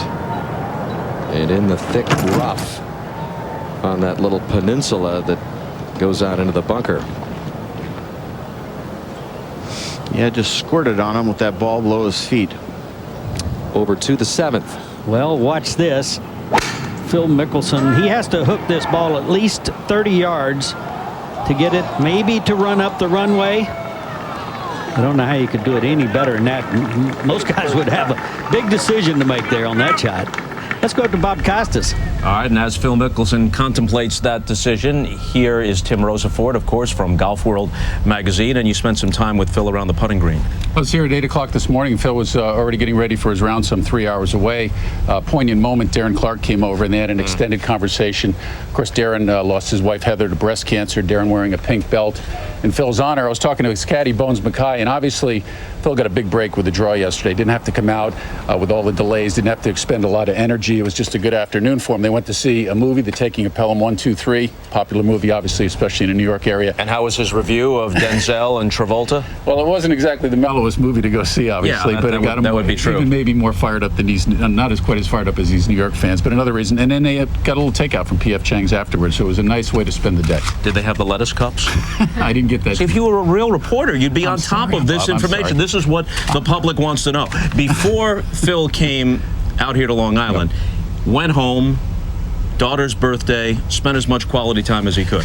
Walked the practice round with him the other day, and it was obviously a different Phil Mickelson than what we saw in Memphis, when you could really read how brave he was through his face. But he did have a chance. It's something you could do when you have your own plane. He had a chance to duck home from Memphis, celebrated 2 birthdays. Daughter Amanda, remember, born just after the U.S. Open in 1999. And then Phil's birthday as well, which, of course, you know, Phil's losing weight, but he had to go out for 2 breakfasts, one that the kids served in bed, one at his favorite place. And it was a nice way to actually reset, unwind. As he said, his wife, Amy, gave him a beautiful birthday present, which is a tough act to follow. Because last year it was a dinosaur head, of course. This year was a cool little camera that had... Of course. As we all know, it's well known. Was it a Triceratops, a raptor? What was it? It was a Velociraptor, I guess. But you guess. You know, you're just making that up now. You're making that up. I'm trying. I heard it was the Stegosaurus. This year, I don't know if she topped it, but she gave him this cool camera that she can actually use to shoot on a driving range. Phil can use it. Bones can use it. Butch Harmon can use it. And afterward, they plan a vacation in Hawaii where Phil hopes to have that silver trophy on the plane with him that Amy keeps requesting in text messages and notes. All right, Tim, thanks very much. Thank couple you, more Bob. notes here. The USGA has reversed field. At first they said that they would issue no rain checks for those who held tickets for yesterday's rain abbreviated round.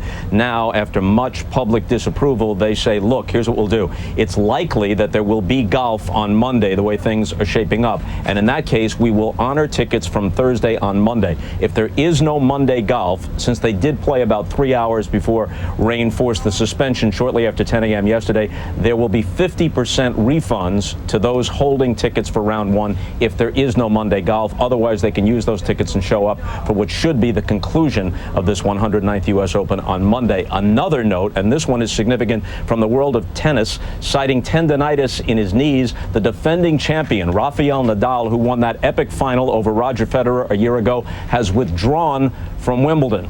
I guess there's an upside, therefore, for Federer, tied presently with Pete Sampras with 14 career Grand Slam victories. This would seem to open up the draw for him and maybe get to number 15. Here we go. Back to Phil at number 7. Phil's third, and importantly, needs to get up on that level you can see in that picture. And he does. That left for a par. That's a good chip. Up to 9.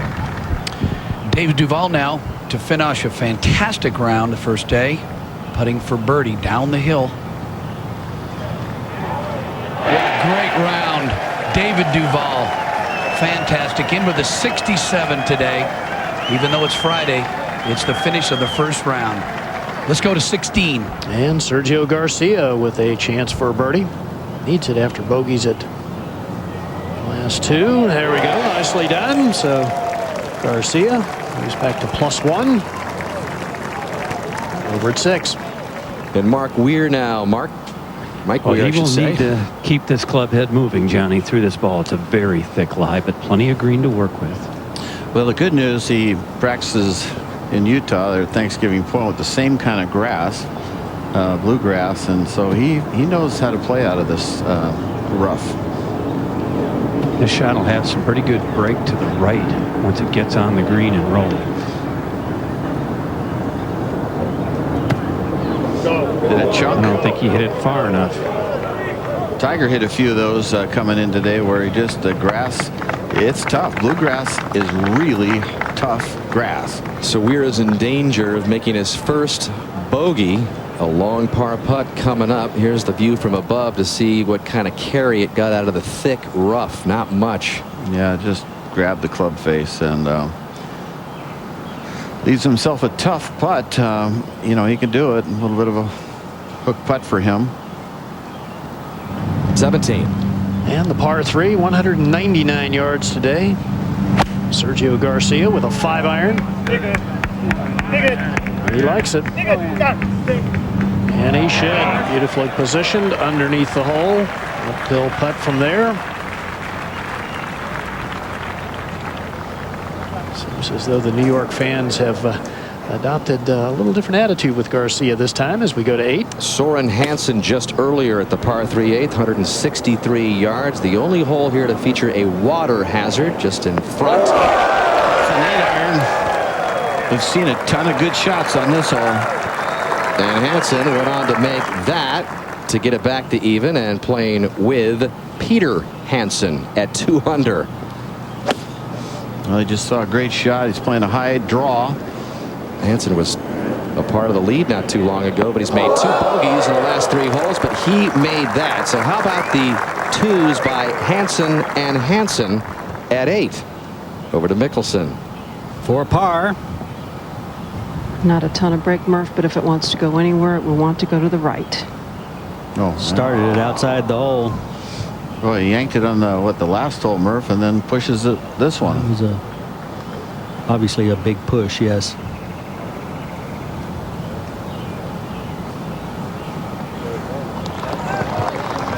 Well, we say it a lot, but those are must-makes. What a gamble he took. Hooked that ball around those trees dramatically. Heck of a pitch. And missed the putt. And Mike Weir, who again has not made a bogey all day. And now the prospects of a 62 slipping away, and he's still not in. Want golf updates whenever and wherever? Use NBC Sports Mobile. Get them right on your cell phone. Just text the word golf to 51515. Again, the letters GOLF to 51515. And once again, we are going to be with you just about as much as possible on this Saturday at the U.S. Open tomorrow, 10 a.m. Eastern Time, 7 a.m. Pacific, live coverage of the conclusion of the second round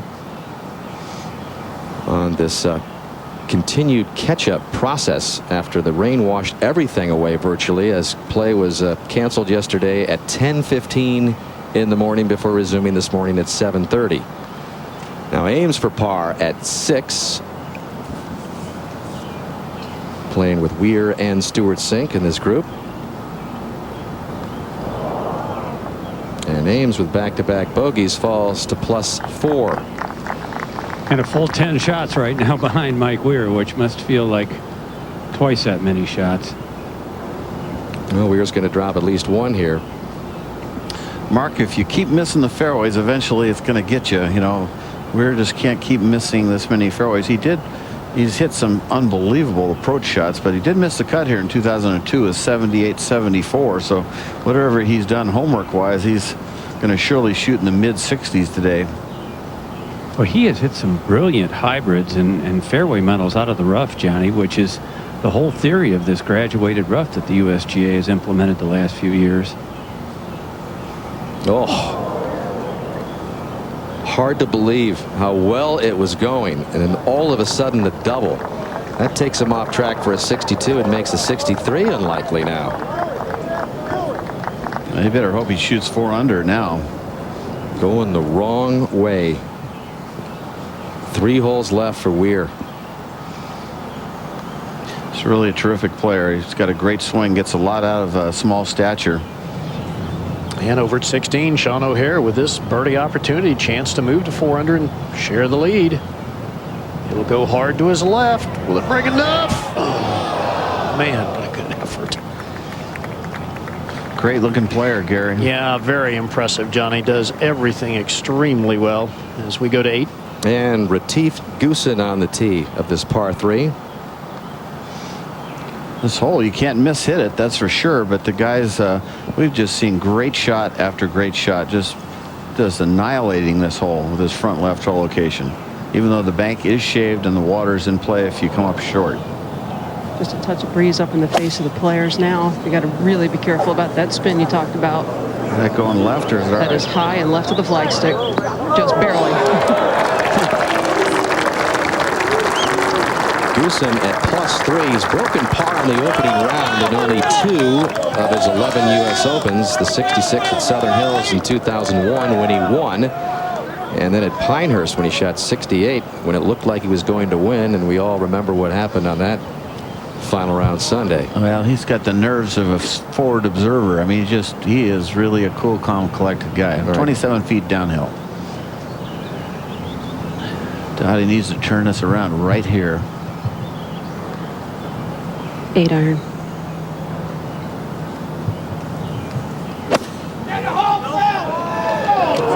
That is right at it. Birdied this hole 3 times in the last Open here. Pretty good shots. Trying to get out of that bogey funk that he's in right now. 17. And Garcia for another birdie. Couldn't ask for a better position to putt from. Johnny up the hill, ever so slightly turning right to left. Made a beautiful stroke on the last hole. Yeah, he's gone back to the belly putter. Missed the cut last week in Memphis and was using the regular length putter. Oh, nice. Boy. So that's the way to come back. I mentioned the crowd a little more appreciative of Garcia this time around. 2002, he had some issues with the New York crowd as we take another look. Really hit through that nice, though. Huh? Yeah, I did. A lot of acceleration, and boy, even as good as these greens are, they're still, when we slow it down that much, that ball hops around a little bit. Well, whenever you got moisture, footprints and things, but the balls aren't bouncing off line, are they, Gary? No, they are not, as we go to 7. And from behind Mike Weir, I can tell you that he wants to go at that very large tower right in the back of his head there. And Bob, time to get one in the fairway now. Yes. Practice that real high follow through, Mark. I'm not sure if he's trying to hit a cut or what. Well, he's going to have to hit a hard cut if it's going to cut. Well, we'll see it. See what he hits. And this one looks pretty good here. Yeah, he bent down and got that tee real quickly. That's a giveaway. When they go after that tee like that, it's a good one. So Mike Weir just had a disaster there. David Duval, how about that? 67. And it's a slow one, actually uphill. Well, you can hear the crowd pulling for him every step. He's a little ashen at the moment. The putter has left him a bit. Now in the middle of the 9th fairway, Peter Hansen with a tremendous opening round going, 3 under par. That's a good swing. He's got a nice tempo, doesn't he, John? Looks like he's powerful also. Oh, beautiful second shot, pulling that back. Well, he'll have that for 4 under par for the first round. Fantastic start. Let's go out to Jimmy Roberts. Peter Hansen, quite a story. And, you know, we say it every year, and it's really one of the most appealing things about this event. It's called the Open for good reason. Just about anyone can enter. And if they're good enough, make it into the field to compete for the national championship. All you need is to be a declared professional or an amateur with no higher than a 1.4 USGA handicap index. Then you can just pay your $150 entry fee and take a shot. This year, a record 9,086 golfers entered. Local qualifiers were held in May at 112 sites before the field was whittled down for 36-hole sectional events at 13 sites here in the United States. And for the 5th time, sectional qualifying also held overseas at 1 site in Japan and 1 in England. And a pretty good story makes it here to Bethpage out of the sectional competition at Walton Heath in England. In the person of Peter Hansen, who you just saw hitting that nice shot into 9. He's been atop the leaderboard or around it most of the day. 7 players in that Walton Heath qualifier found themselves tied after 36 holes and playing off for just 5 spots. And after 4 of them birdied the first extra hole, this is Hansen 1 hole later, 206 yards.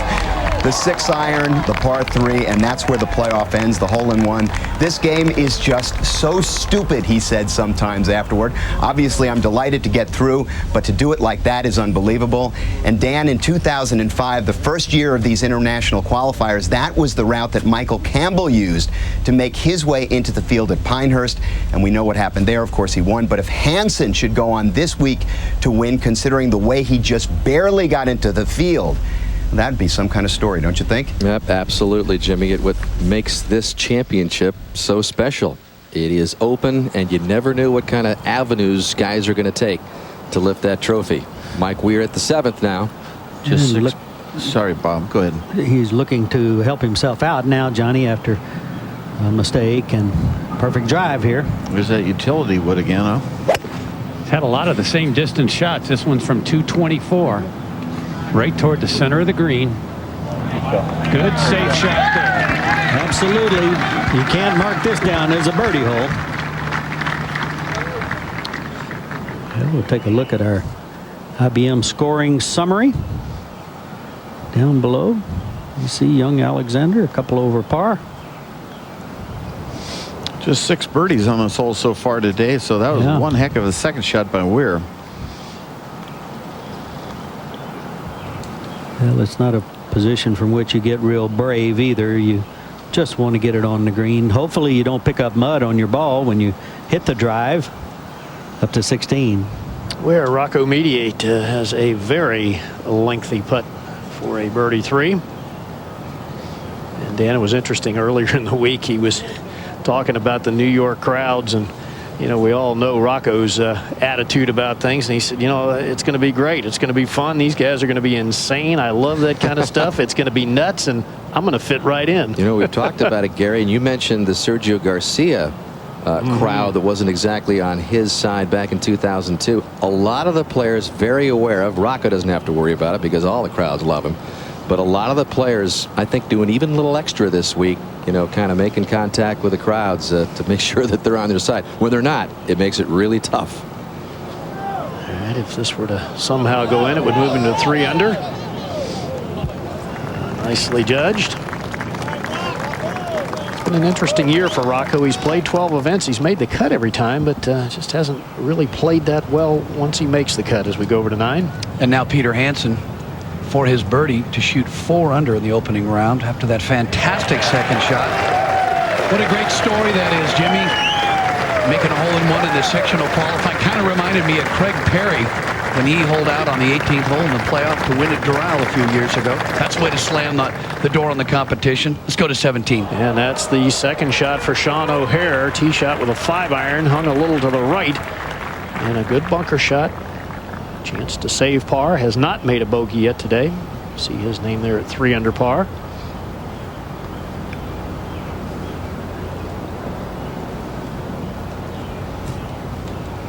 And back to 15. Now Ricky Barnes coming down the hill for birdie at 15. This is without a doubt the most difficult putting surface at Bethpage. That's not a bad leave right there. Let's go to 8. And the tee shot for Todd Hamilton at 1 under, 3 back. Plays that nice high cut shot, which is perfect for here. And you can see how receptive these greens are. Pretty much stops exactly where you want it to.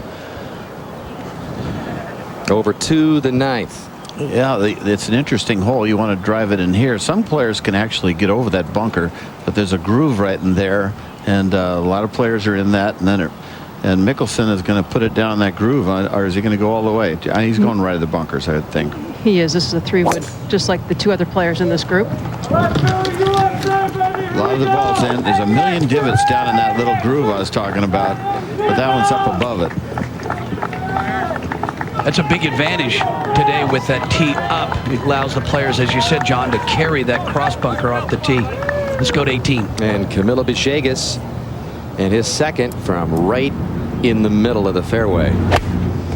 Well, that's a lot of dirt there he got. Did he get the ball first? It's one of the softest, if not the softest area of the golf course, at least in the fairway. That's where they were pumping out water yesterday here at 18. It's a good shot. As Villegas has really fallen off. He was 3 under through 12. He's plus 4 in the last 5 holes, though, at plus 1. Now, Adam Scott, who's been trying to dig himself out of a lengthy stretch of play that is just far from what we've been used to seeing from him. You know, when you're hitting off a flat lie to an uphill green, you don't see a lot of great iron shots. You see that on par 3s, uphill par 3s with a flat tee. Guys either flip it left or they sometimes hang it out to the right. The guys that do well are the ones that can cut the ball. Scott, the 3rd-ranked player in the world at this time last year. In fact, he was paired with Tiger and Phil last year, the first couple of rounds at Torrey Pines. Now 42nd in the world. Pretty typical right there. Thanks, Joe. While Tiger and Phil are still 1-2. 16. Mediate for par to remain at 2 under. Oh. He certainly did miss many of those last year, and boy, you hate to give one back like that. As we go to 7. And Mike, we're ready. And Mark Rolfing, you have a read for us? It is going to break to the left, Bob, and a lot of the players have missed this low, but Stuart Sink hit a putt on a similar line that Weir saw. He just didn't hit it hard enough, but a good par. Cozy par. Back to 18. And Sergio Garcia, who's bringing it back nicely here on this back 9. Watch this divot, folks.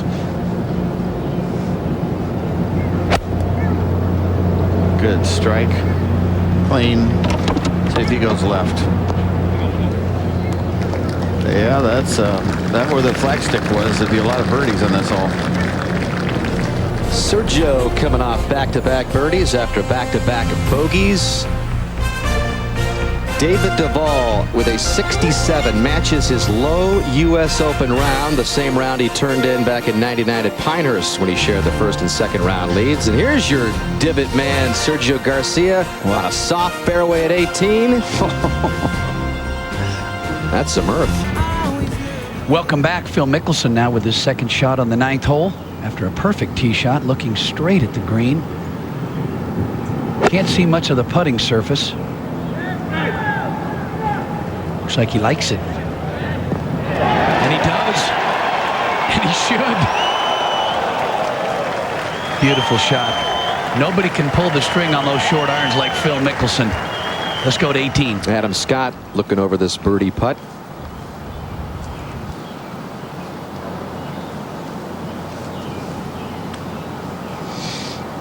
Never enough on it. It's a good par, though. Be a good back 9 for Adam. Be a 1 under back 34. And over to the 8th, we saw Todd Hamilton's tee shot this to get to 2 under. Very easy putt right up the hill.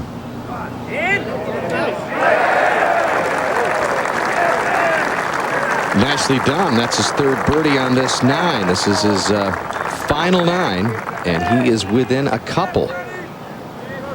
Hamilton coming off a good Masters in the first major play, tied for 15th there. And up at 17 just a moment ago, O'Hare for his par to remain at 3 under. Good up and down, so bogey free with Sean O'Hare as he goes to the 18th. Back at 8. And Mike Weir in his second to last hole, tied for the lead with Hansen, who is already in with a 66. And this hole playing just about as short as it will all week long, John. They're playing on a lower tee and hole location in the front, so it's just 163 yards. The difference between this year's championship and 2002, though, is they have mowed down this bank between the front of the green and the water, so anything that lands short will spin back into the water. I would think being left-handed, it's a slightly tougher shot. He'd probably put it more to the right of the flagstick. It's a little bit of a draw, and it's just right of the flag. Beauty by Weir. So maybe he can get it back to 5 under. That was a quality shot. And back at 18, Garcia has already missed his birdie attempt, so Villegas in need of one here after 4 bogeys in the last 5. What a nice putt that was. That was looking so good. It's supposed to break at the end of the putt when it's slowing down. So Villegas was out in 2 under, comes home in +3, so a first round 71 for him to 17. Rocco on the tee with a 4-iron. Familiar setup, aiming to the right with the hole location on the right. He's got to flirt with that bunker right and play his draw. Oh, he does it beautifully. Oh! Crowd's going to love that at this amphitheater setting here at 17. One of the best shots we've seen all day. So we go to 18. And Adam Scott to save his par. This has kind of been the area of the game that's been betraying him a bit. Shortish putts, but no problem with that for Adam. And he opens up with a 69. Good start for Scott. I'll say that's very good. I mean, it looks like he should be winning every other tournament, but just hasn't been happening. Gary mentioned that amphitheater setting at 17, and Garcia is such a big part of that incredible Saturday back in 2002, which really kind of culminated at 17. Mickelson making a birdie there. But Garcia was kind of on the opposite end of the love for Mickelson. I mean, that was a tough week for him. He said he learned a lot about himself. Good round, though. Garcia in with a even round 70. And over at the 4th, this is Cortland Lowe with his 3rd shot. Cortland Lowe moved next door to Charles Howell when he was 8 years old in Augusta, Georgia. Qualified at the Dayton qualifying site. Shot 62 at the NCR championship course.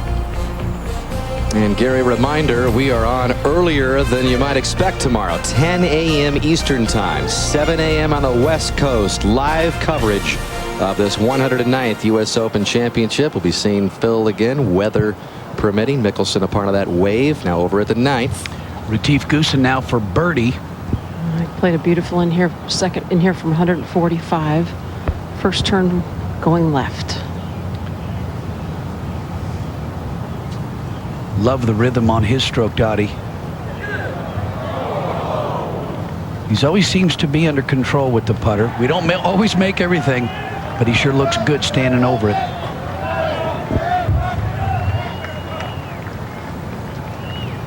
Just a formality, we hope.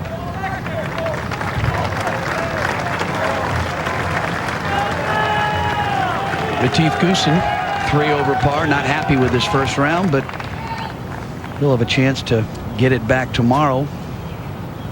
Beautiful shot there from above. The putting greens here at Bethpage Black are the easiest part of this golf course. Is getting there, getting to the fairway and getting on the green. Now Phil Mickelson. I think a subtle break to this at the start to the left and then to the right at the hole. Well, he just completely lost his touch coming in, Peter. Don't you think these greens are hard to read, Dottie?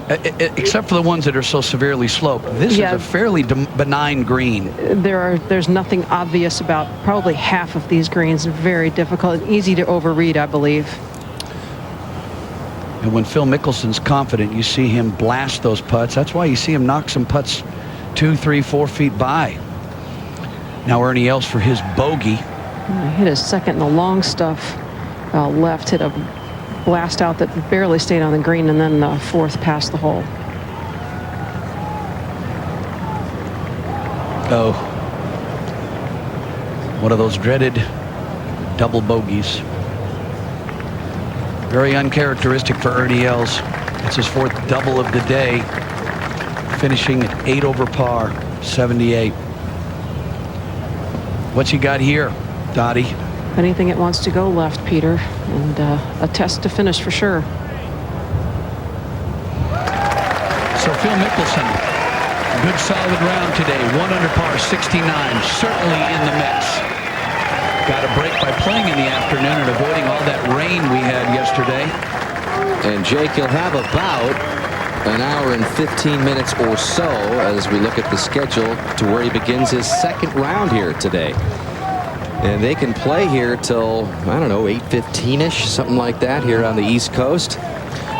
Phil seems to always get off to good starts in the U.S. Open. He's only once not been par better, and that was in '74 when he had the bad wrist at Oakmont. And that's another reason, as you look at Weir eyeing and birdie putt at 8. That's another reason why, if you're playing well and you're getting on this side of the wave, keep playing and keep putting up some pretty good numbers on a golf course that is fairly easy right now as far as U.S. Open Championship courses are considered. But this is Weir to get back on track to 5 under. Yes. Weir shakes off the double at 6 and regains the lead with 1 hole left. Things are looking really good for Mike Weir. He just needs to hit a few more fairways, but his approach shots have been the best of anybody in the field, and his putting is very solid. So over at the 7th, just earlier, this is the French pairing. And this is Jean-Francois Lecoq. And that finds the bottom of the cup. That gets him to +3. That's La Birdie. And also paired with Thomas Levet. You flew it in French, Johnny. You might want to take over at this point. But Levet for birdie. Raphael Jacquelin is in this pairing as well. So Levet, Lecoq, Jacquelin. Très bien. There we go. We need some Jake French. All right, Rocco. That's a little easier to pronounce. Especially for the people around here. All right, nice birdie, and listen to this roar. Oh. Yeah, there you go. So Rocco back to 2 under par with his 5th birdie of the day. Up to 18. Sean O'Hare had to take an unplayable, so this is his 3rd at 18. Comes in here at 3 under without a single bogey on his card. He surely didn't need to hit his drive that far down in there to bring that stuff into play. He's got some work left at 18. We go to 16. And Ricky Barnes, after a big drive here at the 490-yard par 4. His 2nd shot with just a short iron. Oh, and that's a beauty. So Ricky Barnes with a great chance to get to 2 under. And let's take a look at this 16th hole. Tee shot some 60 feet down to the fairway, and fairway about 28, 29 yards wide. They've shifted it a little bit more to the right this year, Johnny, and than it was in 2002 to bring that right bunker into play and give it a little bit of an illusion of a dog leg to the left. It's almost a double dog leg, isn't it? It is, and a very bowl-shaped green. One of the few here at Bethpage Black where, you know, anything from the edges of the green tries to gather in toward the center of the putting surface. A little Redan style there with a canted angle. As we go over to number 9. We've reached the 19. Now our leader, Mike Weir, 5 under par. Mark, he's on the tees. They have 3-wood or driver? I believe it's going to be a 3-wood for Mike. I'm far enough up the fairway I can't see, but it is a dogleg left, which means a little bit of a fade for Mike. It's a driver, and the tee is up a smooth little 41 yards today. The course is not set up tough. He's still going to have to hit it pretty good to get it over the corner of the bunker.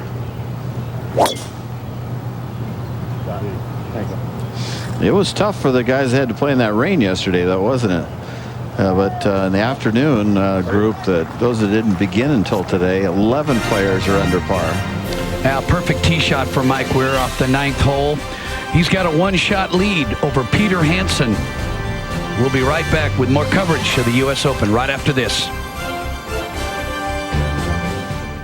If he pars his final hole, the 9th, it will be a 65, and it would be the lowest U.S. Open round ever here on this Bethpage Black course. And then down there you see it 1 under. Mickelson with a great start today with an opening round 69, and he is with Dottie Pepper. Thank you, Dan. Great start to the U.S. Open Championship. 15 of 18 greens, your best ever in an Open. Talk us a little about your ball striking and then the struggles with the putter to finish. The soft conditions are great because balls that land in the fairway are staying in the fairway, and usually when I miss fairways, if I hit sometimes I'll hit a good tee shot, I'll hit fairway and kick in the rough. I very rarely have the ball land in the rough and kick in the fairway. So the soft conditions are helping for me to hit fairways and be able to attack pins and get on the greens. An emotional return to the New York area for you after all that's going on in your personal life. How hard is it to get your emotions in check and get this round done? Yeah, I think that the conditions right now will never get easier throughout the week. So we want to play as much golf as we can. They moved our tee times back a half hour, which means we're going to have 2 holes in tougher conditions. We want to play as much golf as we can today. We certainly were on the better end of the tee times. How about the reception from these fans? It has to be very gratifying for you for what's happened in the last 3 weeks. I love playing here. The people here have been incredible for me and my family. They've treated us so good. I love playing golf here. I love having big events here because they're some of the best sports fans in the country. Thanks for your time. Play well later today, and we'll go back to you, Dan. Thank you, Dottie. And Phil goes off at about 5:30 for round 2. That's again about an hour and 15 minutes from now. 16 we go. And that was Ricky Barnes with the little 2.5-footer for birdie to move to 2 under par. We go to 9. Todd Hamilton now for birdie to get to 1 under par for the championship.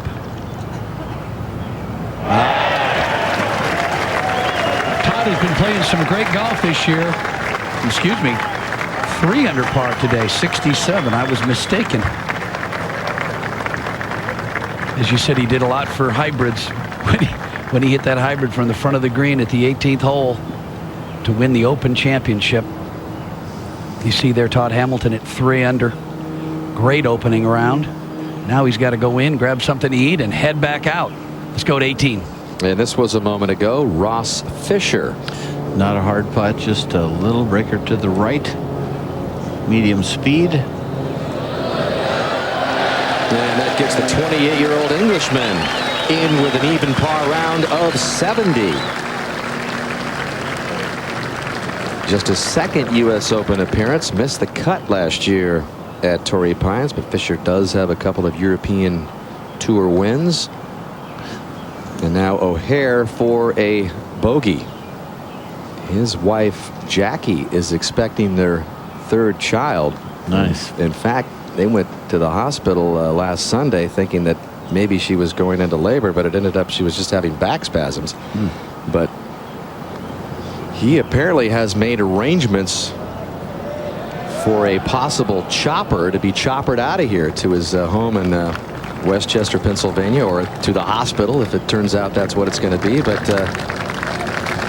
this championship has a history of babies being born and close calls, but O'Hare says he will be out of here in a moment if that happens. So a good round for him, even despite the double bogey at the last. Tough way to finish, but he is a stout player. He could win the U.S. Open this week. Prepared for the unexpected on the course, the MetLife blimp navigating high above to provide a unique angle of the round below, and you can learn how MetLife can do the same in your life at MetLife.com. See these beautiful bunkers here.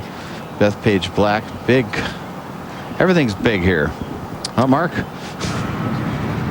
Well, and Mike Weir actually has hit a pretty big tee shot here at night. Got it up on a nice flat spot in the fairway, just 137 to the hole.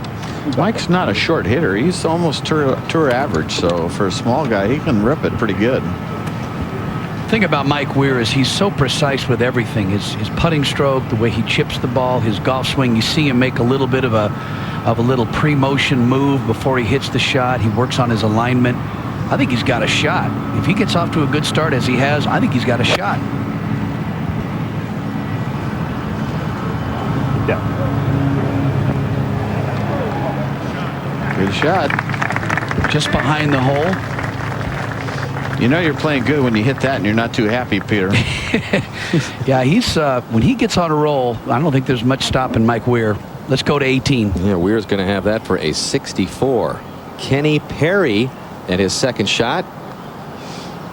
The interlocking grip of his plays a draw in there to that slice pin.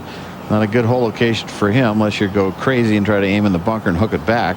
Kenny had it to 2 under through 12, but has made 3 bogeys since over the last 5 holes. And this is kind of the old guy threesome, but tops among the old guys right now is the man that pushed Tiger to 91 holes last year, Rocco. Definitely not his hole location either. He plays a big swing and hook, as we know from last year. Big hook stance and sort of a Jimmy Ballard sway off, sway on swing. Of course, he goes right at the That was a mistake, but he got away with it. You could also term this threesome the major heartbreak group. We know what happened to Rocco. We know what happened to Kenny Perry at this year's Masters, and then Tom Lehman had all those close calls in 4 U.S. Opens when he played in the final group and 4 consecutive U.S. Open championships. You mentioned it's a big golf course, Johnny, and they've got a lot of animals and on the ground and up in the air flying around. It's a red-tailed hawk. Looking for Monsieur Goffer. There's that French again. He does have. He is flying with his head down. Yeah, he is. He is hunting. And here's Lehman.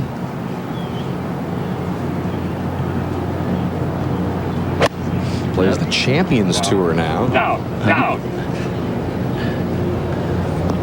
Another shot. He tried to hold it, and when you hook it, when you're trying to play cut and you hook it always goes long. So, good shots. Lehman qualifying to get in this championship. And we go over to 17, excuse me. Yeah, Ricky Barnes on the tee, coming off the birdie at 16. And 2 under par, the 5-iron in his hand. Changed his grip a lot weaker. Yeah, and his lower body's a lot steadier, I think, Johnny, than it was when we saw him when he won the U.S. Amateur back in 2002. You know, we talk about Duval going through a lot in a big slump. His slump was, there was a lot expected out of him. Yes, there was, and it took him a long time to get onto the PGA Tour. Just got out there this year through the Nationwide Tour. Now up on the 9th, Stuart Sink for his birdie. And Peter, this would be for a round of 72. Doesn't sound that great, +2, but certainly well in the championship. Yeah, certainly not out of it, especially with the scores we saw in the morning. Greens still roll very nicely, Mark. I am really surprised. I mean, they have held their speed and actually are a little bit firm right now, firmer than I thought they would be. I think they're very comfortable. The whole golf course is comfortable, I think. It's really been nice not seeing a water hog all day today.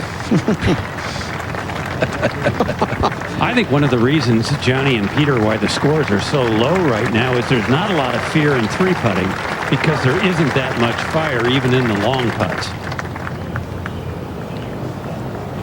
Mike Weir now for his birdie to finish off a fantastic round. This is a good example here. I mean, this is a downhill putt, not overly downhill, and it's probably in the 22, 23 foot range, but it's really not one he has to worry about the pace. Yeah, Peter, we were talking earlier about a possible 62 and a 63. This is for a 64, and the last time a 64 was shot in a U.S. Open, 2003 at Olympia Fields in the second round. And that golf course was not a hard U.S. Open venue either, with not very much rough. There have been just 12 64s in U.S. Open history. It's hard for the players to come out, play Monday, Tuesday, Wednesday practice round when the greens are lightning, and then they come and get here on a Friday, the first round, and they're so slow.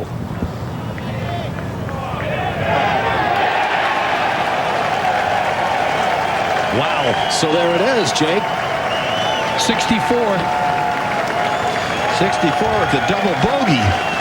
And Jake, I believe you shot one of those 64s in the U.S. Open. I'm not talking Tin Cup either. Yes, I did. I did shoot 64. That was a long time ago, Dan. How about the Country Club when you pulled it off in '88? Yeah, it was a Brookline. Curtis Strange beat Nick Faldo in a playoff. Let's take a look at Mike Weir's putt for 64. It's pretty bold. Down the hill, breaking a little bit to the left, and he flies it in the middle. And that, Jake, by 2 shots, the lowest U.S. Open round here at Bethpage. What a round for Weir. And, you think about the double bogey at 6. Yeah. I mean, John, I think this is a tough kid. I really am impressed with Mike Weir, not only on the golf course, but off the golf course as well. And he's got the game. He's got the game to be there on Sunday. I think the Canadian Open that he sort of blew a few years ago set him back a little bit. He wanted to win his own national championship so much, and he's still got a lot of game left in him. All right. The old guys at 18.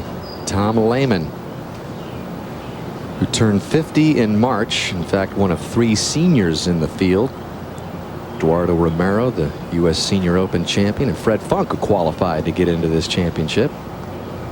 Just a movement just a little bit to the right. Looks pretty good. When you get older, you hit a lot of those putts that look pretty good. For some reason, they don't go in. Huh? They don't go in like when you're younger. And over 17 just a moment ago, Billy Mayfair on the tee with a 4-iron. Only guy in the field that lifts his left heel on his backswing. Isn't that with an amazing? iron. With an iron even. Does it even with a wedge. How about that?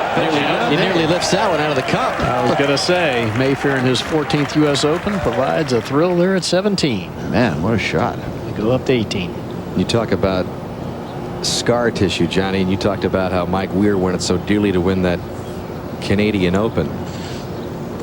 Kenny Perry, what happened to him at Augusta this year was hard to watch. Yeah, it was, because he's usually pretty unflappable tee to green, has no sort of choke factor in that regard. And when he knocked it over that 71st green, then chipped it over the green, and then never hit another shot on those next 3 holes after that, just succumbed to the pressure of wanting that green jacket. Broke down, cried with his family. I mean, tough moment. Well, that break, it has a little flat in the middle. And it's coming down there, but I think it would have lipped out if he hit it about another foot farther. It's a solid 71 for Perry. Now up on 9, Stephen Ames putting for birdie, playing with Mike Weir. Currently 5 over. That's to get him back to an opening round of 74. Again, not what he wanted, but it's not too bad. Let's go back to 18. I was going to say, Canada well represented in that group. Yeah. Ames a transplanted 74 Canadian. In the afternoon. This group here is not a good score. With what they're shooting, these guys, the guys that played yesterday morning, Peter Jacobson, they're probably watching this thinking, you guys are so lucky playing this afternoon, and then finishing up more holes before dark, and we had to slop it around, and it was windier and it was colder. So there's a big advantage for this group that's playing right now. Well, you're going to hear a little Rocco roar here if this goes down. It's not going to break. No, not that much. It did come back a little. There's a little flat spot from both sides going that way, and it's hard to see. A lot of people wondered how Rocco would perform the year after his Cinderella run at Torrey Pines. 68 is all you need to know. First round, Rocco is right there. He's inspired and he loves it here. He just fits right in, and great story. Fun guy. I wish more guys had his attitude playing golf. 17. Ricky Barnes for birdie. Chance to get to 3 under. Up the hill. It'll turn to his right. And never quite high enough. So Ricky Barnes with a good par there at 17 will remain at 2 under. And what a finish by Mike Weir. Comes back after the double bogey. Birdie the 8th, and then this downhill putt at the 9th for a 6 under par, 64. We'll be right back. Right now, I don't want to go back out there.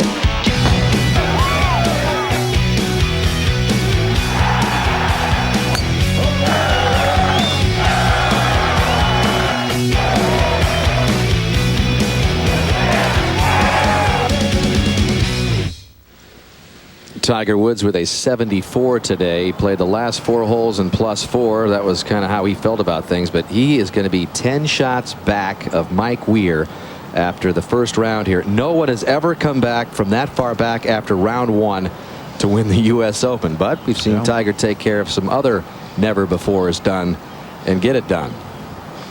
Well, last time they played this championship, I think 10 over made the cut, wasn't it? So, I mean, it's going to be a lot lower this year, I can tell you that.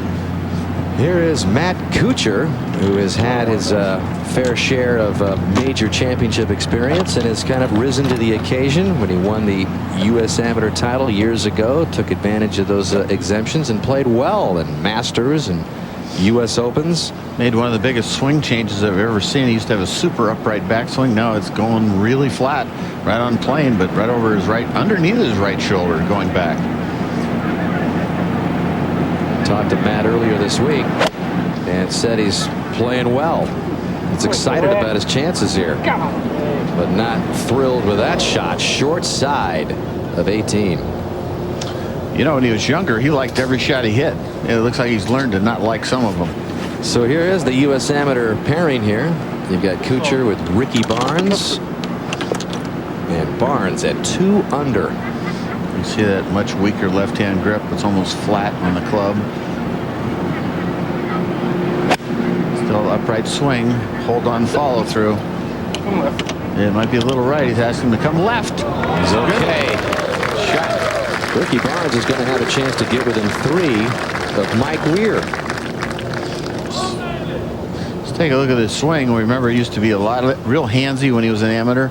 Takes it back, real one piece. Good there. Good shape right there. Pretty upright. Good spot. Good, good, good.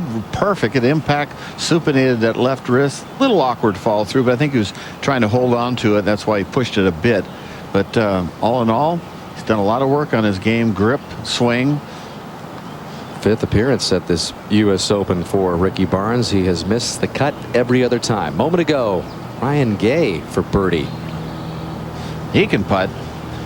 And he's been on a hot streak. His latest PGA Tour win, his 2nd, got him into this championship, and Gay puts it right in the middle.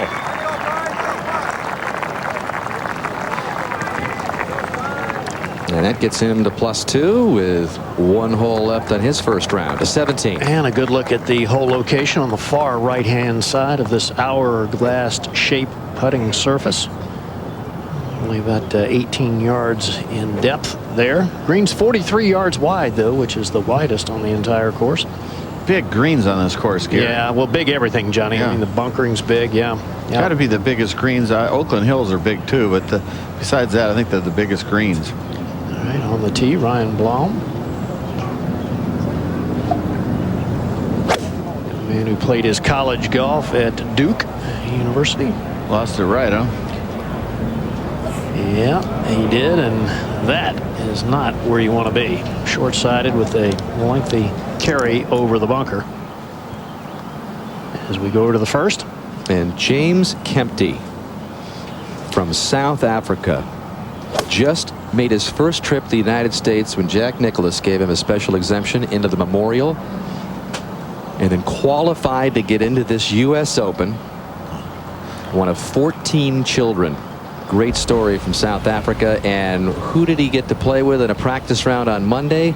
None other than the top player in the world, Tiger Woods. Look at the smile on his face.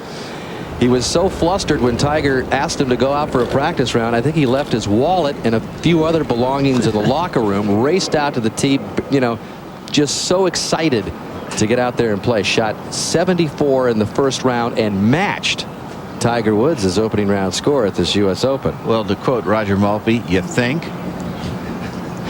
All right, the third for Kuchar a moment ago from that short side. Well done. I'll say, very nice. The bunkers are just, you know, crispy enough with the wet. You know, it sounds like a, you know, contradiction there, but when the little bit of moisture in the bunkers, they compact, and you can just thump them and spin them.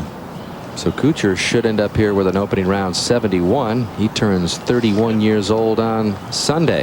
You can see how many bunkers here at 18. Gary? Over at 16, this is Doug Batty playing his second shot. Native of New Zealand.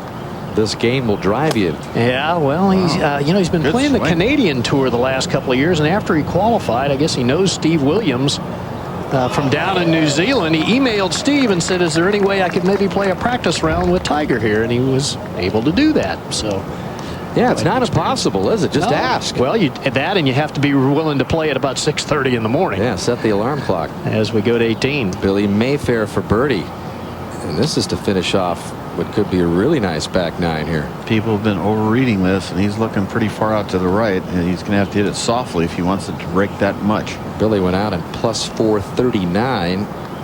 2 under on the back. Just won't break that much, Billy. Everybody's overreading it. Mayfair had a good U.S. Open here back in 2002. Finished tied for 5th. And he starts off with a 73 as this 109th U.S. Open Championship is being brought to you by John Hancock. The future is yours. By FedEx. And also by Travelers Insurance in Sync. And back to the green at 18, and Ricky Barnes, boy, did he splash onto the scene there when he won that U.S. Amateur at Oakland Hills. He had it all, had the game, had the looks. I mean, the sky was the limit. He had sponsors knocking on his door. And in this sport of golf, it can do some funny things to you. Yeah, a lot of times you turn pro and you think you got to make corrections on things that are a little amateurish, as far as maybe a sort of a wristy swing, you know, with a little down cock on the downswing, and you know, this and that, and you're changing clubs and changing this and that, and next thing you know, you don't know what Ricky's supposed to do. He started off so well. In 2003, after he won the amateur in 02, he became the first amateur to make the cut in the Masters and the U.S. Open in the same year, since Matt Kuchar, the guy he's playing with, pulled it off in 1998. And Ricky waiting for the green to clear, and so we go over to one green and Kempty for birdie. That was a good looking putt. Just did not break. Supposed to break right. And back over to 18, and now Ricky's ready.